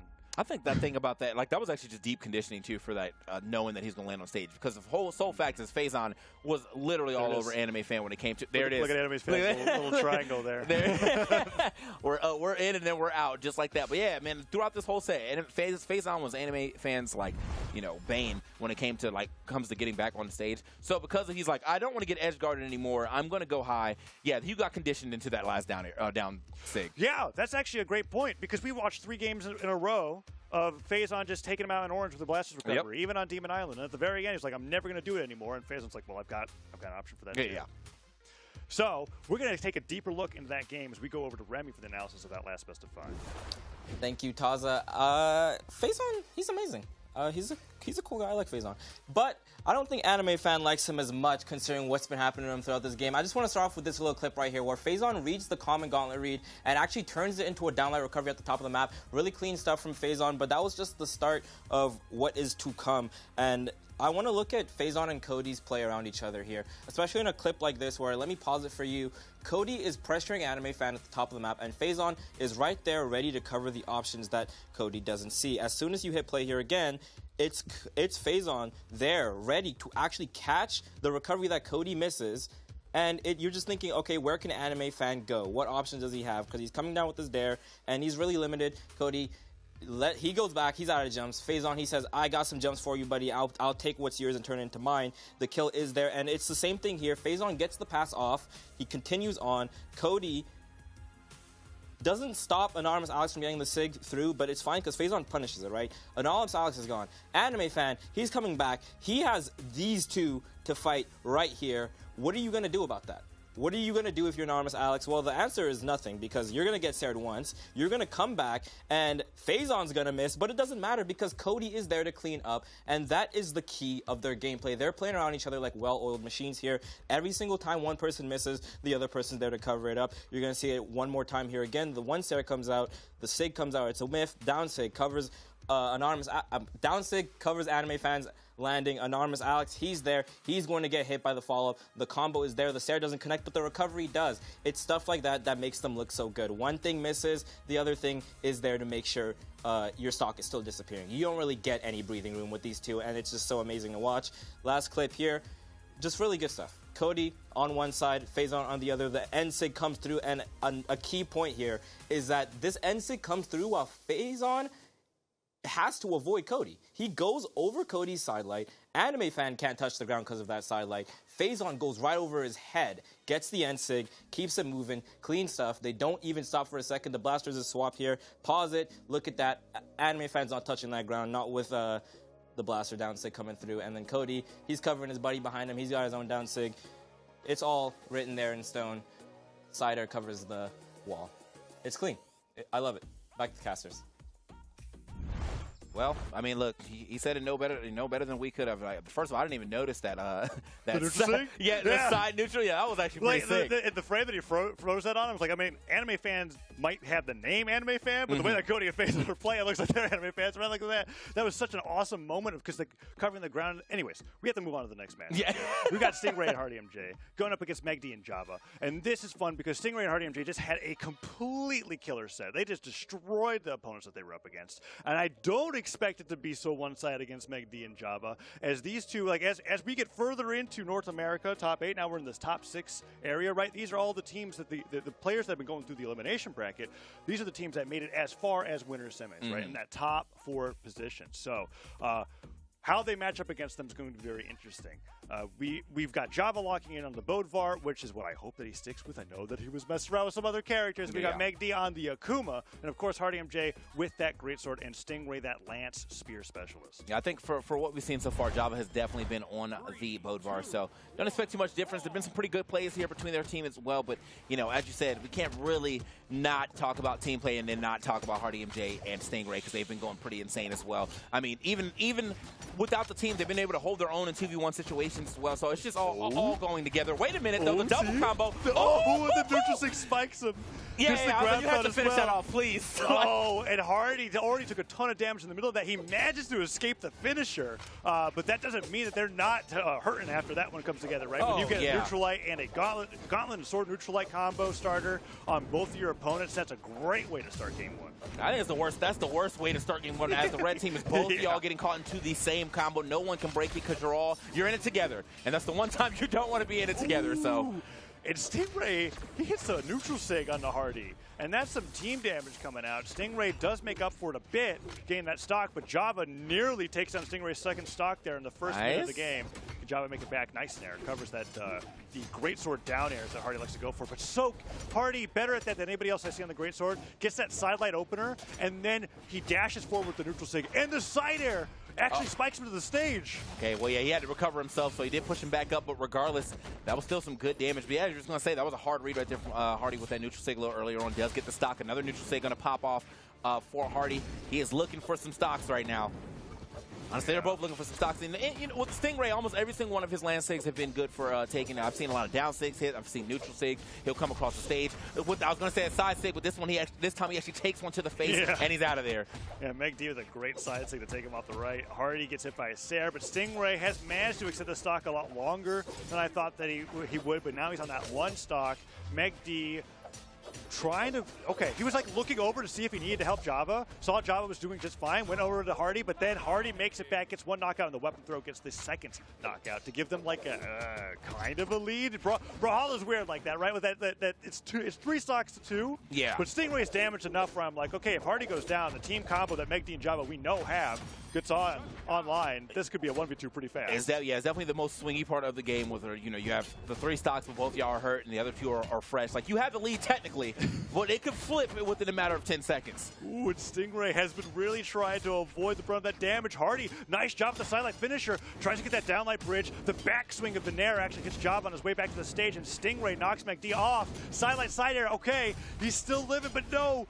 Java goes off the right, and the neutral sig doesn't actually hit, but Meg D's now in the 1v2. Uh-oh. Oh, okay, that weapon toss tried. Both of them actually missing, but good touch right there from Meg D, going pretty low. Hardy, well, I don't think he's going to make this one back. This is a lot of pressure coming in. Does manage to get around, though, surprising. Okay, and the spike almost hits Hardy. Hardy not damaged enough that a signature will take him down, but Stingray definitely is. So we see Stingray playing towards the back there, but okay. Nice bait. I'm actually surprised. I'm as surprised as Meg D probably was, because he was going for that downlight to catch him off of the side air missing, but he immediately jumps around and pivots that gravity cancel down to catch him at the end of that move, and Meg D goes off the top. Now you guys can see the damage numbers here. Not too much of a difference between them. 1024, 1161. Those are pretty close. I mean, it's a pretty even game happening right there. I do think that if Java was able to live for like probably an extra maybe like 5 seconds, this could have went another way, but now he's losing that stock, putting in that 2v1. This is a great start to this game though. Yeah. The neutral sig only catching 1 there, but we get that ground pound as Meg D finishes. As you said, you have to finish that stock off. Yeah. Right there. But even though, considering that that's a blue team highlight, game 1 goes over to the red team as we run it back to Apocalypse for game number 2. And Meg D and Java are still sticking with the same composition as before. Gets the hammer on one side and the great sword on the other, but Hardy with a nice start here against Java avoids the reversal from the hammer recovery and continues to fight him off stage. It's much to my surprise. Hammer's typically not a weapon you want to take off stage, but I guess with hammer recovery isn't quite as crazy as it used to be. If you whiff that, you don't get as much freedom, and I guess it's giving Hardy MJ some confidence there, but Meg D, nice there. And the catch with the neutral light means they continue the edge guard on both of their opponents. Okay, wait a minute. Oh, that's all right. He's going to just fall down. No one, not going to have enough resources to get there. And they actually held Stingray in position. Don't know if he would have went for the save anyway, but Stingray, all right, he had the beads. He does manage to get a hit, though, so he would have been able to chase dodge regardless. But, man, yeah, it's looking a little rough here at the beginning of the game for the red team, but it was looking rough in the last game. They still managed to squeeze that one out, so. Ooh, recovery comes through on the Meg D. I thought that was going to finish him off, but instead it saves him from that knockback. That time, no. Still living. Down 6 from Stingray to neutral 6. He's just stopping anybody from crossing over that half of the stage with his pressure there. And there goes Java. Meg D finally goes down to that recovery, and Stingray covering that area of the space, trying to stop Meg D from picking up that weapon. No, off the top. And there goes Stingray. Now stocks even across the board. Okay. There we go. Java trying to get back onto the stage, managed to do it, but then they're looking right at him as well. They're here, the Brawlhalla scramble. You know what I mean? Where every person gets hit, every person gets punished. So. It's the one person that's not currently in the combo. Yeah. Right? And it's usually at the benefit, like even though you're watching your teammate, it's just like, well, I have to wait for the animation to finish. Right. I'm not going to get in there and get caught, right? Like, you got to take this damage if you want to win it. So Java tries to go forward with that side air.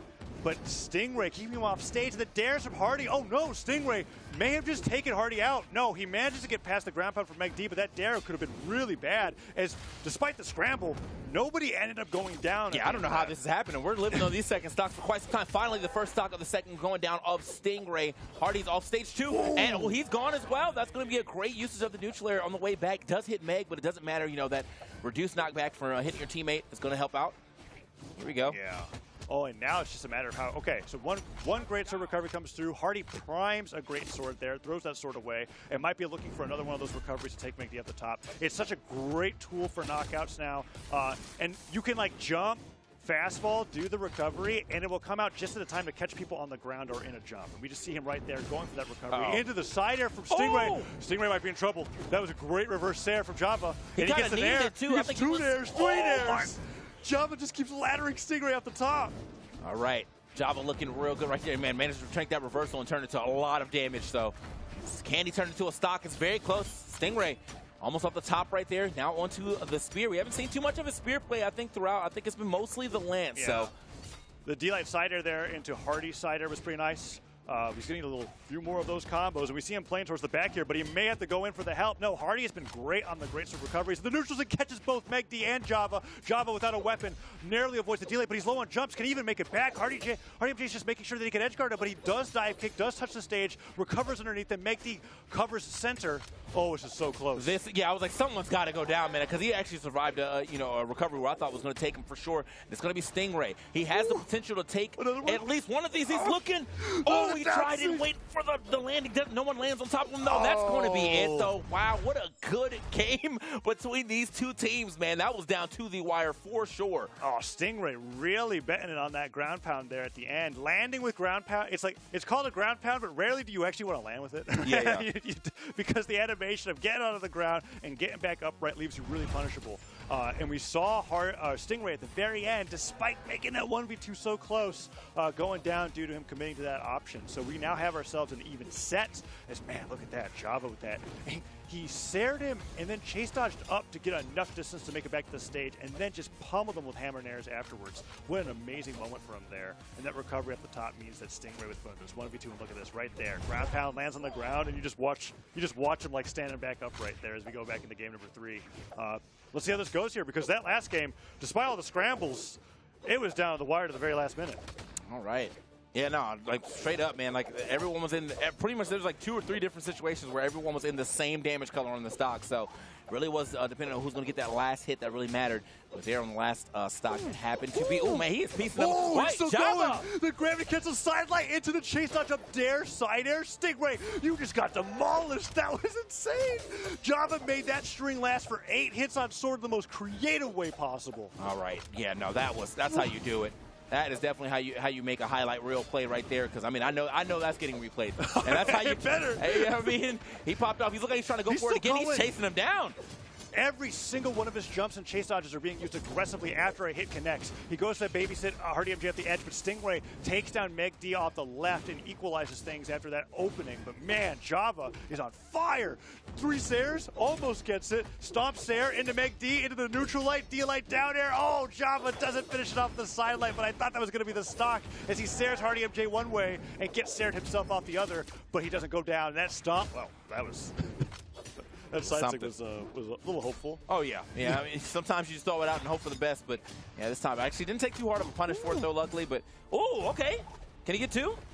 Got Meg going low, and he's looking for it. Oh, it is going to work out. The weapon toss as well. Good stuff. Hardy MJ, perfect accuracy on that one. Yeah, that was a great weapon throw coming out from him now. And they take the stock lead for like a moment. Java's like, a dare away from Stingray going out the bottom. And just like that, that's just the story of this set. They're keeping it literally like within 10 to 30 damage close. That's how it feels like at all points in time. As Stingray and Meg D are the ones that are getting focused down faster than anybody else on the screen. But this is definitely the type of match you want to see this late into the bracket. You don't want to see no stomps. You want to see some real team play, some real adjustments happening here. You know, good game, at least 4 sets. You know, yeah. Let's get some game 4s in here at the very least. You know, say I'll put up a fight. But right now, yeah, Meg D and Java. You know, 1-1 in this situation. We have them a little bit behind right now, but nothing that can't be flipped if they find the stock. Oh, wait! Whoa! Oh, wow! That's flipped. That's flipped for you, man. You got to find this kill on Stingray as quick as possible if you want any chance of taking this game. Holy cow, that down sig was perfect. Oh, but the team combo, D-Light Sider, and the side sig kicks him off the right side of the stage, forces Java to recover all the way high. The Nair hits. Java, what do you got? He gets through. Can't believe he landed. Yeah, he was sweat beads and all. I mean, that was and Stingray was on the platform to pretty much cover that. I think a down stick probably would have covered that whole thing, but just lets him back anyway. He hasn't been able to land a single hit, and this just goes to show you how hard a 2v1 can really be. Yeah. Hey, finally gets one. Let's see, weapon throw just starving him. D-Light side air takes him up the right. Why not? And yeah, Hardy MJ and Stingray playing that really well, considering the fact that, yes, if Stingray went down, that was a 1v1 that was very doable for Java.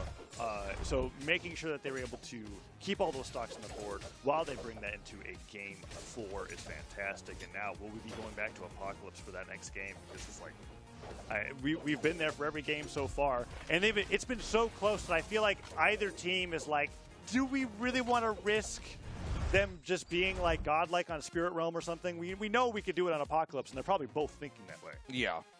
Yeah, this was, man. Okay, well, I mean, like, just the way that this set is developing, I feel like we're going to see a Game 5. But if we don't see a Game 5, it's because Java and McD have definitely figured, Stingray and Hardy MJ have definitely figured out how to dismantle this team. What a great start, though, from Java, though. Like, straight up right at the beginning of that game, went absolutely insane on, I think, Hardy, and that, worked out, but it didn't work out for them to actually take the game. So, going to have to be able to take those advantages to the bank. Otherwise, they're going to keep losing games like that. Yeah, so after that loss, it looks like Java and McD went, okay, we're done with Apocalypse. It was one of the first bans they put out there, and then leaving open 3 stages, they strike 2, the Small Fortress of Lions, one of the new maps in this 2v2 set after MSI. And we've been seeing a lot of play from it going into this weekend, and we're going to be seeing it here for game number 4, as the legends are all the same. But we definitely got a much different matchup here as Hardy MJ already sweat, puts off that down air and doesn't get the Neutralite bridge, but a lot of damage has gone over to Java as a sort of payback from the performance that he had at the beginning of the last game. Yeah, I was going to say, as we should for sure, man. This stage is beautiful, and it's definitely getting its fair share of play time. Moving platform to the left and the right is going to be pretty sick. But okay, wow, what a start off right there, man. Immediately finishing that stock way up there with the recovery. No doubt in your mind that he was going to lose that stock to that.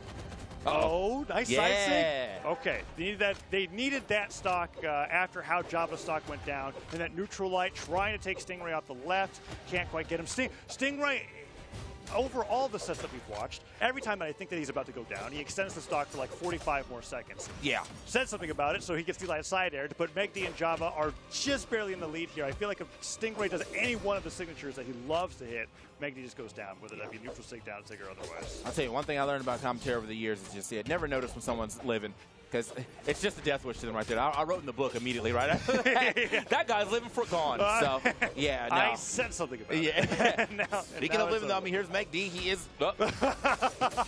Send the book. Send the book.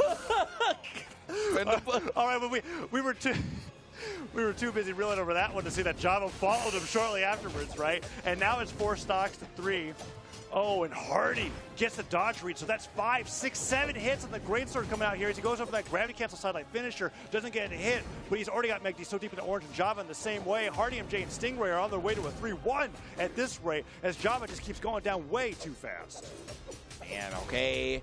That's the thing, though. Like, Java is going down super fast, but Stingray has just been able to live until now, apparently, in this game, because, again, I look at him, and then he's gone. It's like instant transmission to the blast zone after I say something. But, listen, this is still very possible for the blue team. Java has to stay alive. McD, he could definitely drop a stock here, but as long as Java is able to, play in those, 5 seconds of him not... Oh, wait a minute.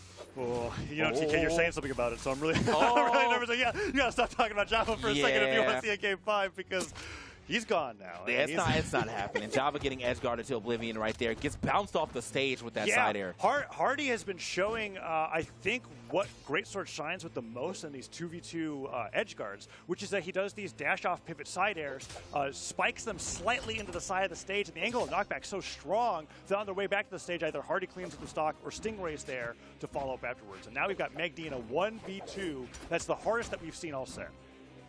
Yeah, and I mean, this is a 1v2 with everybody on one stock. He has literally not been able to touch the stage for more than a second. He's wall slipping now. All right, finally gets the stage right here, but now in the middle. Oh, okay. Falls out that combo. Jukes away from Stingray as well. So I don't know about that ground pound. A little overzealous. We were talking about how ground pounds that actually hit the ground aren't that great. 1v2s in particular. It's going to get you punished. Oh, and the recovery wasn't a true combo, but was a really good follow-up off of hitting him down with that sword ground pound. And Hardy, MJ, and Stingray take the set 3-1 to move in the top 4 here at the Summer Championship. 3-1, and what 400 damage differential right there too, man. That's a big W. So. Yeah, Java got deleted. And and that was the risk. When I was thinking about how those games were going on Apocalypse, I was like, okay, Java and McD have a decision to make. Do they rock the boat and switch to a stage that could potentially be better for their opponents for a change of scenery? And I don't know how much of it was the stage and really just Hardy popping off that game. But yeah, that was the most one-sided game that we saw so far in the set. And Hardy MJ and Stingray, well, they definitely earned their way through. Man, that was what I mean. You have to say that too, because like that could have went to a game 5, but they made sure that stopped at the game 4, and very very dominant on that last game for the sole fact that look how much time yes. that job is gone here in this match. I mean, that is a whole stretch. That's got to be at least a minute, and after that it was all about the edge guard and keeping Meg D off stage. As I noted, that Meg D was probably on stage for that last minute, probably for like 5 seconds altogether. Yeah. And what was interesting about that too is that when we look at the last matchup that they played, when it was against Crocky and Prophet, there was a big change in tone with how they were treating the 2v1s, in the sense that they were really like, okay, we don't play this as safe as we possibly can, because they were doing the things where like they would get a spear sidelight and they'd be like, that's good enough, we'll wait for the next landing, right? Because if we risk anything else, Meg D with the gauntlets could reverse us off stage, and next thing you know, we're in game 5 getting knocked out of the bracket. So really well played from them there. And we're going to go into our next elimination quarterfinal matchup, where we have Boomy and Snowy versus Faison and Cody Travis. It doesn't really get more classic NA 2v2 than this, and I'm so excited for it because we've got a really fresh Cody Travis and Faison team composition here with the double cross. We actually have 3 crosses. 3 crosses in an Onyx, bro. Okay. Yeah. This is. I mean, the year, or I guess the flavor of crosses here, man. Yeah. I mean, cross pass Boomy, with him. I guess Boomy like technically gets the say. It's like, hey, I was doing it before you guys were. True. But Snowy on the Onyx is really cool as well, because as popular as Gauntlets have been and are certainly going to remain going into this patch, having the option of cannon and the super high defensive movement speed. I'm looking at that right now. He's down to 3 decks, so he's got 8 defense, 6 movement speed. That is a fast gargoyle. Yeah. Everybody decided we don't need decks right now. Everybody on this screen right now currently 3 decks. They're at 3 decks in a movement speed stance. Yeah. Look, they're zooming, yeah, for sure. And why not? When it comes to decks, is something that you worry about in 1s. When it's in 2s, you're like, I don't have to worry about how quickly I hit my next attack. I got my teammate to do that for me, right? Helping me out. Here we go, the Demon Island. Let's see if Faison's able to do to Boomy or Snowy what he was able to do to Anime Fan in that last set, which is just take them off the top in orange at red. We already got Cody and Faison pretty high up in the sky at the beginning of this game. Yeah, I feel like this is going to be, it's a classic battle between, I think, 2 are what considered some of the best Blasters players in the world, between Cody Travis and Boomy, who was actually, kind of carrying him across the stage for a little bit. Cody Travis actually getting hunted down by Boomy, really. Like, he just never let him stay. He never let him get too far away from him. Boomy's like, don't say Cody Travis and I are the best players in the same sense again, right? Like, let me get him out of there. And Cody picking up the gauntlets. Still hasn't really found his own blasters. And he's getting team comboed to the ground pound. And Snowy was there with the side air. Sides to catch his Faison. And they went for that neutral land of Cody. And I think he was expecting a Sair from Boomy or something, but Snowy ends up going down, and Boomy fights off Cody and Faison on either side. The D-Light recovery comes through, and Cody, just like that, 50 seconds, he's gone to two blaster recoveries. This is insane. I mean, again, Faison sitting still on all of his stocks as well, so they got a very, very solid league. Yeah, Snowy has dropped a stock, but he has not been getting hit too much on this. Boomy and Faison both looking to see who's going to drop their stock first, but I'm kind of thinking, with the way that Boomy's playing, there's a lot of confidence on his side. Oh, the double recovery! You didn't expect it. It was exhausted as well, and he still hit it. Holy cow. Snowy gets the D-Light Nair as well, and Boomy off the weapon throw gets the Nair pickup, and he still isn't down. Snowy on the left side of the stage could go down to 1 stock here if he's not careful. Recovery comes through. Boomy finally gets shut down, and Faison odd recovery there on the Cody. It's a step back, Mr. President. I'll push you back up there. Like, I mean, he must have been expecting Snowy not to go that low, but Snowy did. The way that Cody's been getting team competent, it was probably safer up there. That's what he's looking for there. But, the side air connects, and that is it's an unusual 1v2 we've got here. Yeah, Faison drifts off to the right. I don't blame him. I'm not even going to blame him if he continues drifting. Okay, yeah. I mean, like... Conserve your energy, bro, because this is going to be a nigh impossible comeback with the way the teamwork that you just saw displayed right there. Yeah. I wouldn't try it either. It is absolutely go next, right? When you're against Boomy, Snowy, 4 stocks to 1, it's like it is only beneficial to get to the next lobby as fast as possible. Yeah, man, absolutely demolished there on that game. What a way to do it. Like, Boomy, again, chasing Cody Travis down at the beginning of that game. These are singles damage stats. Yeah. These are low enough where I'm like, I mean, people were getting taken out. That was a very quick game. That was a very quick game of Brawlhalla for Cody wants nothing to do with the Ditto anymore. He's on Vrax. We were talking about 3 decks.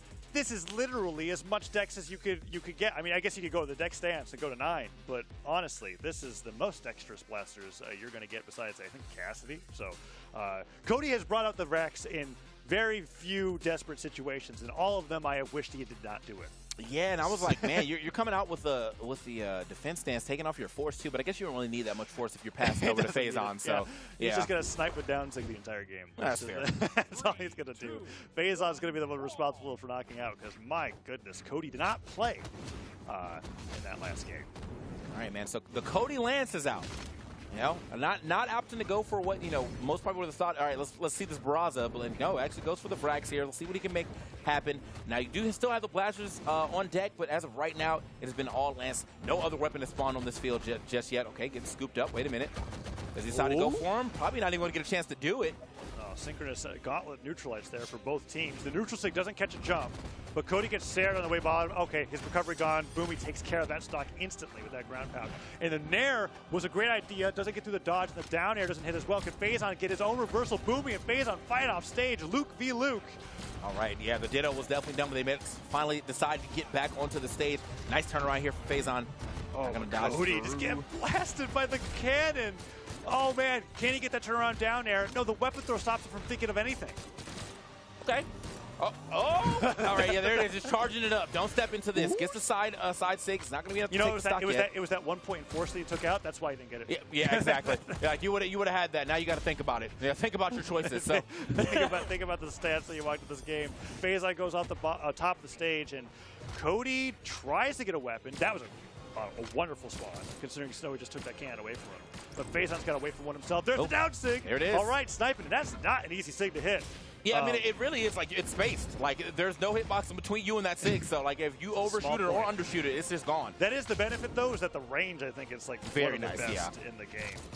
You get that D-Light, Blaster's D-Light range without waiting or standing still long enough to get it there. So Cody still on 2 stocks. Gets kicked though. Nice D-Light Nair from Phazon, getting some good damage, but we haven't seen team combos from either side that have really led to an explosive lead just yet. Yeah, I mean, that's the thing. That first game, it was a lot of that going over. Honestly, it was just a lot of Boomy being able to kind of handle like several situations in a quick succession. But yeah, as you said, not getting any crazy team combos. There was like some inklings of them, but just not being finished off. Yeah, most of it's just been that scramble that you've been talking about. A Blaster's neutral light here, a Gauntlet Dare there, multi-hit moves, but that side air, that's what we're looking for. And the weapon throws covering both the dodge down and the jump up. He ends up going down the cannon from Onyx, but yeah, Boomy and Snowy, they're looking great here. I thought there was like a situation where one of them was on 1 stock. No, this is just, that was a crazy double knockout. That's why I love seeing that too, because there's like no communication said. They just know. Yeah. All right, we're going to cover all these options all at once. You throw. We're going to do it at the same time. Synchronous. It's wonderful. Yeah, but we see Cody and Phazon similarly with that experience, taking out 2 stocks at the same time as well, and they're looking for those blaster setups. Boomy, he travels through Snowy with the blast recovery, gets the last blast on Phazon, and he takes him off the top. He's like, the hit that mattered. And yeah, I think he fooled me. I thought it was a mistake. I thought he just hit Snowy. I was like, well, that's it. Friendly fire. I was like getting ready to downplay it. I don't know what to think now. Now this is going to be when you're trying to do this 2v1 and you're playing a character that doesn't have a lot of force, it makes it even more hard. Like you gotta not only are you not doing going to be getting these knockouts, but you have to do so much more work to get what's the damage my knockout in general. Option? Blaster Sare? Oh no. Yeah, they're flying nowhere right now. And that's going to be if you will be flying off the top of that blast zone, even with Snowy or AK Onyx not having the craziest amount of force either. She's kind of like middle of the road, but it is going to be enough on that recovery for sure. Yeah, Gauntlet recovery. Most recoveries in the game. Honestly. Look at that, but yeah. The weapons covering so much. We're going to see that recovery through Snowy, and then drifting as hard right as possible to clip Phazon off the top. And then that recovery off the neutral light there, just keeping it simple, taking him off the top, and really dominant performance there. Yeah, Hitbox felt very active too on that on that recovery. Oh, he kind of got caught on like probably the last active frame on that. The amount of drift he had on that, I was like, wow, that hit. It hit that strong. Sometimes that's all it takes. And Phazon, okay, you were talking about Wushang from the beginning here, too. Yeah. And now Cody on the Barraza. Okay, so we have gone back to what this team basically made a name for themselves. Right. I mean, as long as Phazon's had some kind of gauntlets, whether it's the Val or the Wushang, those are things that we're used to seeing. And then Cody Travis on the Barraza. The Barraza in Brawlhalla and all regions, right? The one, basically the only guy being able to get wins with it, are going to use this combination to try to reverse 3-0 Boomy and Snowy, because that's what they have to do if they want to stay in the bracket. Yeah, I'm saying, like, they tried the cross thing, but they definitely got out-crossed by Boomy, and so immediately swapped off of that. Yeah, Boomy was moving on him for sure, and so I think this is probably the best bet. Play your tried and true. Yeah, sure, Boomy and Sandstorm or Snowy probably know a lot about this, but that doesn't mean you still can't do it, You can have a lot of experience about this composition, but the truth is that Cody and FaZe won a heck of a lot of tournaments with it, right? And it was beating them. And look at this. D-Light, side air into side 6. Snowy, with that defense, is surviving. Cody tries to get the punish on Boomy, and he does get the jump right afterwards with the Sair. Oh, and that gravity cancel neutral light punish, but guess what? Commits to a neutral light, and he's gone to Phazon. And the team combo from Cody will give the red team the biggest lead we've seen all set. I was going to say, this is exactly what we were expecting to see. I mean, these guys obviously know how to make these two characters work together. We saw some great team combos. We're seeing follow-ups that we weren't really seeing earlier in this set between Cody and FaZon. Okay. All right. Yeah, somebody actually gets popped up in that one as well. They could have got probably a nice team combo off that. Missing the down air, though. Oh, Cody, he's doing wonders with the axe right now. So many downlights inside. I have to remember, it's like Cody never really used, like the only thing that happened to Axe was really side air. Like, I mean, the weapon's looking great. Oh, it FaZon with the double edge guard on Boomy and Snowy. Yeah, Cody Travis put himself in a real bad position there, but it does not matter. That is his first stock. FaZon still looking good, too. Snowy is hurt on his second stock, so they still got a solid lead here as long as they don't get team combo. Cody Travis, trying to avoid the sandwich, does not do the best job of it, but wait, Cody, please get out of there. Snowy tried to reset with the gravity cancel D-Light, didn't hit him. And FaZon cuts through the side light, some team damage, but also team combo damage on the Boomy as FaZon nair spikes Boomy. Weapon throw interrupts the recovery. Can Boomy make it back? He can. And he spikes his own teammate, and FaZon still lives. Yeah, FaZon is still, that's the worst case scenario. Oh, and then the pogo, the weapon throws, and the ground pounds, and just spiking him into the side of the stage. Boomy has spent the last minute trying to get back onto the stage, and then finally he manages to touch just to get hit by a weapon throw again. All right, see FaZon. Oh, okay, that was great gravity cancel directly over. They caught him underneath, Yeah, that's kind of surprising. It seemed like he was a little too high up, but it still hit. Okay. Wow, what a... Boomy knowing the extent of those hitboxes for sure. Oh, but Cody and FaZon still in such a great lead. Sider takes Boomy down, Snowy in the 1v2 with the cannon. He gets hit by one nair into a recovery. Great spiking hitbox from that 2. Catches him out of the dodge. Can Snowy make it back? He can't, and he goes down. And a 3-stock from Cody and FaZon on game 3 makes me go, thank goodness. They're playing these characters. Yeah, it's kind of like, maybe you got to stick with the tried and true. I understand that, it's very cross-nation right now, but stay with what you know. Now, I would say that we actually talked about this earlier, too, is that, Cody Travis, always, known for his blasters, but just over the last, year and a half or so, I think his axe really deserves some shine His as well. axe was the MVP of that game. That was, I couldn't believe it when I was watching. I was kind of like, I wonder if people have been playing so little axe that people forgot that the weapons it's like, you're getting hit by a lot of Sairs here, man. What's going on? Boomy and Snowy, however, bringing it back to Demon Island, looking for that adaptation, and Cody's down in 11 seconds. He looked away, he got side-sticked to the side of the stage. Man.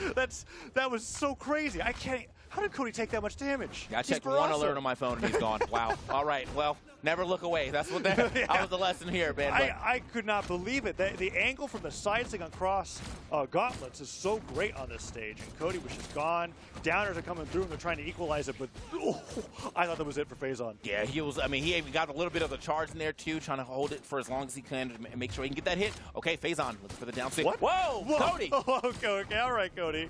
Oh no, the grapple hits. Okay, it gets down on a Boomy, which is a surprise. Yeah, I'm going to need to slow down on that one, too. So I don't know what just happened. I was so focused on, the tragedy that was going to be Cody's stock that I didn't realize that FaZon was making plays. Yeah. And now it's an even game, and they're getting a team combo on the Boomy second stock. FaZon goes down for it. Okay, Snowy trying to get cheeky with that third recovery right there to try to maybe knock off that Cody stock as well. No recovery. Uh-oh. Oh, he goes to the neutral stick, and Boomy was too low for that to connect.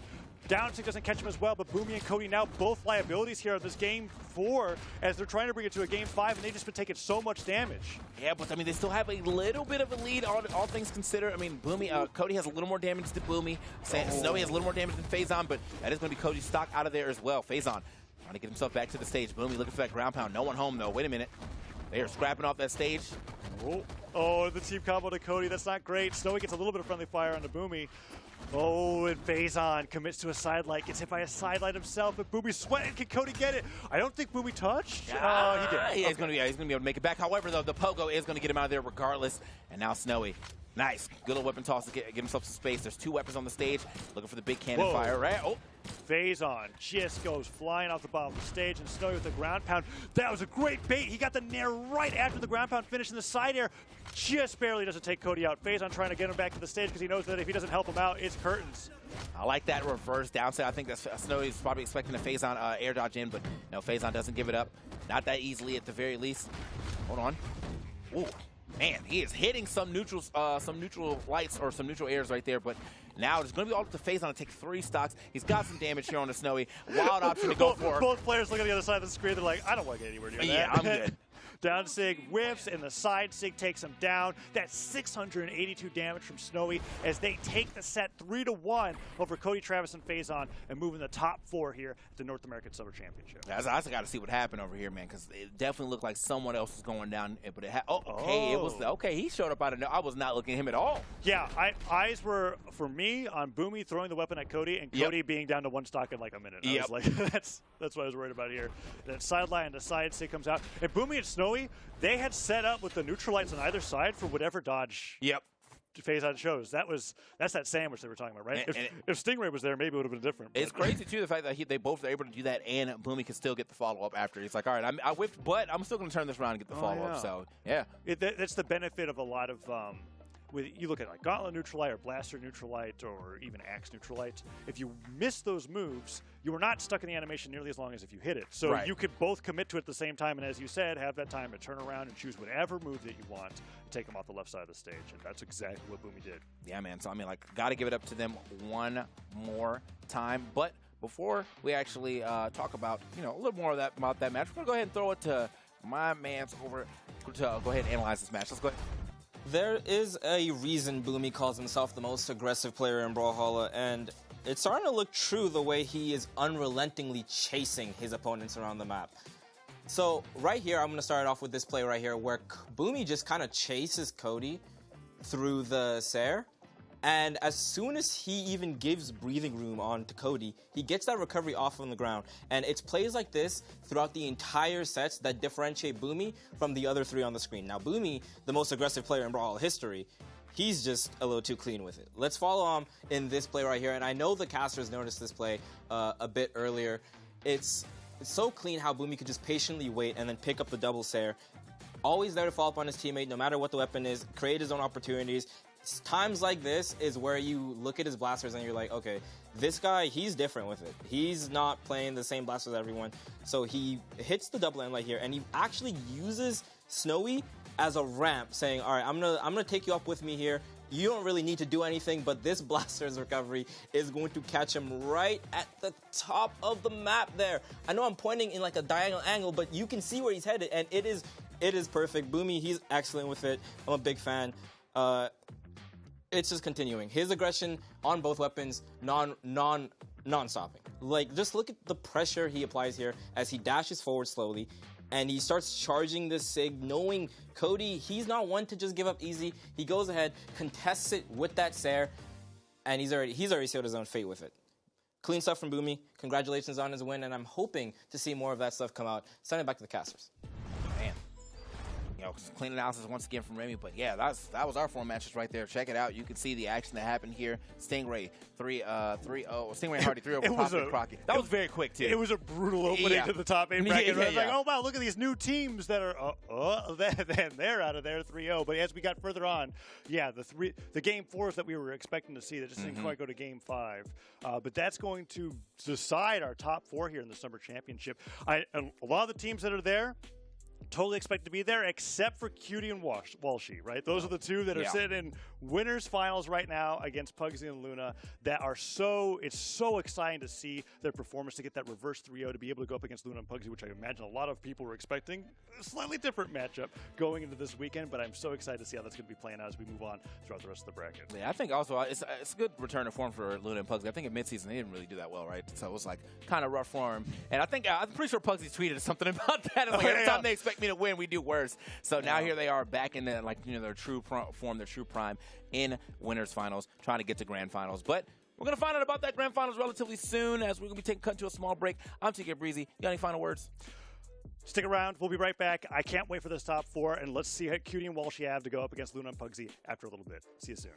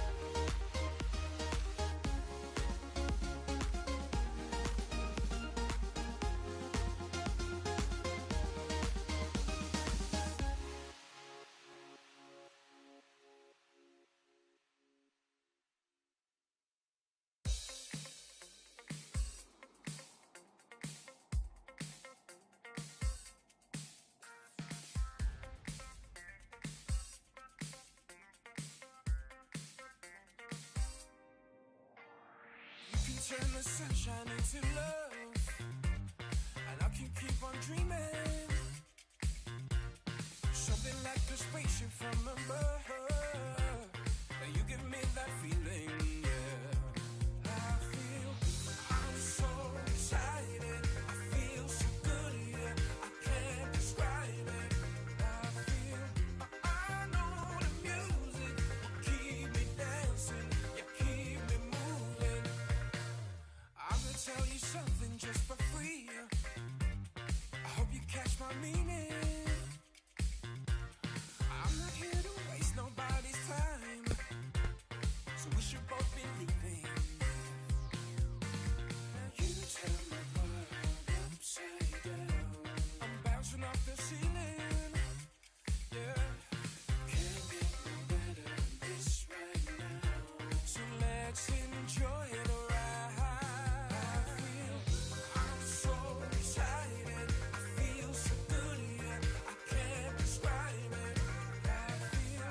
I know the music will keep me dancing, yeah, keep me moving. I feel I'm so excited. I feel so good, yeah. I can't describe it.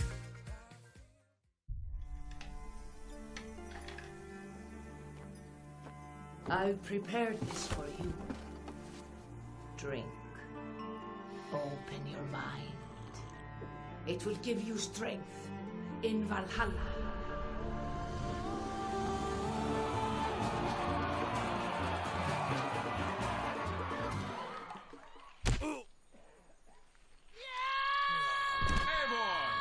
Welcome to Brawlhalla.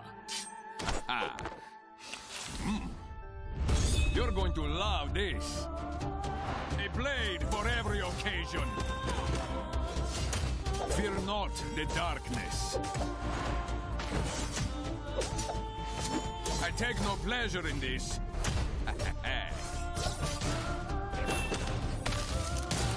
This KO is mine. I like this place. Ah!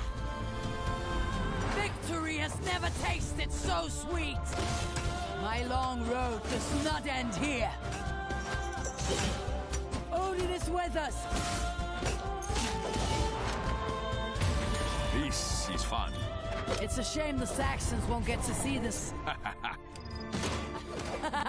Nice.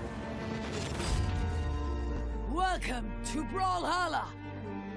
Requiescat in pace. Ha, never gets old. We've whittled it down to our final 4 teams, and at the end of this, we will be crowning our final 2v2 team for the Summer Championship for this year. It could be Luna, it could be Pugsy as that team, it could be Boomy and Snowy, it could be Stingray and Hardy MJ, or it could be Cutie and Walshy. Walshy and Cutie, what are you guys doing here? Nobody expected that coming into this one, but we did have Jungle Invasion that happened 1 week ago. One of the biggest upsets that really started out this tournament that we saw on stream today was Walshy and Cutie taking out Cody and Phazon. But really, that was just a repeat of what we saw exactly 1 week ago at Jungle Invasion. And in fact, it was almost a similar score as well. It might have actually been a better score this time. So they learned how to beat Cody and Phazon even better throughout the week. And now they found themselves here in the winners finals against Luna and Pugsy. The guaranteed top 3 finish is nothing to scoff at. Absolutely amazing. This is the team that is coming out of relatively nowhere. I mean, Walshy's been talked about and has teamed with a couple of other people, but Cutie, really the kind of surprise pick coming in, again, in the PR, in the 40s, coming in here, upsetting a lot of people, and then on top of that, actually playing really, really well. It's not like the Walshy show and Cutie is there. It's Cutie being there, supporting Walshy, doing that rotation, being a great teammate alongside Walshy. Now we're going to be moving into this one shortly as these teams get actually ready to play. Of course, we have the elimination semifinals match down that will be happening right after this one, and that is, like you said, Stingray and Hardy MJ versus Snowy and Boomy. That will determine who will face the loser of this match that we are about to see. Now, you and I can see the lobby right now. It looks like everybody's locked in on this one. It is Walshy coming in with the Akuma, Cutie coming in with the Dhalsim, Pugsy coming in with the Maggie and Luna coming in with the Dhalsim. I had to look with my old aging eyes on that one because Pug is nicely stylized in all lowercase letters. I wasn't ready to see that one. Yeah, it's definitely a small font way over there off screen. But either way, no surprise on the character picks. They've all been playing the same characters throughout the day. Haven't really seen too many swap-ups on any player so far. Now we're getting into this one now. We see the loading screen. Stance-wise, nothing too crazy coming out. We are seeing Cutie on the movement speed stance on the Dhalsim. Honestly, I haven't really paid attention to what stances a lot of the Dhalsim players that we've been seeing this weekend have been playing on, but already with a solid movement speed stance, just default, wants a little bit more maybe for that rotation potential to really get into those tight spots, get in, get out, be able to punish, be able to counter punish, and be able to escape. Yeah, it makes a lot of sense, especially when you are kind of like that support player. Not that there's like clearly defined roles in Brawlhalla 2v2s, but sometimes there's that person who sits a little bit further back. He's the one who breaks up those fights. He's the one who ends up setting up for those team combos, as immediately Walshy into the side sig. Luna in the offstage doesn't hit the side signature. Everybody's going to survive for now. And it's interesting that you bring up that sort of like, we don't really have roles in this game. It's a fighting game. It's not really a MOBA, but Pugsy was sort of like the first person that we ever kind of said, oh, you are kind of having an actual role like a support player. Woo! Big fist punish to punish the first big fist that came out from Cutie. Luna is going to grab that KO there. We are now dead even into this one. Luna, the only one surviving on first stock, about a minute into this game, taken out. We are now on second stocks. Everybody healthy all around. Great eveners across the board, and again, like by the numbers, Luna and Pugsy should be running away with this. Even if Cutie was like relatively similar PR to Walshy, the numbers still heavily favor Luna and Pugsy, and yet we're even here in game number 1. Now, both of these teams are coming into this set right off the back of 3-0s. Luna and Pugsy 3-0ing Snowy and Boomy, Walshy and Cutie 3-0ing Java and Meg D. So a lot of confidence, a lot of momentum coming into this one. The recovery not going to be quite enough to finish off the stock of Walshy. There's the side air. Pugsy doing a great job finishing off those stocks. I'm going to swap over to the sword. A little bit more team combo potential, but Walshy is already back in, so the chances of that go a lot lower. Ooh, the top side of that ground pound came out and hit Pugsy. They do end up turning that into a KO anyway. Cutie going to eat the ground pound. Luna just might get a double over here. Pugsy rotating in, doesn't quite hit the ground pound, but Luna's able to get back to the main platform, maintain this second stock as well. Pugsy's coming in on final stock, healthy, swinging that axe. For a brief moment there, it looked like a great save from Walshy, letting Cutie hit him, but Walshy's out of there. The ground pound from Luna's just a little too much, and now it's left to Cutie in the 1v2, a second stock behind Luna's. Now it's the 2 axes coming out from this red team. You see the down air, you see the weapon toss. That's all it took. You didn't need that full commitment from both members of the red team. They both know their limitations. They know their strengths. They know how to trust their teammate to be able to go into those situations and come out victorious, go even, or if necessary, rotate in and relieve some of that pressure. There's the D-Light ground pound. The chase dodge up to get through the pressure of Cutie coming in. There's the down air. There is a whiffed down air, but here's the weapon toss, and you see where Pugsy is. Not right on top of Luna, because that's too risky given their position in the game, but if Pugsy needs to, there may be a chance that the blue team gets through that. Pugsy is in perfect territory to deny a wall touch and get the stock in the long run, securing the game. Now, one thing that I think most people who have been following Brawlhalla for a real long time would probably agree with is that Luna and Pugsy are both accomplished 1v1. It's very strong. We just saw it at the end of that one, right? Luna basically 1v1 Cutie in the off stage. But in the on stage, in the 2v2s, there's a chance for Cutie and Walshy to bust out. They've been hitting those team combos, those quick side sigs coming out from the Akumas have been leading to KOs, and Pugsy going to be the first one to fall here in game number 2. And that was beautiful coverage from Cutie, kind of covering for his teammate after the whiffed signature that Walshy threw out. That seemed to be totally planned. Yeah, so it seems like the game plan might be for the red team to try to split up this blue team, not let them get close, not let them get that coverage, and instead the blue team's going to try to stay close, try to be there for each other. But right now, Walshy on the left side ends up disengaging. Now, we're about a minute into this game, and you just saw that recovery from Pugsy make contact. Even that side air still has Walshy in the yellow on first stock. Meanwhile, Pugsy is about to be in orange on second stock. So Walshy doing a tremendous job of surviving in this game. That side air turned Walshy red. See if he recovers back. He does. He even fades back a little bit in order to get out of the range of that sort of minimum charge side signature that Luna threw out. Yeah, and really good decision making from Cutie, trying to keep that pressure on Luna. Recognized Luna was the one who was going to try to finish off the stock, so he tried to be right on top of him, not let Luna sit there and set up. Walshy gets launched again, but there, finally, they're going to finish off that first stock of Walshy, but the damage advantage definitely in favor of the blue team.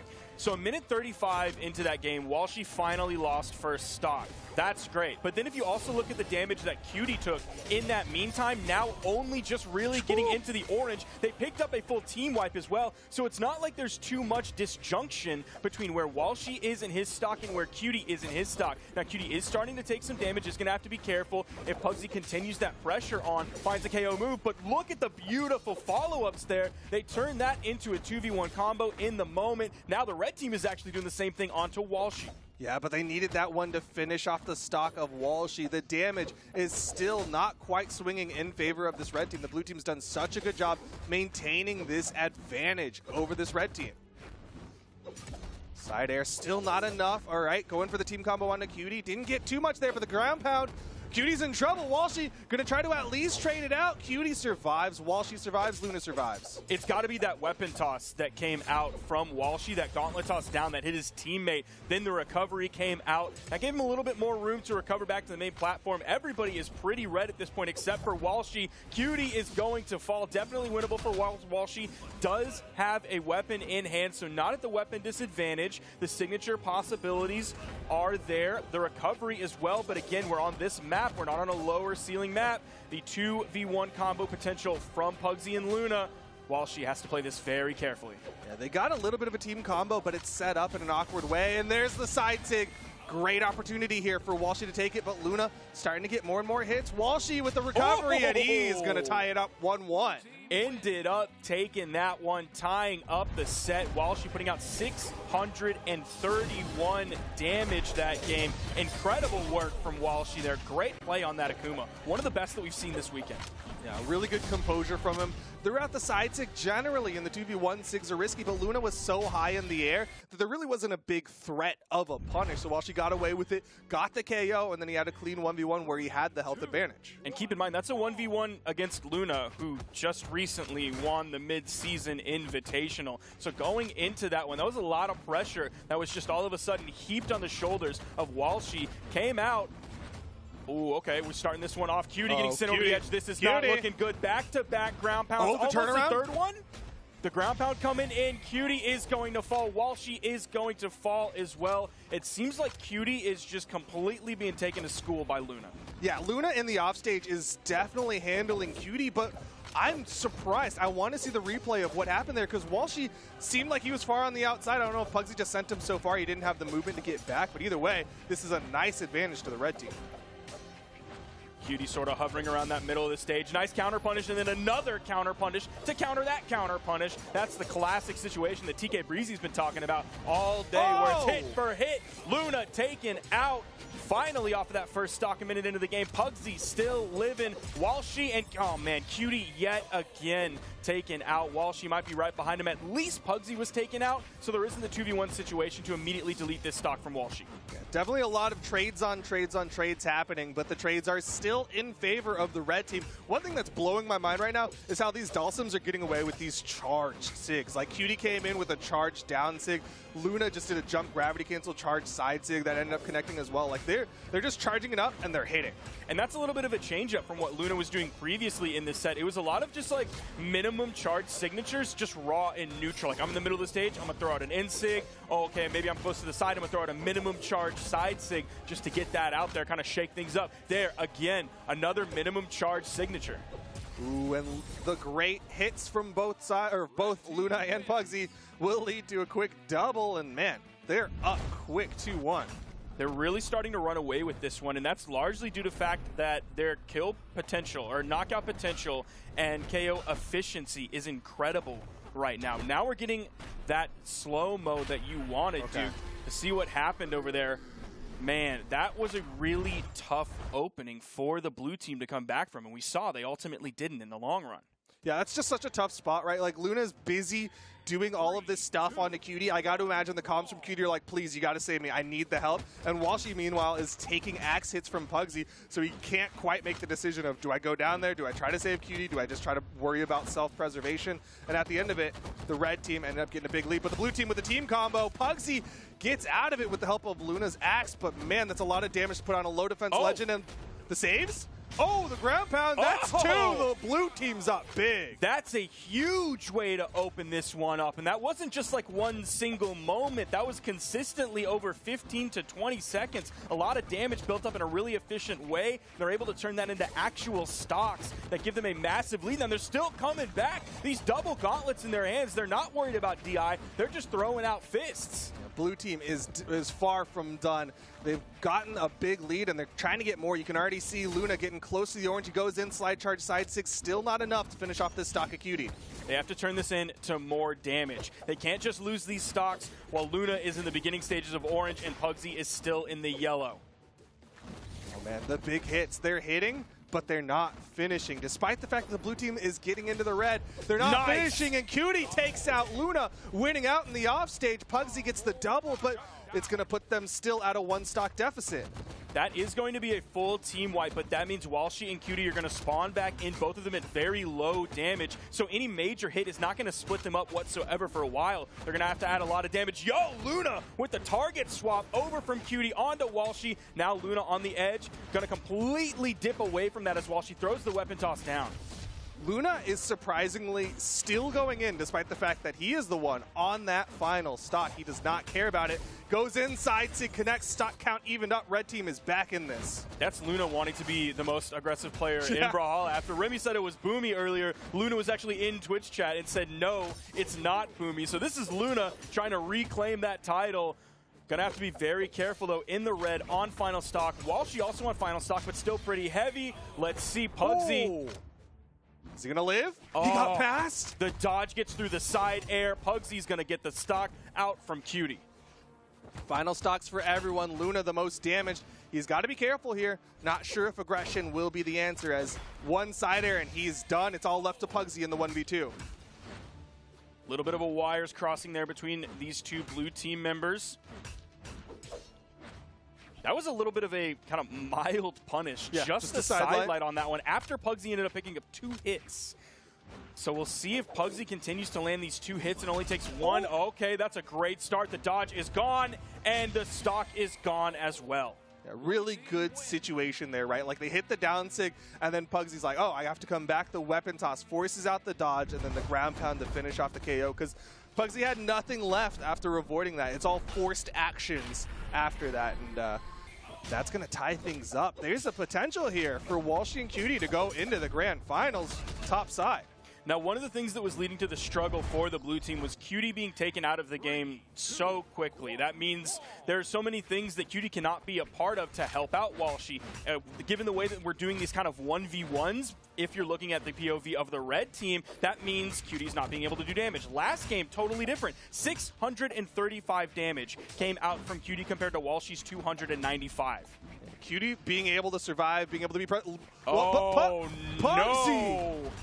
That is a huge stock loss very early, and that's also coupled with the fact that Luna is extremely damaged on this first stock very early in the game. I mean, that's part of the reason why that happened, is Pugsy tried to over-rotate to help out Luna, but just didn't keep track of the movement and ended up falling. This is a nice situation for the blue team, as they're up it's tied 2-2 and they're up 2 stocks. We all of a sudden find ourselves in this Game 5 situation, and in the Game 5 situation, Walshy and Cutie are in the lead. It's a small lead that we could see Pugsy and Luna taking back here very shortly. Signatures coming out comes the punish. Charging that one, nice ground pound. Luna! The classic gauntlet play we've been seeing all weekend. Those ground pounds have been taking stocks on the side, left, and right across every region all over the globe. I'm starting to think Cutie been playing the long con.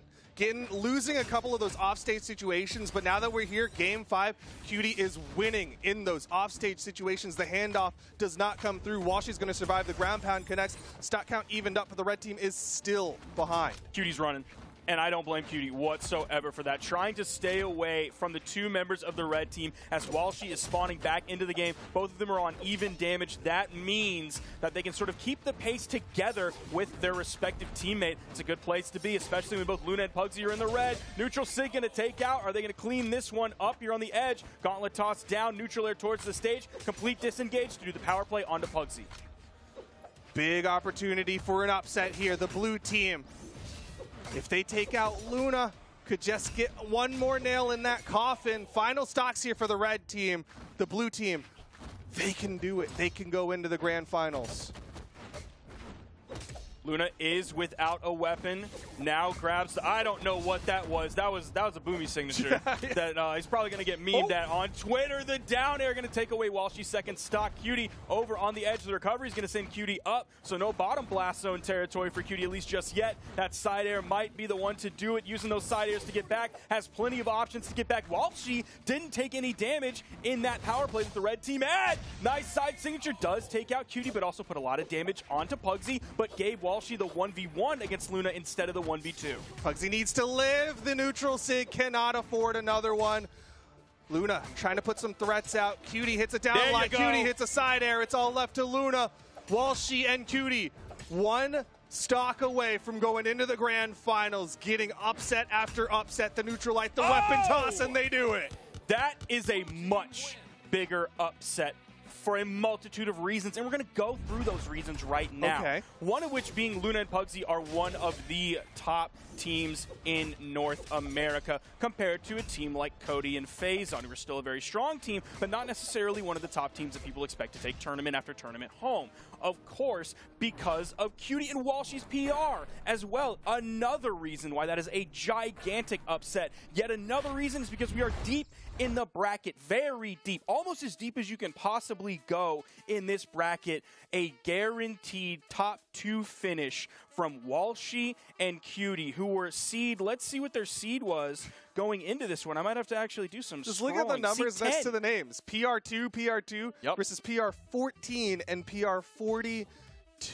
Walshy and Cutie have been making upsets. Probably the only upset that they need to do now to finish out the day of upsets is to beat out Boomy and Snowy, and then they've gotten all of the big names in the North American region. That was incredible coming out from Walshy and Cutie. I know a lot of people in chat have been loving seeing their route throughout this entire tournament. Let's look at that route that they took today. I'm going to pull up that bracket here and see the trip that Walshy and Cutie took through this bracket.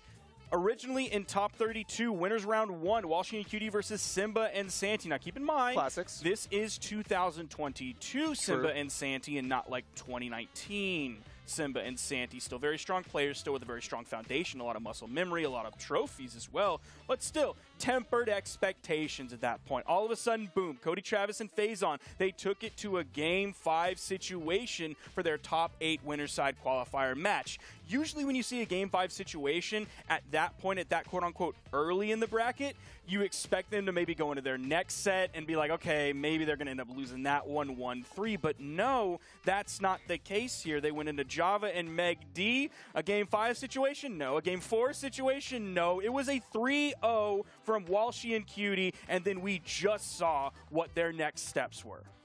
Absolutely amazing plays. They are now sitting in the grand finals. Let's go over to Remy to hear how they did it.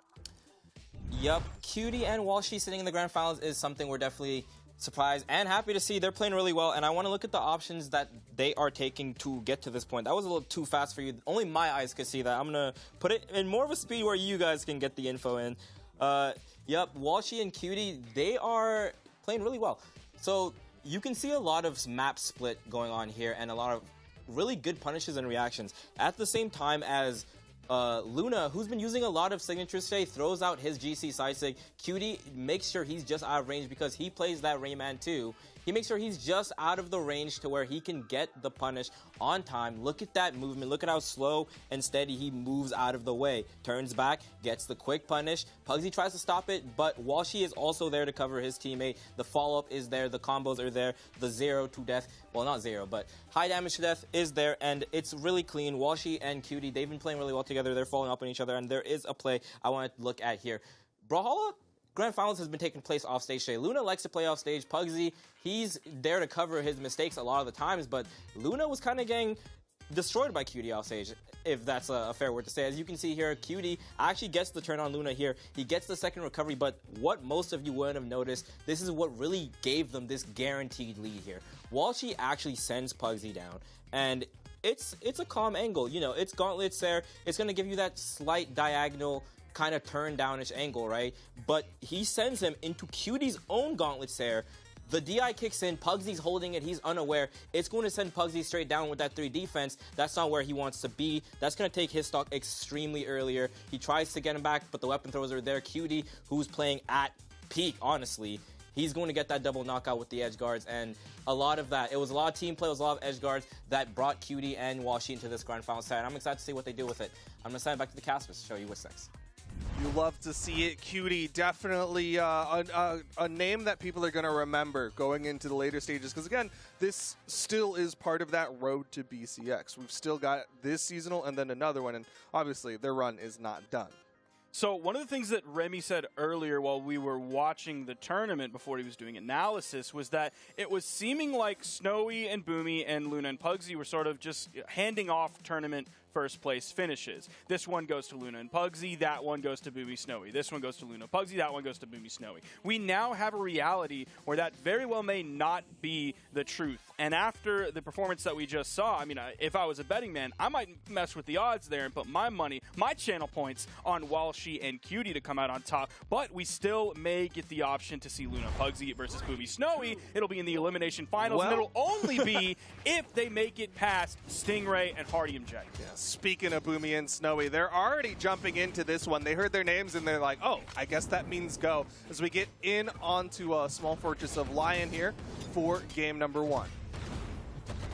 Been seeing a lot of this stage today in North America, a lot this weekend, but especially in North America today. Now, Boomy and Snowy coming in with the Chronics, that is Cross and Onyx, against the Negan and Black Knight coming out from Stingray here. This classic pick that we love to see. The best Brawlhalla that Stingray has played has been on this character. Yeah, I mean, this is, if you know Stingray, this is like the Stingray classics. The side sig will connect. Lots of people getting launched, but that down air still not enough. Boomy with the coverage, able to break it up, gets the double side light, but can't finish off the stock. Red team was split there. Oh, the second hit of that. I swear, we've seen so many second hits of Gauntlet side air, picking up the other person on the opposite team so many times, just barely under or really over spacing that neutral light coming out from Boomy. Sort of a rare mistake there off of that whiffed side air from Stingray. Oh man, stocks are starting to fly though. Stock count still even. It's between Boomy and Stingray, both of the red members. Stingray with a great dodge, but the down air from the teammate is actually going to take out Stingray. That's going to put Hardy in a little bit of a rough spot here. You see him kind of running all over the stage, trying to stay away from the blue team as Stingray comes back into this game, so there isn't any 2v1 team combo potential. Hits the 3-piece, gets the stock.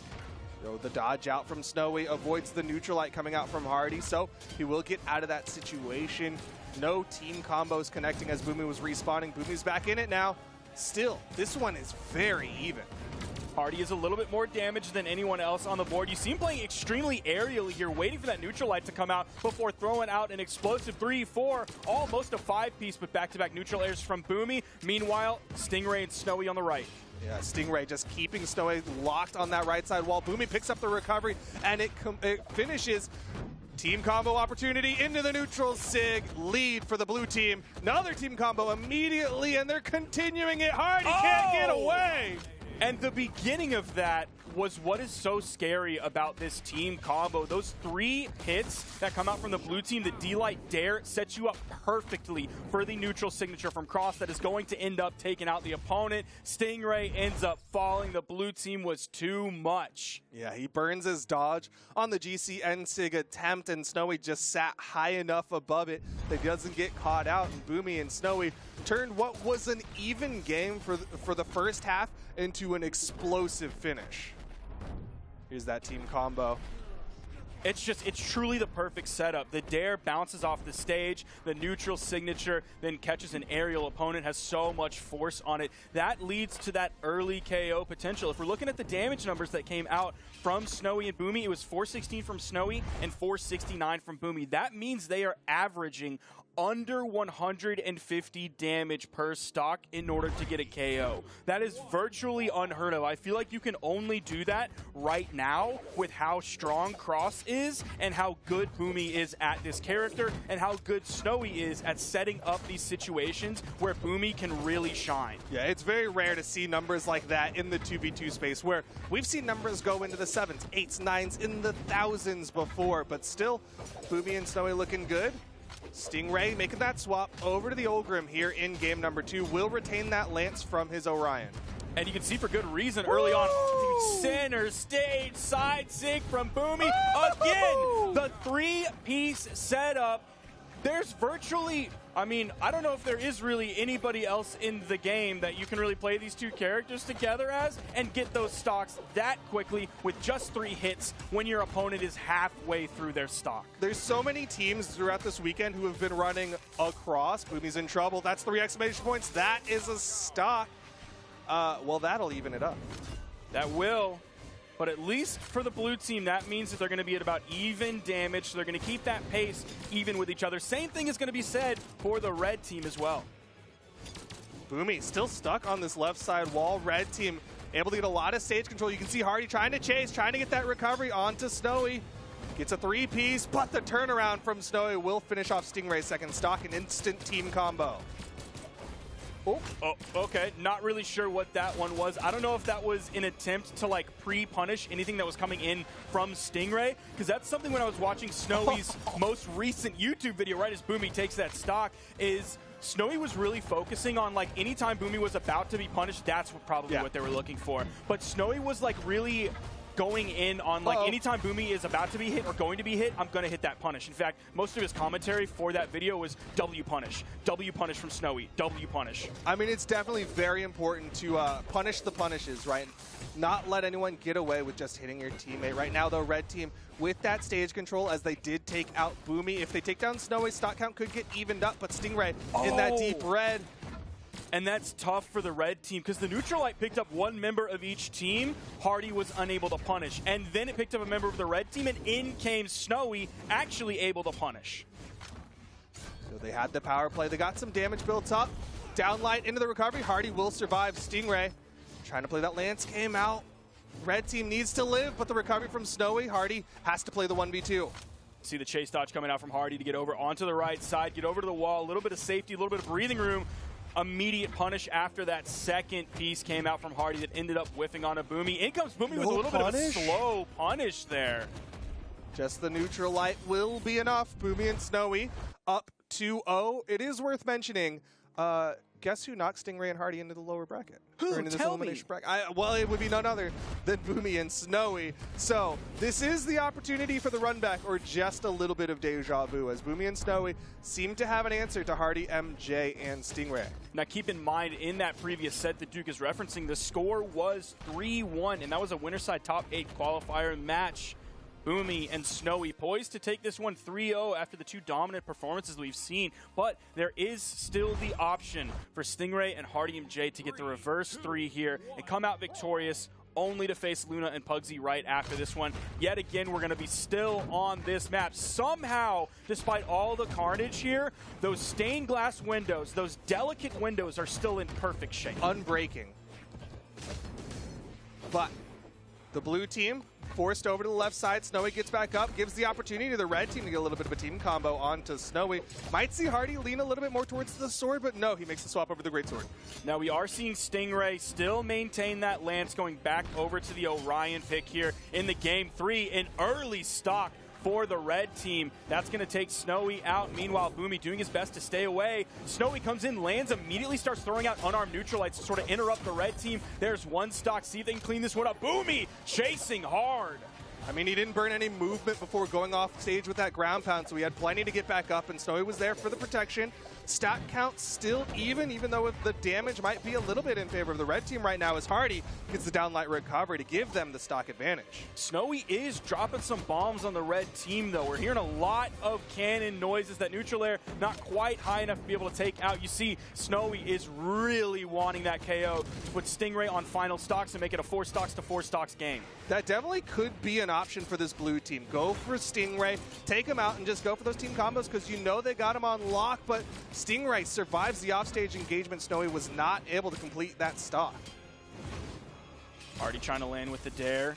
He's putting some nice poke onto Boomy as Snowy is actually the first one on final stocks. We were thinking it might be Stingray, but fantastic positioning coming out from Stingray. Some of that defense of Orion helping out as well. I mean, that's one thing that's been talked about throughout the entirety of today is Stingray's positioning, his ability to play around those sandwich positions, to just play around the opponents and survive has been so valuable as the down light into the Nair takes off the first stock of Hardy MJ. They're still trying to find the stock on Stingray. I mean, even Boomy hit a D-light on the blasters and then went for the recovery, but I think he hit the D-light a little bit too far away. A little bit curious why he went for the recovery rather than the side air, because I think even though it was towards the center of the stage, based on where he picked up the D-light, side air was probably the better option and also would have led to the KO, because I think that's just how damaged Stingray was at that moment. I mean, it's definitely a consistent tool, but I mean, at top levels, you got to believe in yourself and going for those recoveries. But right now, stock advantage to the red team. They've got the health advantage as well, as Snowy is a couple of good hits away from getting taken out. Snowy dipping down low. I thought he was going to get caught by something as his hurt box peeked right over that corner, but no. This just gave the red team so much time to put pressure and damage onto Boomy. Again, a single hit, Snowy is completely isolated from Boomy. Is that tough spot, and now it's all left to Boomy. Won't be long, though, before Hardy MJ and Stingray get themselves on the board 2-1.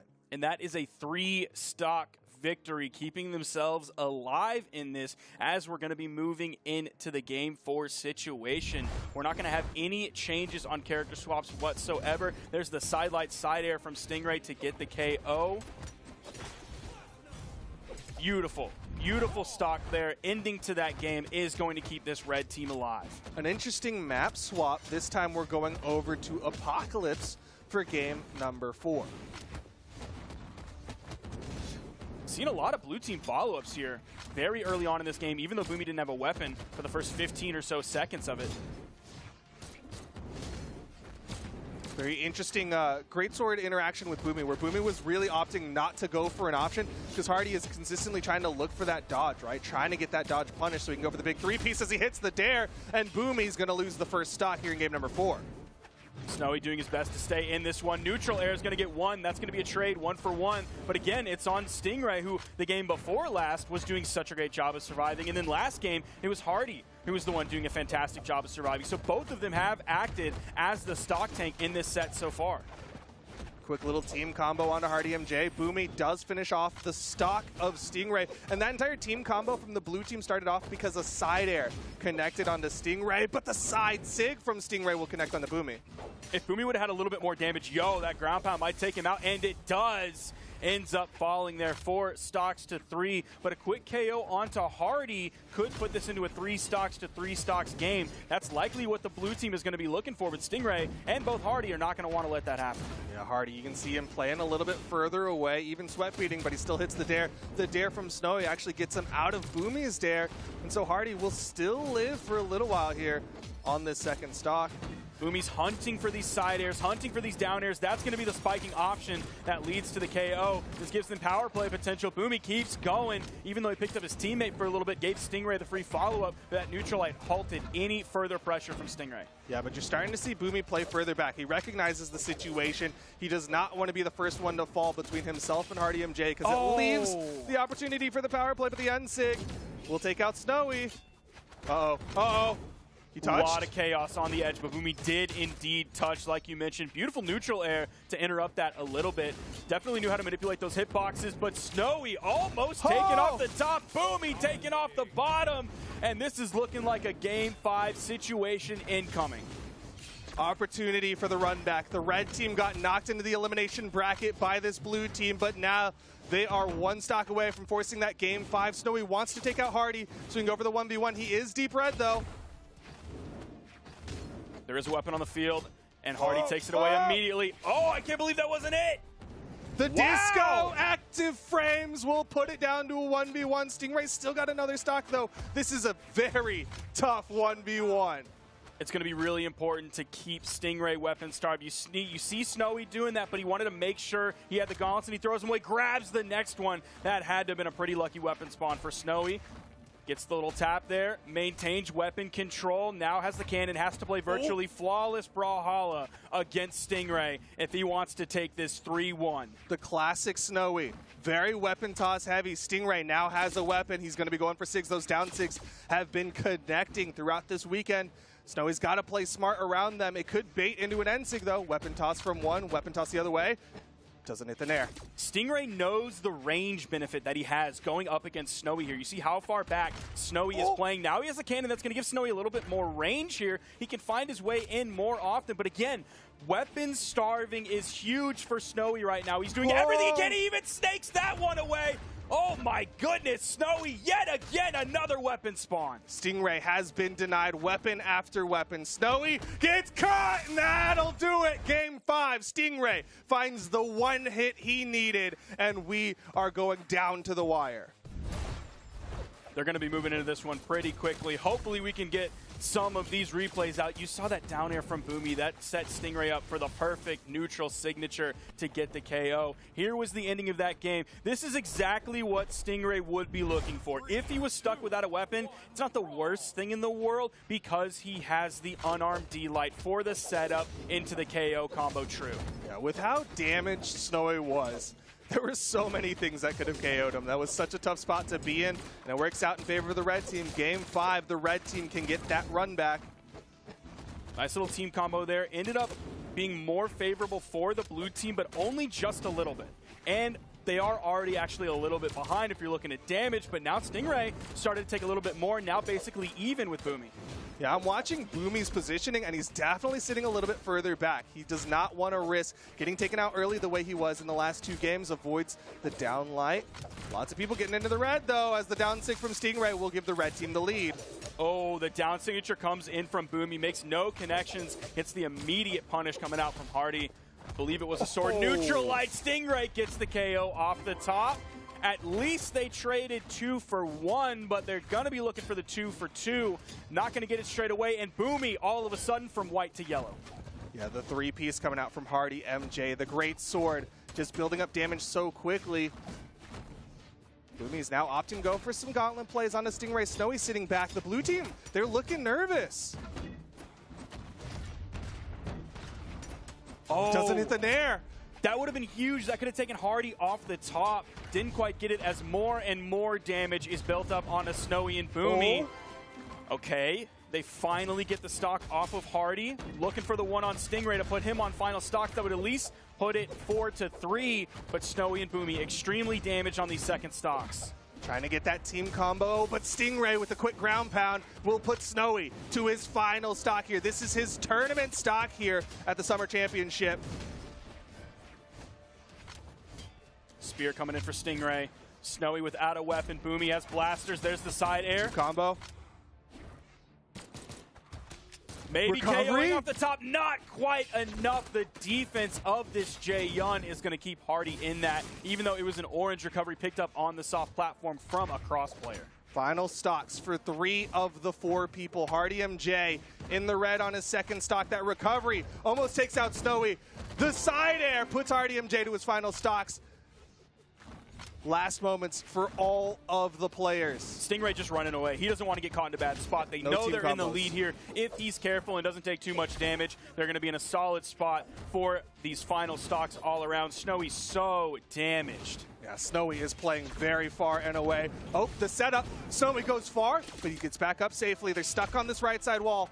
Boomy's taking damage. Snowy with the 3 exclamation points gets up. Team combo, they're stacked up too close. They were too close. Man, that is heartbreaking.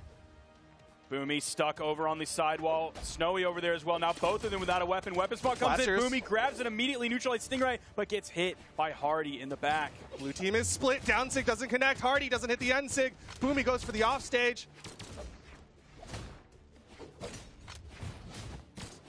Oh, he misses the punish. Everybody Down is now. line, he can't interrupt. It's just Snowy. He ended up picking up Snowy too, giving the red team complete stage control, the ability to juggle. Snowy is going to have to play his heart out here if he wants the victory. It is still winnable, but man, it's going to be so tough at the damage deficit. Weapon control goes to Stingray and Hardy. Stage control at Stingray and Hardy gets right under that neutral light. Not yet. But he's running out of options, running out of hope. That's a burn dodge. Beats out the Sig. Recovery still not enough. He's playing the unarmed. He picks up a cannon. The Nairs don't connect, and Hardy, MJ, and Stingray are going into the top 3. That is going to be that Game 5 situation. They went down 0-2 and then won 3 in a row. They're going to be moving on, handing Boomy and Snowy, I guess, that 4th place placard. Maybe it's a medal. Of course, this is figurative, not literal. It's definitely not a bronze medal at the very least, because Boomy and Snowy are going home in 4th. Hardy and Stingray are going to continue on. They're now going in against Luna and Pugsy in the elimination final. Now, keep in mind, we really haven't seen this. If we're looking at specific history between these two teams, I don't know if we've had it much at all. I'm going to have to look at the statistics for this one. It is actually, it looks like in official tournaments, it is in 0-0. If we're looking at all tournaments, period, it is an 0-1 in favor of Stingray and Hardy MJ. Of course, that one coming from a community tournament. Trying to find which one it is. I'm not sure exactly which one it is. So, you know what? Everybody at home, you can look that one up. Yeah.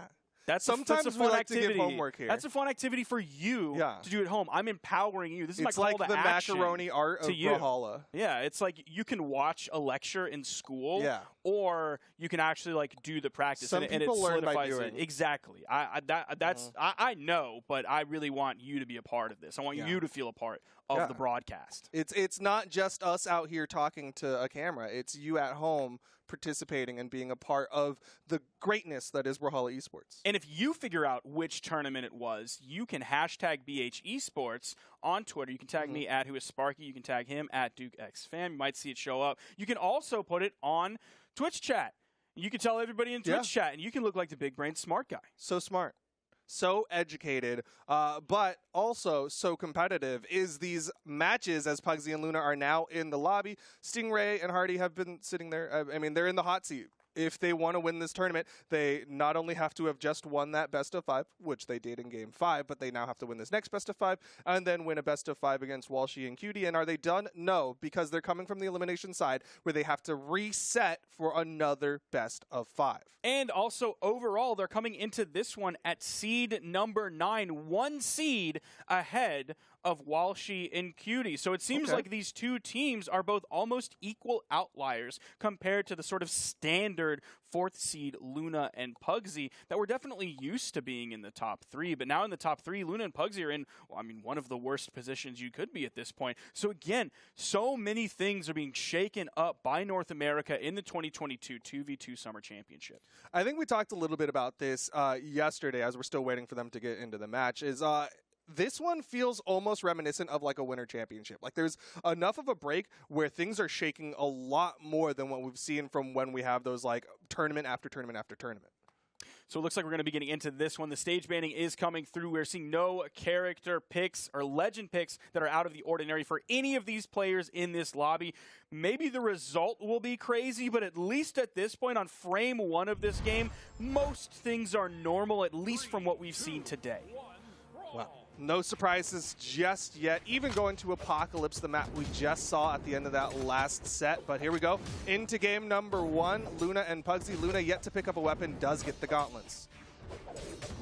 Now we are on Apocalypse. This seems like the choice for these two teams as we saw the last game sort of go into this territory as well.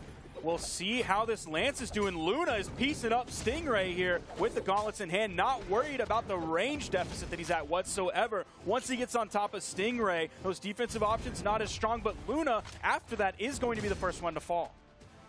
Yep, Luna in a little bit of trouble as he fell pretty early there. Both of the red team members not even quite in that KO percentage. You can see the breakup come out as Stingray does the target swap into the down sig onto Pugsy, and Luna's in trouble, getting a little bit clapped up by the spear from Stingray. That Sarah's going to send Luna over to the right side. Nice little late delayed follow-up from Pugsy, but still found the hit. That Sider is actually going to take out Luna. Yo! Some team damage and then some worse team damage. Did touch the wall, going to get back, but Luna continuing that pressure. The attempt was made for the GC Insig for the second time to try and make contact with the wall. Reset jumps. It did not. Going for the offstage, but the side air from Hardy gets him back up safely. All right, Luna going in for the gauntlet play onto Stingray, getting some great damage built up. But again, Luna losing that first stock so early means he's taking a lot of damage quickly as Pugsy gets launched by the side sig from Stingray. Oh, the neutral signature. Luna gets through it and has time to punish with a gauntlet neutral light. Luna is extremely damaged in this game. Does have to be very careful with the way Stingray has found some signatures so far, and especially those side airs close to the edge. Those will certainly spell disaster for Luna's second stock. Even that, with the bounce, almost took out. There's the D-Sig, takes off the top, trading 1-for-1. Keeping this one close. Ooh, Luna was going in for the punish, but the down air from Pugsy actually broke it up. The recovery, still not enough. Stingray's survivability has been insane. That's been sort of a Stingray classic over the years. It doesn't always happen. Isn't always the most consistent player out there, but the potential for that is certainly there, and there is a history of that if you look back in the textbooks of Brawlhalla time. Ooh, avoids the side sig from Hardy. Split between the two teams right now. Hardy gets the two-piece, but a great dodge from Pugsy. Right side, Stingray knocks Luna away, immediate rotate over. Ooh, Hardy was looking like he was in the, I guess, unpowerful position as Pugsy was the one in the power position, but a weapon toss came out, well placed from Hardy, ended up turning that one around and actually getting the stock off of Pugsy as well, but he's later taken out of the game, now putting Stingray into the 1v2 situation, extremely damaged. That's an interrupt of the recovery, take off the top by Luna, and game one is going to Luna and Pugsy. Pugsy being able to survive a surprising amount of time. There were a lot of moments there where I was getting a little bit nervous, but Pugsy definitely falling the slowest as he had the most health at the end of that one. So now we're at the part in the broadcast where we gave you the chance to find the answer for yourself, and now we're actually going to tell it to you. Okay. It's where, like, Dora says, like, oh, where is the library? Where? It's behind the tree. What tournament was it? What? It's Moose Wars, the Siege of Giga War number 5, back all the way 6/12/2021. That was in 03. The 3, of course, coming from Stingray and Hardy MJ. They're looking to try to increase that count this time with an official W, but for now, it's relatively even to start this one off. Everybody with a weapon in hand. Again, we're sticking with Apocalypse. The character choices, the legend choices are the same. Of course, we always have these legends from these players. There's some of the few players out there that are really this loyal to their characters, especially if we're looking at some of the previous sets that were like Boomy and Snowy. There is some character loyalty there, but I mean, even this combo that we saw today, they are not quite loyalists like all 4 players in this game. Yeah, I mean, between the 4 of them, might see a swap from Luna, as we've seen some other Axe characters come out from Luna. On the other side, might see Stingray swap. We saw him go over to the Olgrim earlier today, but even so, I think they're sticking with these characters. Big side air from Pugsy, hit that one falling, landing on the stage. Big recovery from Stingray all the way down on the right side, still got the KO. Stingray the only one on first stock. Side sig will get Stingray back to that wall. Recovery gets him up safely, but Luna, immediate ground pound on top of him, trying to get that team combo, but they started so high in the air, couldn't quite get that footing that you want for those team combos. Once Hardy ended up getting back on the stage, however, there was a nice little follow-up from the blue team, a little two-piece just to add a little bit of damage while Stingray was coming back into this one. We still have an even game. Top right of the screen was a checkerboard pattern until Hardy was taken off the top. Going to be coming back into this one. Going to interrupt that neutral light that Luna had onto Stingray. This is a nice little lead built up for the blue team as Hardy in that final stock here. The side air from the teammate, though. Luna's in trouble, and Hardy's going to try to finish the stock off the recovery. Not quite enough. Nice follow-up. Now, if Luna would have had the axe, that could have been a KO option there. Going to trade 1-for-1 as Stingray falls, Luna falls, but the trade is actually ultimately, well, it was almost ultimately okay. It is, as Pugsy gets back in the favor of the blue team because Pugsy is still alive on this second stock. It is 3 stocks to 2. Hardy's taking a lot of damage, so is Pugsy, but Pugsy, you see, positioning as best as he can on the stage. Hardy going deep with that one, going to have to go under the stage, burn a lot of options. It seemed like Hardy was like stuttering there, kind of waiting there to see what Stingray was doing so that Hardy could maybe secure the KO onto Luna. I mean, it was definitely an awkward spot, right? Because they were battling it out on the left side as Luna gets that down-like ground pound. So Hardy was trying to make sure didn't accidentally gravity cancel into the fight and get himself KO'd as well. 1v2, and it's going to go the way of Pugsy and Luna, up 2-0. Now we're going to be looking at the stats here for that last game. Some solid damage numbers coming out from Stingray and Hardy, but the greater damage numbers are coming out from Luna and Pugsy. 565 from Pugsy and 505 from Luna compared to the Stingray 420 and Hardy MJ 486. If we're looking at the graphs that are going to be on your screen in just a few moments, we're really seeing like Pugsy's second stock extended a pretty good amount, like maybe as much as 40%, maybe almost 50% of the game spent on that second stock, and that was after a really long first stock as well. Yeah, we talk about the survivability of Stingray, but you got to give a lot of credit to the survivability of Pugsy, which is arguably harder with that base low defense legend, and we're seeing the palette cleanser. Stingray back to the Ulgrim. It worked out well in the match against Boomy and Snowy, where they ended up winning it out 3-2. We'll see if it happens again here. Now we're seeing the Stingray swap over to the Ulgrim. We did see this once previously. It didn't really stick, though. Stingray ended up ultimately going back to the Orion, and that is how the red team ended up securing that game against Boomy and Snowy. Stingray going to be the first one to follow, but Hardy is extremely healthy. Yeah, that handoff into the side air really took out Stingray early. Like you said, though, Hardy, the healthiest person on the screen, gets the Dare Nair, still living. Pugsy coming down as Luna gets taken out. GC sidelight just to get away from the fight there. Pugsy a lot of damage on this stock, still wanting to put pressure over onto Hardy on the edge. Hardy landing back on the platform, sights set on Luna. It doesn't seem like there's necessarily too much of a focus on taking away this first stock from Pugsy. It seems like they're independently going to try and secure this stock from Pugsy. Ooh. But Pugsy going to secure some stocks of his own as he hits the down signature to finish off Hardy's first stock. Blue team trying to just maintain this slight lead. Stingray finally takes out Pugsy.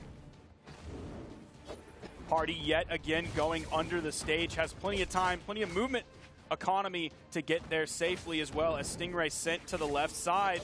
Stingray's going to have to be careful. A little bit of team damage comes out. Not the worst. Didn't put Stingray in a terrible spot. Good damage coming out from Stingray, though, in the process. Hit that wonderful D-Light onto Luna and then followed up with the recovery and the neutral signature, almost taking Luna off the top. The immediate rotation from Pugsy. Man, Luna's in a little bit of trouble despite the fact that Stingray was in the red first. Side sig to get back onto the stage. Hits a lot of people, but not the one that he wants, and Stingray's still outliving Luna.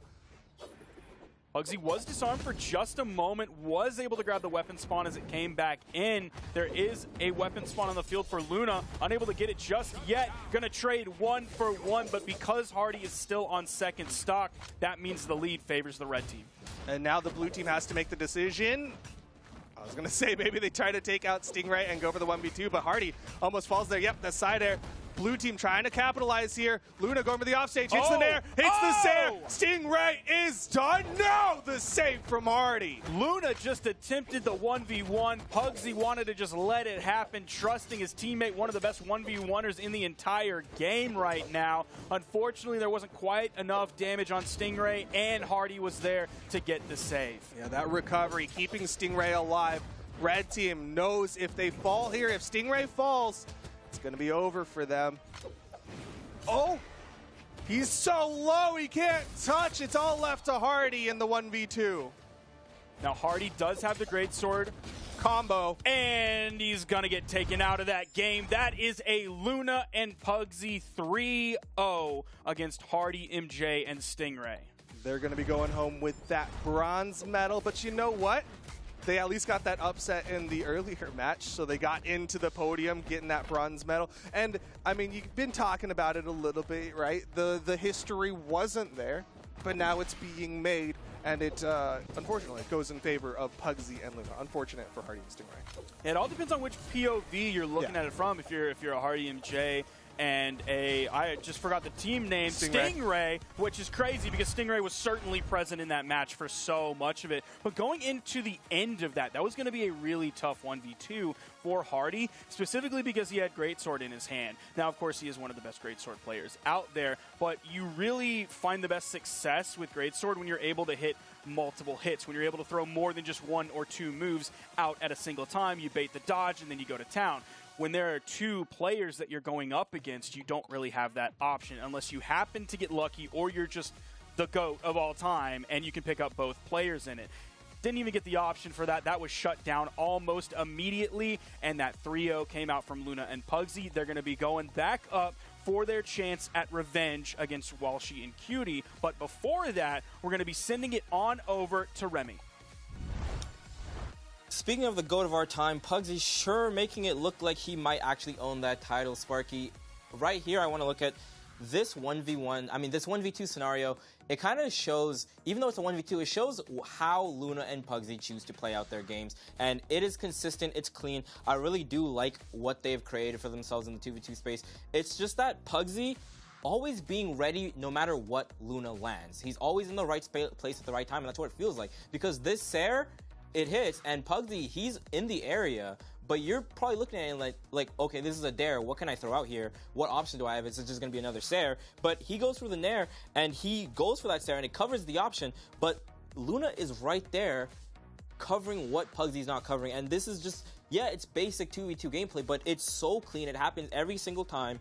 It's just perfect. He catches that dodge, and he takes him off the top, and the key thing about this team is that it's not just in these 1v2s that this happens. It's not just 1v2 scenarios where Pugsy and Luna are able to force options and take away what you have and follow each other up. It's even in scenarios where they're at a disadvantaged state. Times like this are so important in 2v2. Pugsy getting completely destroyed by Hardy's Greatsword there, and his teammate comes, makes the best of it, gets the follow-up, the KO is there. Luna, after seeing Pugsy get sent away, goes through with the Nair, hits the follow-up true, and Pugsy, still in perfect place after just getting hit, gets his pristine follow-up and gives them the lead in this game. And times like this are so important because they are the turning points in games. They are how you win games. They're how you turn sets around. Continue on here, it's just another small thing like this that it just adds up. It always adds up. Luna fighting his own 1v1, Pugsy doing the same, but Pugsy, he's going to be there when Luna needs it most. He gets the double down sig, another big lead. You can see that Hardy's going to lose that stock. Pugsy still has his. Stingray enters the red there. It's times like this, it's follow-ups like this that is key, giving yourself a lead in 2v2s. And I want to see this lead push on to Grand Finals. I'm excited. I hope the casters can show you more. Luna and Pugsy are so stinking good, but they are coming from the elimination side of things. They are now going to be going into the team that beat them out 3-2 in the winners final. So this is gonna be a tough one for Pugsy and Luna. Now, if I'm Pugsy and Luna, I'm getting a little bit of a flashback to what happened in Jungle Invasion. It might be different because it's Walshy and Cutie, but a similar thing happened. Boomy and Snowy knocked out Luna and Pugsy, sent them down into the elimination bracket. They ended up continuing through that and went back up. They got the reset, but then ultimately lost in that final set. Will that be the actual pattern that we see here? We already saw Walshy and Cutie knock down Luna and Pugsy. They continued through the elimination side of the bracket, now came back up. Their chance here is to get that grand finals reset. Of course, I know everybody out there, we have to say this every time because not everybody knows. A lot of people are tuning in for the first time. Hey, first-time viewers, how are you doing today? Thanks for watching. The way Grand Finals works in a double elimination tournament is the people who came up to the Grand Finals from the elimination side of the bracket have to win the best of 5. Once they do that, that resets the bracket and essentially everything is even. The next winner of the best of 5 will win the tournament. Otherwise, if you're Walshy and Cutie and you win this first best of 5 that's happening right now, you take the tournament. That's sort of the privilege that you get for not losing a set the entire day. Well, Walshy and Cutie are going to try their best not to lose a set the entire day and earn their first gold medal in 2v2 history for Brawlhalla, but The recovery will help him out. Cutie, Walshy adding up so much damage. Pugsy has to avoid another recovery as Luna tries to come in, tries to give some reprieve, but really they need damage onto this blue team. Now, if I'm only looking at the data that I've been presented with today between these two teams, I would say the 2v1 combo potential is greater in Walshy and Cutie. They're able to do it more often, they're able to do it for longer extended periods of time, and they're able to do it when it's a, quote, 2v2 situation. They're able to grab one person all of a sudden really quick, put out 50 damage. We're seeing the damage coming out, but because of Cutie, of course, still on first stock. Yeah, this is really nice for the blue team. Luna does get a nice jump, ground pound on top of Cutie, which will even up that stock count, but still the damage in favor of the blue team. Red team needs to start finding more momentum as Cutie gets to drift backwards with that down sig and land it onto Luna. Cutie sent over to the right side. Pugsy hoping to find the recovery, maybe put some damage, lead to some juggle potential. Now has the axe. Cutie. It's just a lot of chaos right now. I can't really parse any patterns so far in this game. Well, I can tell you my eyes are at least on Luna for now as he gets launched off screen. Pugsy going to try to survive the onslaught, but he cannot avoid it all. Blue team now with the stock advantage. What a great follow-up there from Cutie after that weapon toss that came out from Walshy. Cutie and Walshy pretty even in damage. Same thing goes for Luna and Pugsy, but the lead is going to favor Cutie and Walshy. Split up a little bit, but even that side air could have side aired toward the stage, gone for maybe landing safely back on the stage, but no, Cutie actually side aired over to the left to attempt the help on his teammate. Does eventually end up falling, coming back into this game. About 2 minutes and 20 seconds into this one, we see a little bit of a 2v1 combo, but nothing major. It was like 2, maybe 3 hits. Didn't get enough of a power play on that one, but you are seeing Pugsy start to catch both blue team members. The exclamation point, sorry, not the stars come out. Blue team stuck on that right side wall. Actually, red team starting to build up the damage. The charge up does get punished. Seems like the first game might be winding down here. Cutie sent flying while she's stuck over on the wall. Cutie is without a weapon. There is a spawn on the field. Pugsy going to steal it away. Off back for the sword. Cutie just going in with straight hands. Whoa. Almost taken off the top, but Walshy survives. Some big commits coming out. The side air will give the lead to the red team. Another one, and Pugsy and Luna take game number 1. It was a very close game, though. You see the KOs are split right down the middle for this red team, but the damage is not. Pugsy is going to put out 619 compared to Luna's 451. Now, that 451, not a bad number by any means, and especially when your teammate is doing 619. It's not like Luna's doing 250 and Pugsy's doing 9 million. No, it's still great numbers all around. Cutie and Walshy sticking with the character picks again. I'm kind of not expecting character swaps at this stage in the game. I would agree with that sentiment. We'll see if that ends up panning out, because our predictions today have been good, some bad. Not great, not terrible, all across the board. We'll see if you and I can at least pick a solid finish here for Pugsy and Luna as we get into this Game 2 situation. Well, a little bit of a scramble here. Slight advantage to the red team as Cutie is getting into the orange. Cutie playing the 1v1 against Luna, and it's kind of reminiscent of what happened earlier, right? Luna was able to win those 1v1s in Game 1 and Game 2, but then Cutie made the adjust. Deep ground pounds coming out from the gauntlets of the blue team. Luna gets past some of it, but can't get past all of it, and Pugsy can't finish a stock. Here's the team combo into the nair. Still picks up a side light, but it's not a KO. It's still going. That's exactly what I was talking about. Luna spawned in, was back in this game. There was a time for Pugsy to be able to get out of there, but no. The blue team had too much of a read on the movement, and now they might turn this into a situation. No, there is going to be a stock fall from Cutie, but while she's still surviving on first stock, that's that 2v1 combo potential that they're able to pick up in the 2v1 situation, but also in a true 2v2 when there are 4 players in the game. And you can see Cutie making some solid decisions there, right? Wasn't sure how to punish that down sig charge up from Luna because Pugsy was right there in position. Again, forced to the off stage, but they're back on with the help of that soft platform.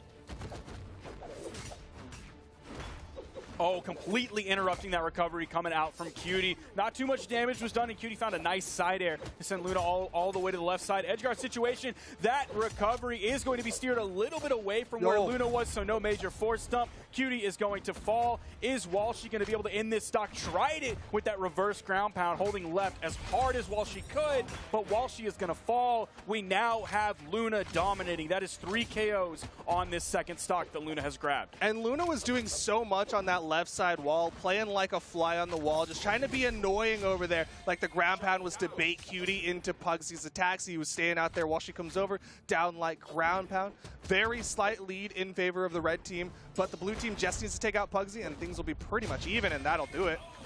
Ended up taking him out. They're extending this combo on the edge. Is Luna going to fall here? No, just barely, but Cutie goes back in, dude. Those ground pounds that Cutie has been reversing, that Walshy has been reversing, those gauntlet ground pounds have been so scary. They'll do them like one after the other, and then the first one will go back in, but Walshy taken out of the game, Cutie in the 1v2. It's very challenging to survive the wave of gauntlet ground pounds, but Luna has done it twice, and not only that, has turned it around on Walshy twice, getting those unarmed gravity cancel down like ground pounds to take out the stocks of Walshy. There you're seeing again, down like ground pound to take out the stocks of Walshy, and now Pugsy and Luna 1 game away from getting that quick reset for another best of 5. Now, we talked about this with Boomy and Snowy earlier, but now I want to highlight it for Luna and Pugsy. We saw so many stocks that round that the red team took from the blue team without forcibly sending their opponents into the blast zone while their opponent is still in hit stun. It was just moments where their opponent couldn't get back, like they didn't have enough to get back. That's because 484 damage from Luna, 474 damage from Pugsy. That, again, is around 150, 160, 170 damage average per stock, but this time it's going to be an early KO for Walshy. Hyper efficiency on all sides. Luna, again, the first one to fall. This is something he's been really struggling with in this matchup, is he's falling very quickly. He tends to end up surviving a little while longer, but Pugsy's going to fall. Blue team, they're turning it on. What is it with going down 0-2 that is just absolutely lighting a fire under some of these teams today? We saw it earlier. We're seeing it again now, even though there's different players in the game. Oh! Pugsy, he gets the GC downlight, doesn't hit the side air. This is something that Foda and I were talking about earlier in our block, is that Cutie and Walshy, when they're down 0-2, they level up. They just get better. Something about that pressure makes them perform. Now Luna's the one going in with the ground pound. Actually, just kind of sticks over there for a while. Cutie recovered back to the main platform for the 2v1 situation against Pugsy, and Luna was just kind of chilling, catching his breath over on the right side again, putting out some pressure over on the wall with the ground pounds facing the wall. Just trying to get some hits in. Gets both of them with the down air. Pugsy trying to get some extra damage added on as a follow-up. How crazy is it that we're in grand finals of summer championships and this game is so even on the second stock here? Between these two teams, these two, or at least one extremely unlikely team, the other being Luna and Pugsy, that is going to be a full team wipe for the blue team. Cutie doing the best that he can to at least get one stock, if not both. D-Light recovery from Walshy.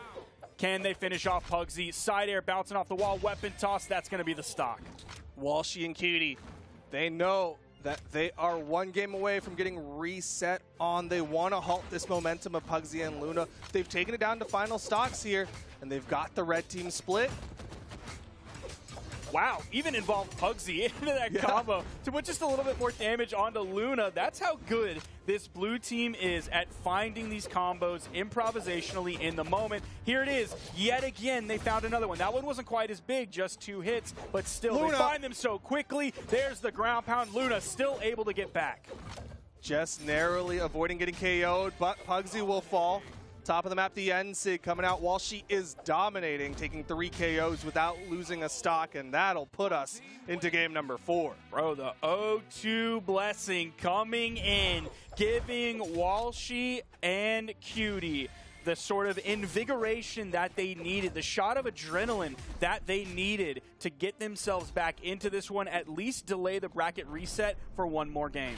It's like those RPG buffs where they only activate when you're down to 20% HP. Like it's that when everything is dire, then that's when your stats just kind of kick up a little bit. And here we are into game number 4. It's looking like a repeat of what happened in the winners final, where Cutie and Walshy were down 0-2, and then they reversed 3 to go into the grand finals. Now, Luna's going to be starting this one off unarmed. Now picks up the weapon. We did see a D-Light ground pound over on that right soft platform. Big neutral signature coming in very early in the game. Not sure what he was looking for with that. Ended up eating a punishment, and then we saw the side signature over the stage. So many things are happening, looking like a pinball machine on the board, but Walshy is the one that ends up falling after the side signature that sent, I think, Luna over to the edge, or maybe it was Pugsy. I don't even remember. So many things happened. It was a chaotic situation, and yet it ends up in favor of the red team, in part because of Luna's Axe recovery that really split the blue team, launched one up and the other one down. Side sig connects from Walshy, though, and they're starting to bring this one back as Pugsy goes off stage into the stairs. String! Walshy. Oh my goodness! Even though that didn't lead to a KO and Walshy got the save, I gotta see that one in the replay. What a beautiful string. It didn't just keep going, like Pugsy hesitated in the middle of it. The timing was just absolutely immaculate. Yeah, amazing offstage. Honestly, looked like a Gauntlet player, right? With the way he was just kind of like following, hitting Sair after Sair. A great save from Walshy, but Cutie still lost the stock, and this is a sizable lead in favor of the red team. D-Light side air. In comes Cutie. The 2 hits did make contact, but damage on a Walshy. Luna. Oh, that's going to be the stock there as Walshy finishes that one up. It is 3 stocks to 3 leads, still favoring the red team. Walshy about halfway through this stock, maybe now getting into the final third of this second stock. So much effort had to be put out from Pugsy to get that stock off Cutie, and yet still the blue team is bringing this one back. Cutie sitting on this left side wall, goes for the offstage, gets the recovery, gets back up safely. Ended up getting through that down signature that came out from Luna. That could have been curtains for the entire game, maybe, if Cutie was taken out in that moment. Oh, the red team grabbing both members of blue, leading to a KO for one of them, and they're continuing the pressure onto Walshy. Pugsy wasn't quite in the spot to punish that D-Light startup that came out from Walshy. Luna does get the neutral light, and Walshy says, you know what? We got a whole other set to play, throws it away, and we have got a reset. We are going into the final set of doubles, a new best of 5. Same players, same characters, but it is a final best of 5. Now we're seeing some more similarities. Look at that, man. Look at the end of that. Pugsy knew it was over, at least for a moment. Had to get back to touch and not fall. In comes Luna. They're kind of trading their responsibilities back and forth. Ended up finding the stock shortly after. But we are still seeing some similarities, but also some differences to Jungle Invasion. At Jungle Invasion, the reset came in a Game 5 situation against Boomy and Snowy. This one was a little bit different. This one was more confidently in favor of the red team as they ended up taking it 3-1 before resetting the bracket. Yo, but that Game 3, definitely a little bit of a nerve-wracker. It'll rattle the red team a little bit, considering they were looking so good in Game 1 and Game 2, and now in this new best of 5, blue team eats a side air. Luna gonna get back up safely. Cutie's got to avoid the pressure here. Goes for the ground pound. Luna with the turnaround, and Cutie is down to the second stock. That was going to be a tough situation to come back from because the dodge was already burned on the first ground pound that came out from Luna. Then came the second one, and that was the stock. Nice pickup. Wonderful follow-up from Walshy. Ended up hitting a signature, sending the red team flying and picking up actually both of them. But Luna, so nasty on the edge. Yeah, I mean, that's one place that worked really well for them in the winners final is those offstage engagements for Luna. He's going to dip down, doesn't even need to save Pugsy, but needed to save him from that side heavy because Walshy takes Pugsy down to the second stock. Luna kind of going back and forth between both members of the blue team, is extremely damaged, but has put out so much damage. Oh, doesn't quite have the right spacing or the input needed. Ground pound comes out. All of a sudden, a minute 15 into the game, Cutie on final stocks. This is a bad way to open up this game if you're a blue team enjoyer out there. You see the team with less experience, with less winnings, with less success under their belt, and it seems like the momentum has been completely sucked from their side of the field. You know, I'm gonna play blue team's advocate a little bit here and say that they're okay with that because, again, they get the 0-2 buff. Losing Game 1 and Game 2 does not matter as they have just been leveling up when it comes to Game 3. That is a very true fact, and I'm glad you made that point because I was going to completely ignore that, and you've now shined a light on it, and I see it. You're almost doing Remy's job right now, but specifically for me, and with I appreciate no green that. screen either, man. Absolutely. Neutralite connects onto Cutie. Cutie has to survive if they want to at least get this one to final stocks, make this one look close than there. Not going to be enough. The Ensig and Cutie goes down. It's all left to Walshy, and Walshy's going to try to play this one out against the 4 stocks of this red team. Haven't seen too many signatures coming out from Pugsy. They've been creeping up here and there, but it's definitely not a regular thing. Not really sure what that weapon toss was as he was sending those gauntlets over to Pugsy. The stock is taken away regardless, and that is a 3 stock, almost a 4 stock for this red team. The blue team is going to be praying for that O2 blessing, praying to their lucky stars that they find it after another tough loss to Pugsy and Luna. Somewhere out there is a blue team fan who's like, yo, can we just get like a smaller blessing with a 0-1? Like, it doesn't have to be the full blessing. Like maybe 0-1, maybe we check some things out. But Pugsy and Luna, they are marching their way towards that gold medal. Regardless of the outcome, Walshy and Cutie have performed immaculately just to be here in the grand finals. But you gotta believe, they want that gold medal. They want that prize pool. They want to be able to say their first time here in the top 3 is a gold medal. So if I'm going to be looking at the graph that will likely be coming up shortly before we get into the next game, I specifically want to look at Cutie's graph and how short all of those stocks were. And by short, I mean skinny, really, from left to right, if we're talking about the x-axis, which is, of course, as you can see, time. You can see how long those stocks were, and it wasn't very long whatsoever. Like, yeah, the first stock from Walshy is not very long, but the second one was pretty long. The third one, you know, was kind of middle of the road, but all 3 stocks from Cutie are pretty skinny. Yeah, they did not last long. I mean, even that first stock of Walshy was relatively short-lived, but really the issue here is Cutie's stocks did not last long. You see how short it is, and then there's like a little respawn timer, and then you see the stock again, and it's already gone, and then another respawn timer. If Cutie can survive longer, there is potential here as we get ready to get into game number 2, though. Now you can see losing 2 stocks from Cutie before Luna lost 1, and only a little bit longer until Pugsy lost that first stock. That happened just before Cutie lost that second stock. So that pacing is one of the things that the blue team is struggling with here against Luna and Pugsy. And that's because of the way Luna and Pugsy are playing. It's really because of their efforts that are leading to those short stocks. I mean, I think there is some merit to the idea that Cutie is a bit of a linchpin, right? Cutie has been really good at saving Walshy, setting up, being that support player, and when you can't play your support role, when that front liner isn't, you know, tanking for your ADC, then it makes your job a whole lot harder. You're hearing a lot of axe noises coming out. There's only 1 axe on the red team. There's 1 on the blue, but let me tell you, it is the red team axe. It is this Luna axe that is going to town. 2 stocks, 32 seconds into the game.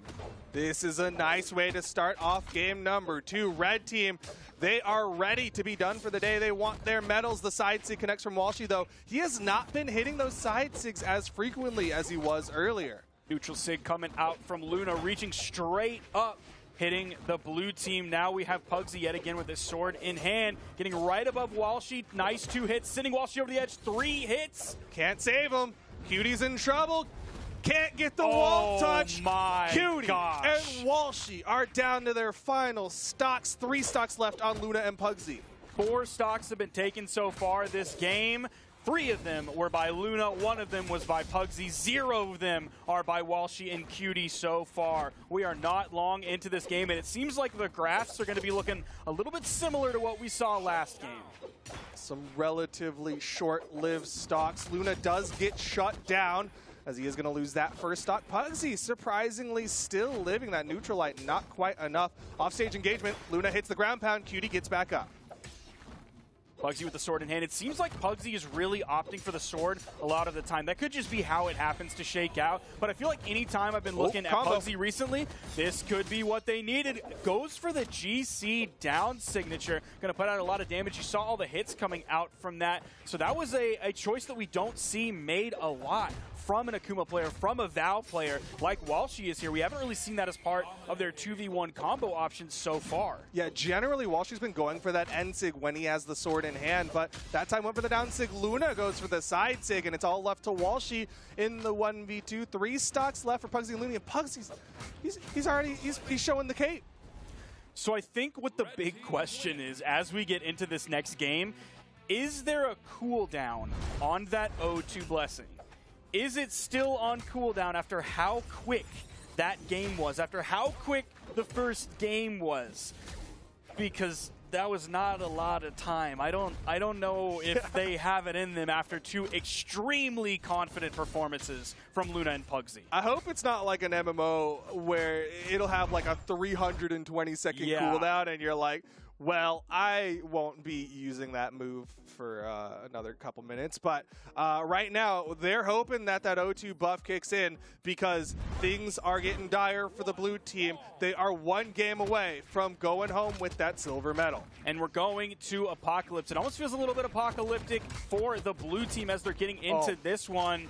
Already taking some damage. I'm hearing so many gauntlet noises, and all of them, yet again, just like the Axe last game, are coming from Luna. I swear, they just give Luna a megaphone at the start of each game, and he just makes as much noise as possible with whatever weapon he starts with. But Pugsy in the offstage gets away from Walshy.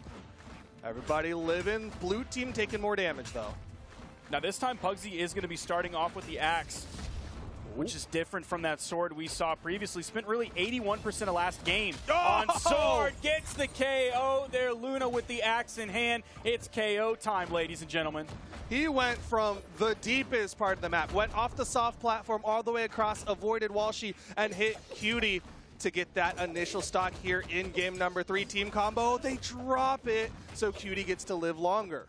I'm going to say it. Cutie and Walshy would not have dropped that. No, they wouldn't. 100%. They would not have dropped that. But still, the lead heavily favoring Luna and Pugsy. A minute 7 into this game. Luna's only about halfway through. Oh. Okay, nice little, like I think it was a 3-piece, maybe almost a 4-piece. Walshy with the punish, going to take away that first stock from Pugsy. But down goes Cutie, and you see the huge deficit between Walshy and Cutie. Walshy maybe about halfway through the second stock, Cutie on final. Meanwhile, on the red team, Luna and Pugsy dead even on their second stocks. Dead even pace. A little bit of focus fire coming out from this red team. Team combo starting up, but it gets broken up. Still damage being put out onto Pugsy. Oh, there. What a dodge to get away from that punish. Not really, I mean like a physical, like moving away, not necessarily pressing the dodge button to use iframes to get away from that incoming punish from Walshy. Great movement from Luna. Downlight side air. Final stocks here. This could be the tournament stocks here for Walshy and Cutie. Luna, we're seeing some of those signatures come out. We're seeing Luna get a little swaggy here. We saw the side light nair, then went for the side air. The side air missed, so it was a GC side signature the other direction onto Cutie. So a little bit of swag coming into the way Luna is playing this final stock. Hoping to take this one out quickly and do it in style. Yeah, gotta believe the red team is feeling good. 4 stock advantage in this game 3. They've already won, or they're already up 2-0. This is looking so nice for this red team, but it's definitely not done. But that might be another nail in the coffin as it's all left to Walshy in the 1v2, and here comes the team combo.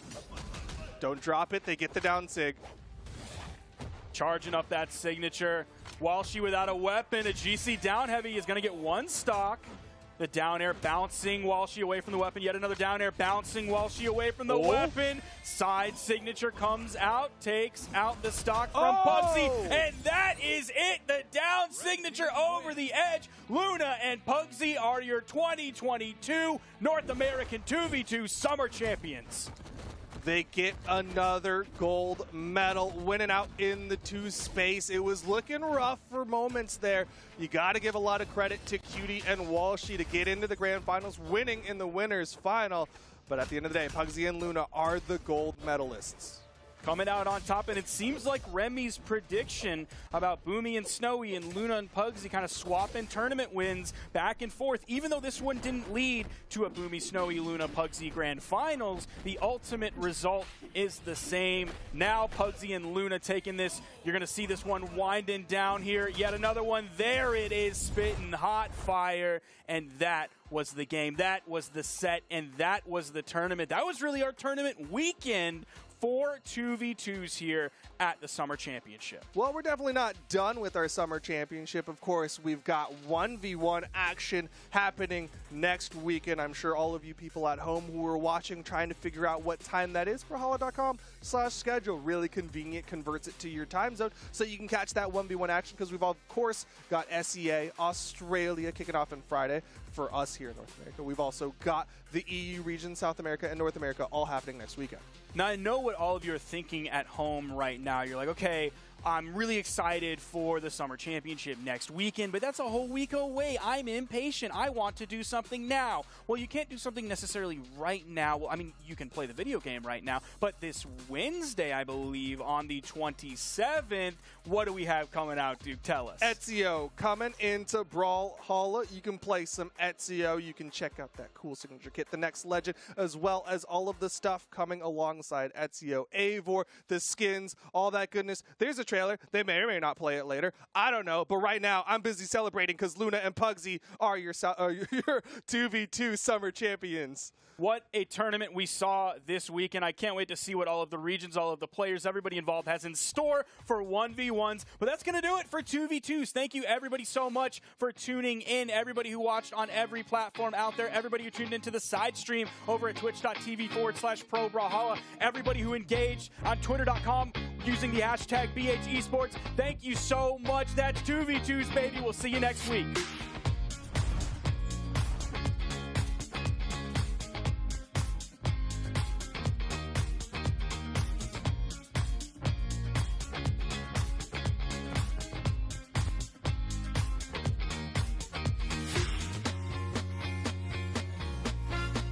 And Cutie takes out Luna, winning out in the into the grand finals, getting upset after upset to neutralize the one.